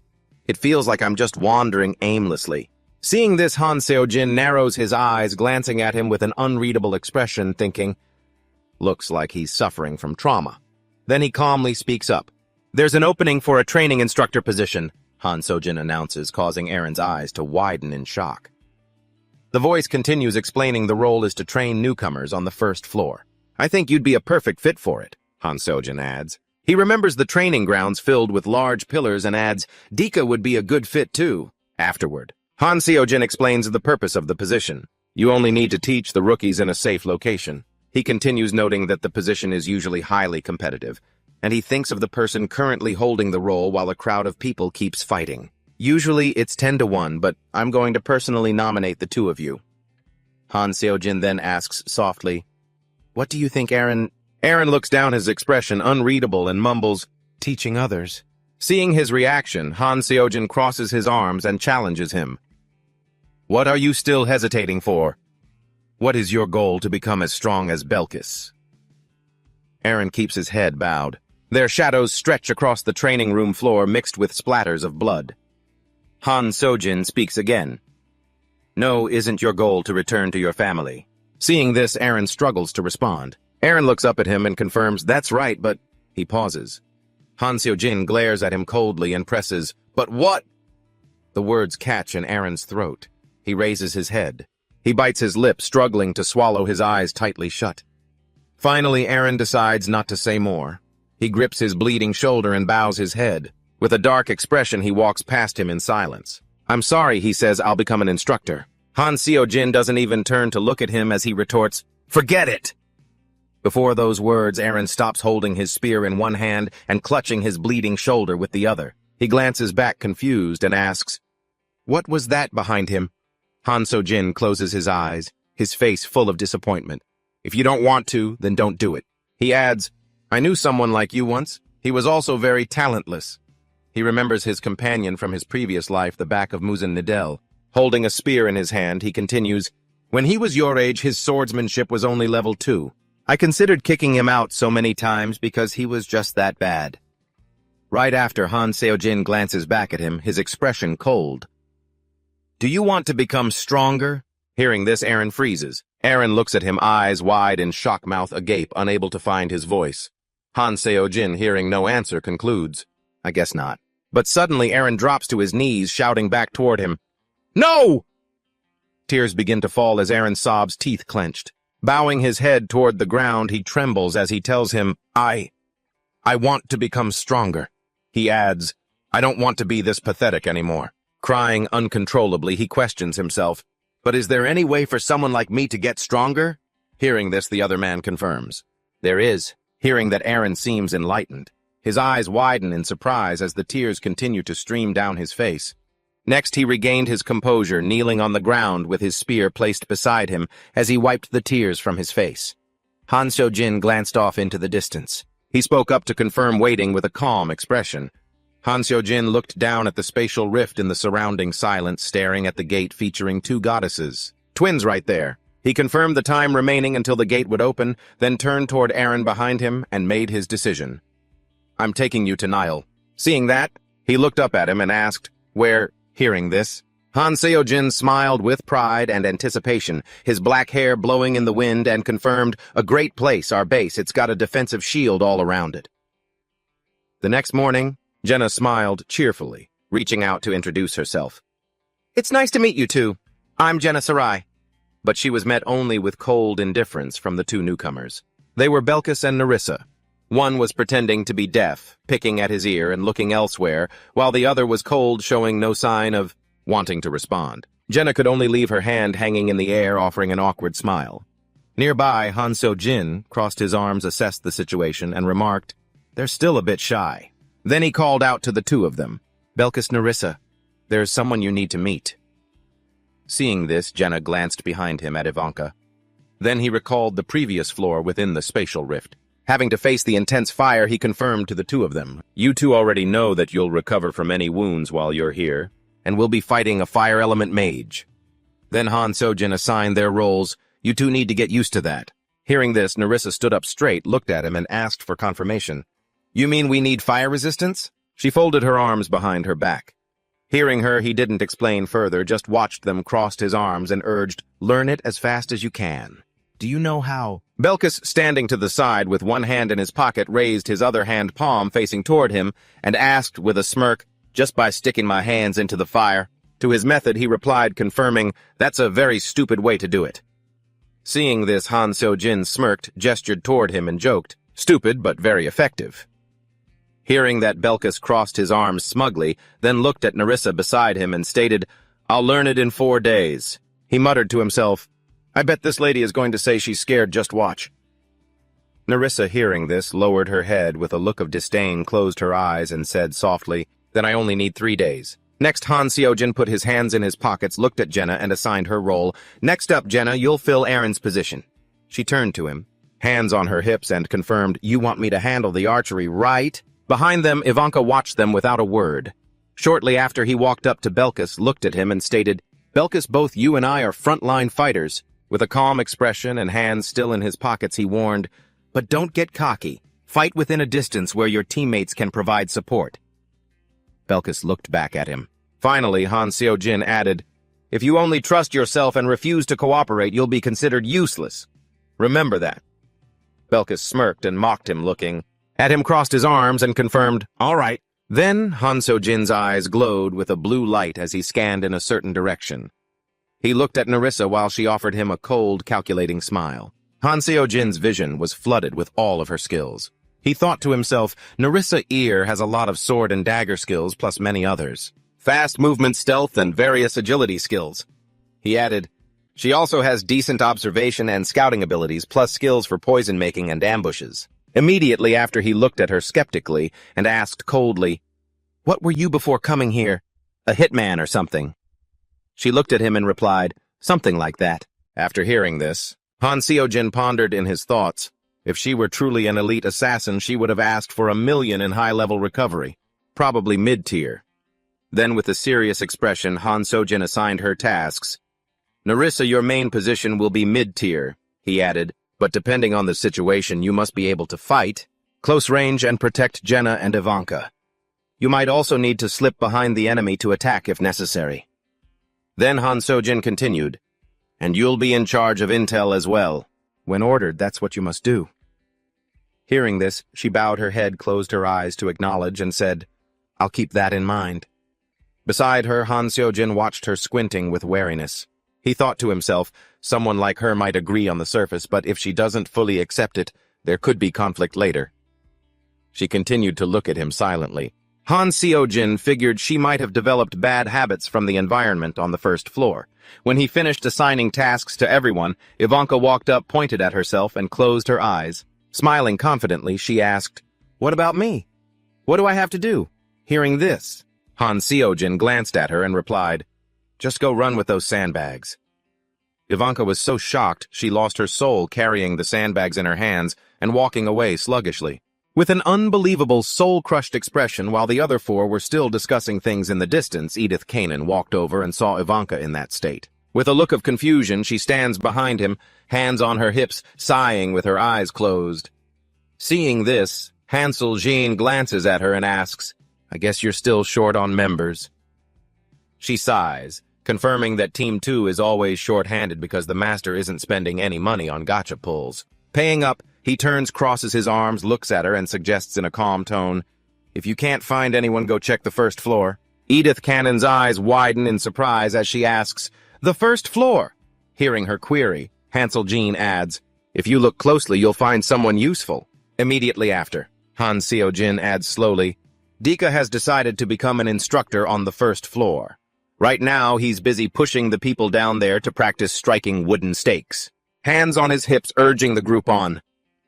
Han Seo-jin gives his assessment. He's focusing his training on those who are determined and have talent. Just keep an eye on them.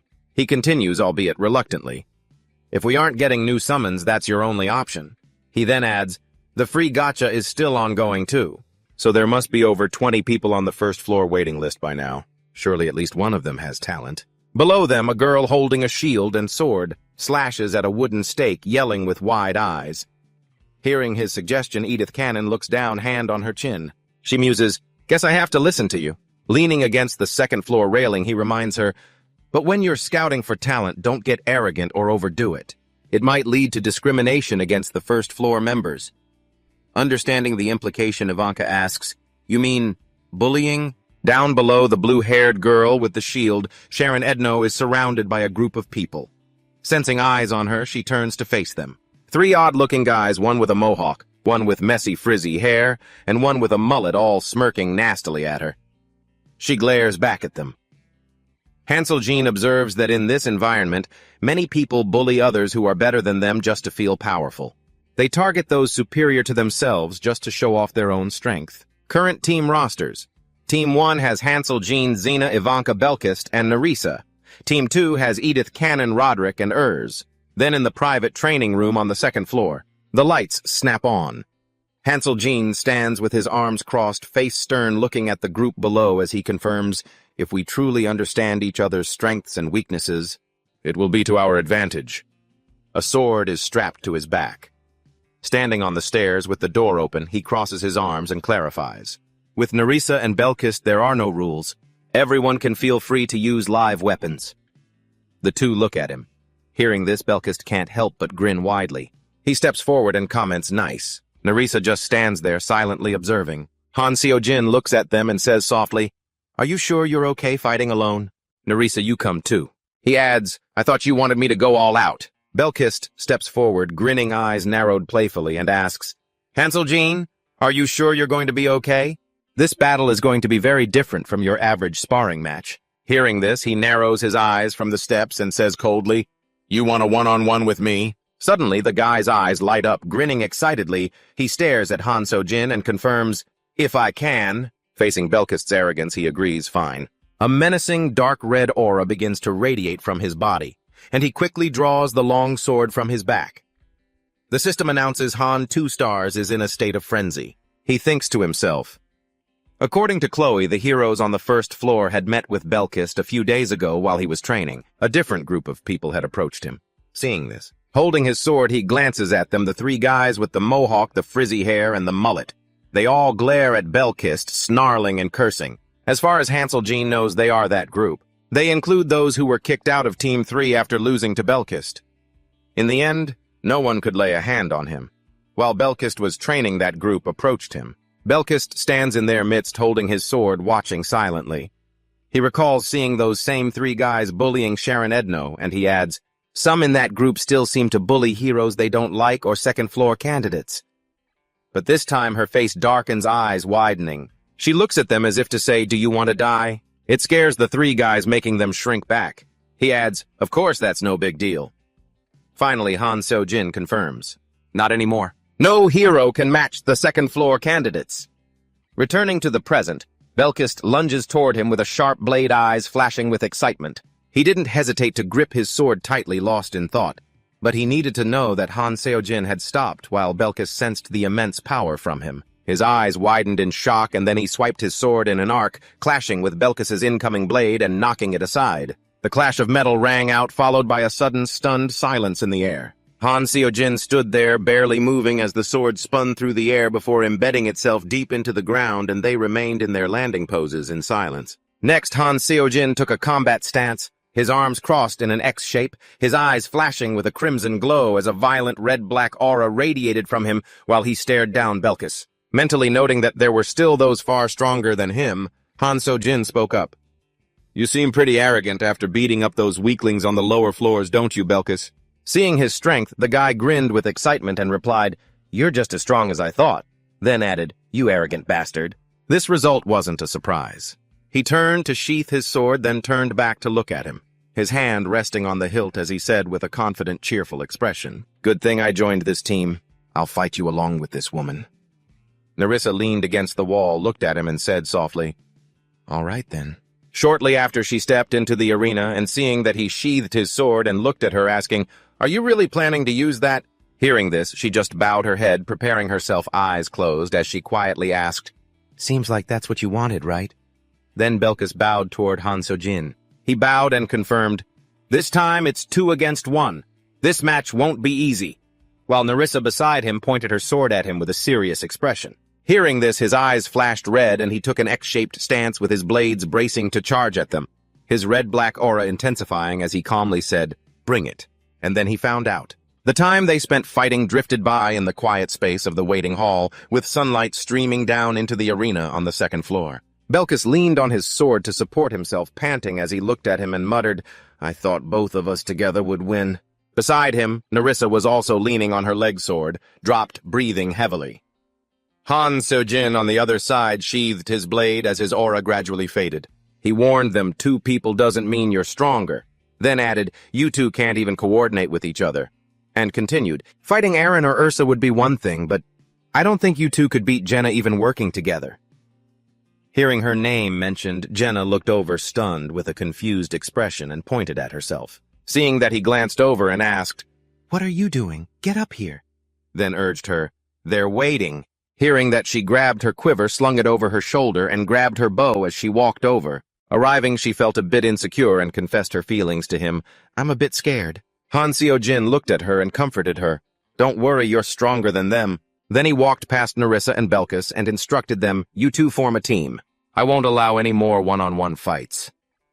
Inside the arena, they split into 2 sides, one side with Jenna, who was standing with her bow and quiver on her shoulder in a combat stance, and the other with the 2 of them. They were also standing tall, holding their swords and looking at her. Han Seo-jin stated, "Fight until you win." Jenna saw this. Belkis, standing next to her, looked over, clearly annoyed as he stood outside with his arms crossed, frowning. "Aren't you judging us a bit too low?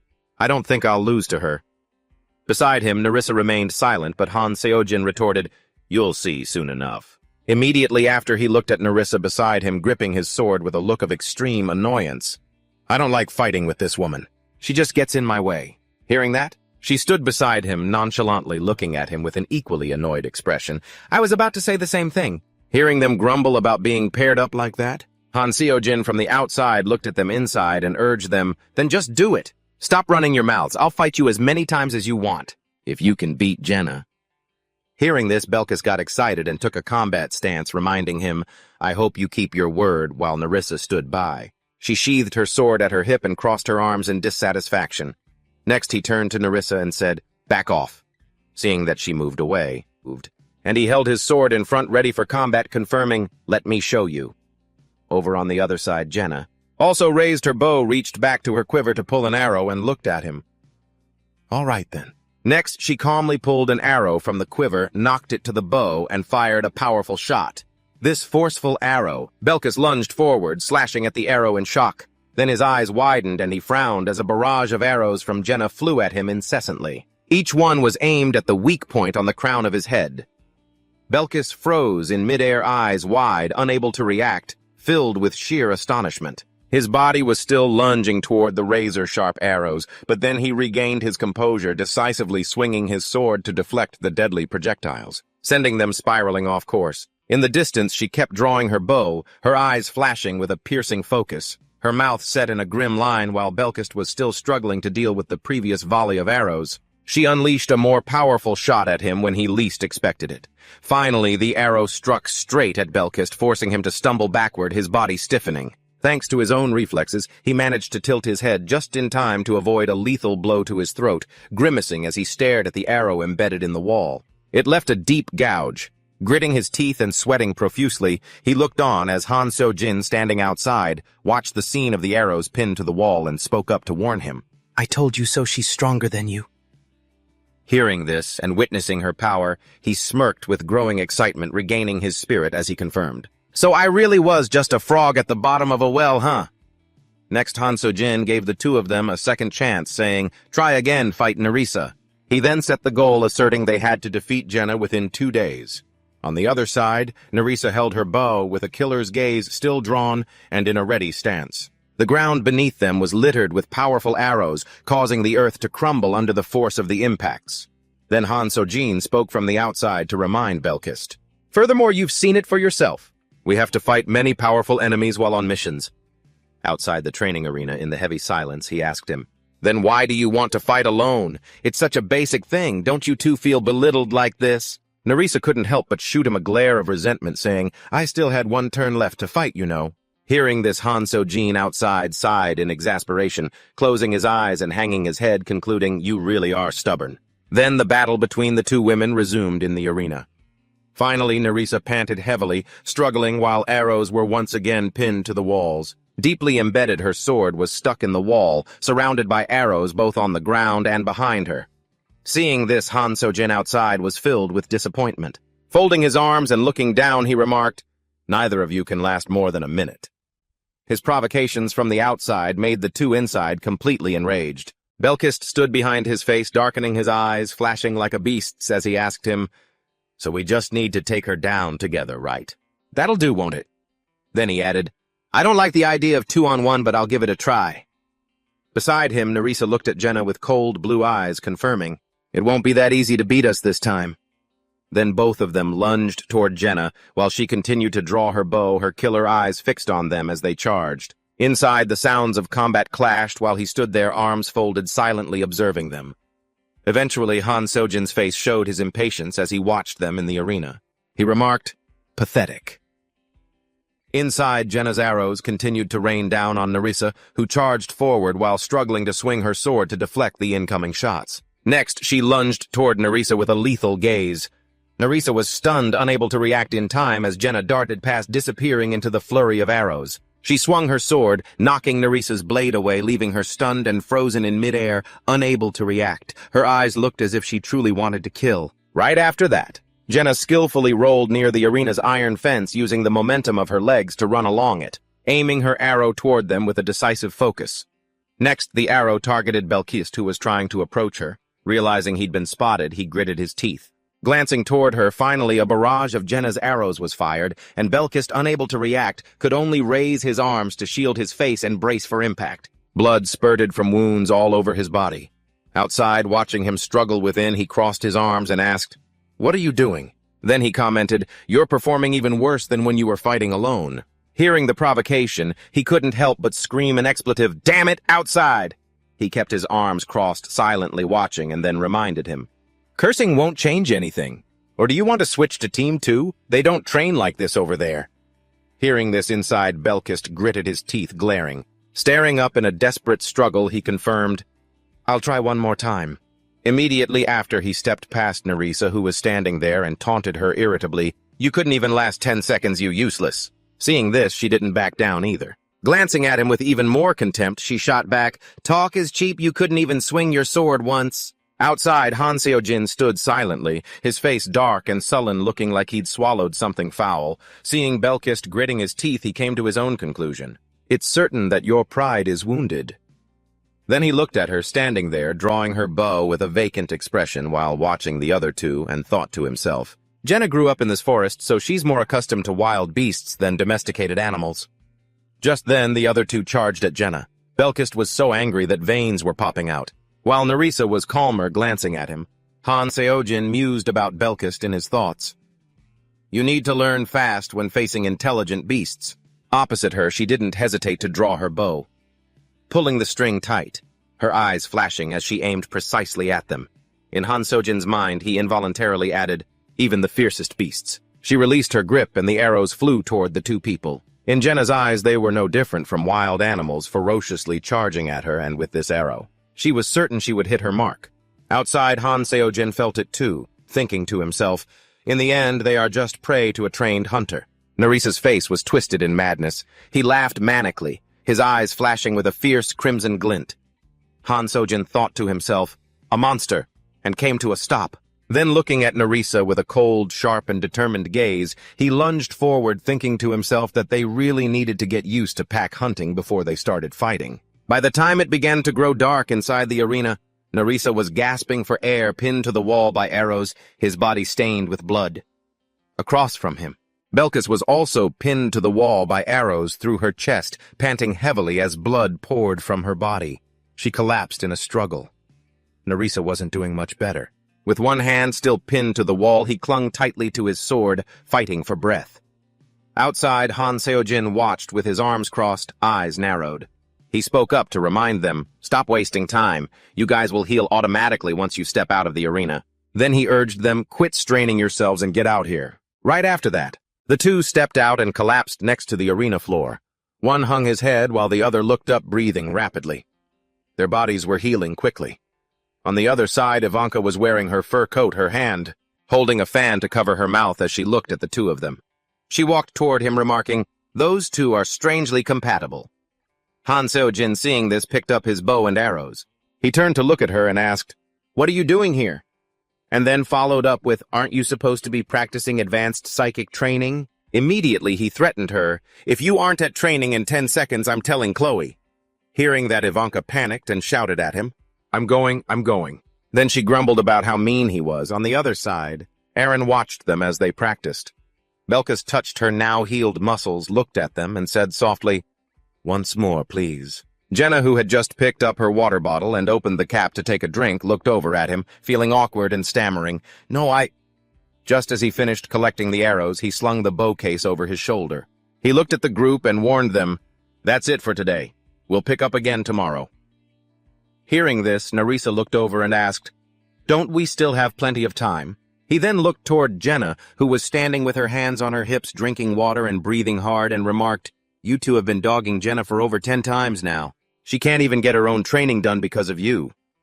Han Seo-jin added, "Don't waste other people's time," and then gave them an ultimatum. "Tomorrow, if you two don't beat Jenna, I'm finding new members." Seeing this, Belkis's face glanced toward him in pure shock. She asked, "Are you serious?" Beside her, Nerissa was leaning over, catching his breath while stealing a glance at him. Han Seo-jin heard his question and replied, "Do you think I'm joking? Right after he turned around, hauling the 2 quivers on his back along with his sword, and while walking away he confirmed to the two of them, "I am only allowing one final chance during tomorrow's sparring session. If you lose, you know what happens." Beside him, Jenna followed, holding a quiver, and looked back at the two of them in surprise. They also looked up at the two of them. Next, he emphasized, "Don't disappoint me." Behind them, Belkis gritted her teeth. She hung her head, her face dark with anger and shock. Beside her, Nerissa was gasping, dripping with sweat. Farther away, after walking for a while, she was also shocked and chased after him, looking at the two and asking, "Are you really going to do it? Kick those two out?" Hearing that, Han Seo-jin glanced at her and asked quietly, "Have you ever seen me lie?" She actually considered it and confirmed, "Well, quite a few times, actually."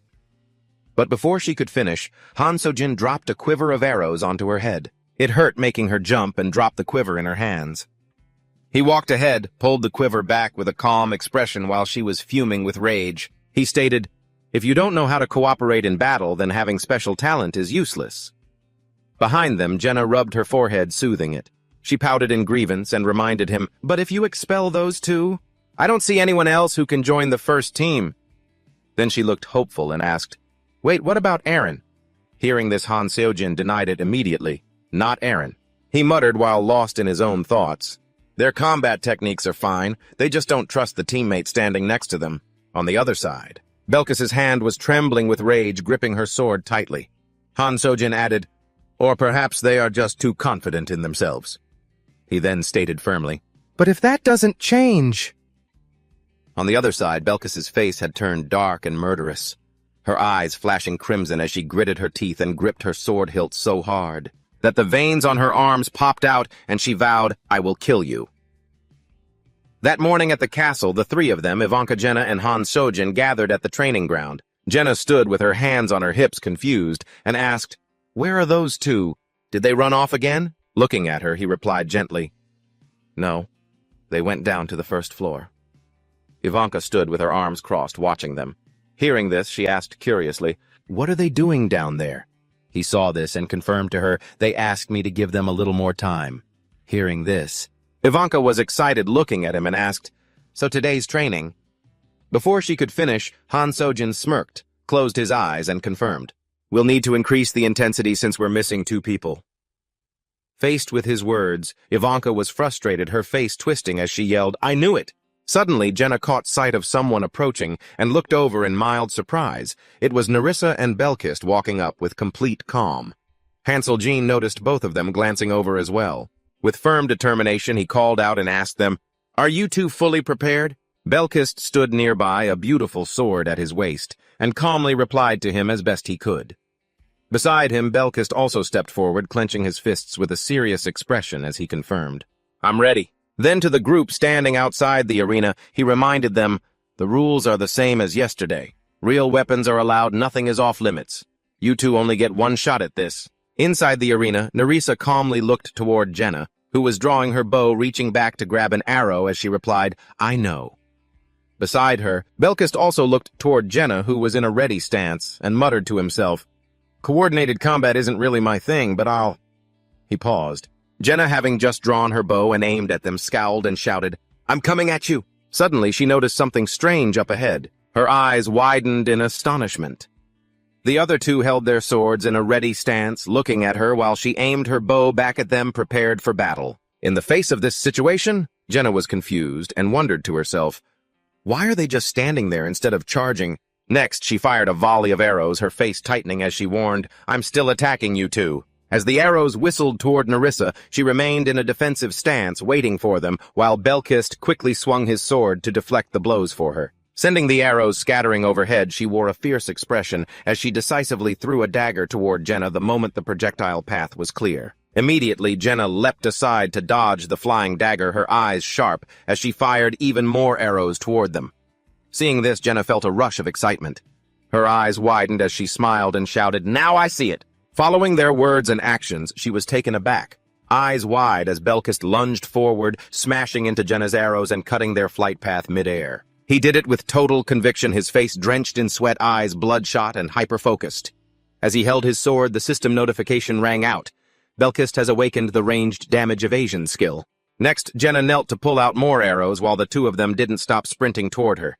Immediately, she sprang up, rushing forward while aiming her arrows at them. She smirked and commented, "Still too far," before firing the arrows straight at the two of them. As for them, one held a blade in his right hand, swinging toward the center while the other held a sword in his left, two different sword styles charging in. Belkist moved to strike the arrows away, clearing a path for Nerissa behind him to clean up the remaining ones. Both of them charged forward with fierce, angry expressions. Jenna fired another volley, and splitting them in two different directions. On one side, Nerissa swung her sword at her. On the other, Belkist. They had Jenna pinned between two blades. She quickly jumped up to dodge, their deadly synchronized strike which slammed into the ground, shattering the rock beneath. She looked on in shock as a dagger flew toward her with blinding speed. Jenna reacted instantly, twisting her body to jump down and land, gritting her teeth as she stared at the two of them with caution. Then from the side, a wave of lethal energy flared up, leaving Jenna startled. She couldn't react in time, her face tightening. Just as she turned to look at the source of that energy, she screamed in her mind, her eyes wide with shock. "Son, he means Belkist!" He stood there, sword in hand, his face darkened by a murderous intent so intense it was as if he were telling her, "I'm going to kill you." Jenna barely reacted to doing a somersault to kick the blade flying toward her and dodging it. Next, both of them jumped back. Suddenly, another wave of lethal intent struck from behind her, leaving Jenna, shocked eyes wide, unable to react. She frowned, ready to turn, but was pinned down by a small knife held to her throat. Both froze in midair. Behind her, Nerissa had lunged in with a cold, sharp gaze. With the blade at Jenna's throat, she paused, glancing through the air, and then, with a sharp look, Nerissa confirmed, "It's over." Jenna gave a dry laugh, glancing at the knife at her throat, and confirmed, I guess I lost, huh?" On the other side, Belkist laughed triumphantly while looking at the two. He declared, "Easy as pie." Outside the ring, seeing this, he crossed his arms, watched them with a smile, and asked, "So you two couldn't realize this until a few days ago?" Immediately, Hansel Jin recalled the scene that had just unfolded before his eyes and observed Belkist's blatant bloodlust was able to mask Nerissa's presence. A little. She was hiding behind Belkist's murderous attack just now to charge toward Jenna. He reasoned to himself that when one person's existence is too overwhelming, it draws the opponent's attention, its standard giving the other teammate plenty of time to calculate their next move. He then confirmed that if they had watched their boss fight, they certainly would have known that. He added that team power must be prioritized over individual strength. The three walked out of the arena, stood on the platform looking at him while Hansel Jin stood below glancing up at them and confirmed, "Regardless, you two passed. Remember that feeling from just now?" He asked with a cocky smile. "Using this method, could we beat you too?" Hearing this, Han Sojin understood the tone in his voice and asked back, "Want to try?" Immediately. "Clearly I took both of them down in an instant." You recounted that night in the cell, explaining how they hadn't even had time to react before you punched Belgist in the gut, leaving his health bar struggling and depleted. You noted that you immediately triggered Berserk and crushed them the moment you saw an opening, adding that it was pretty simple for you. It wasn't just once or twice that you'd beaten them like that. Next, you recalled this time water confirming that we still had some time before the tower climbing resumed. Matter didn't send Team 1 in right away either. Then you further confirmed that it looks like Matter is giving the new members some time to get used to the team. After that, he confirmed again that it looks like Matter is taking some time to help the new members get settled in with the team.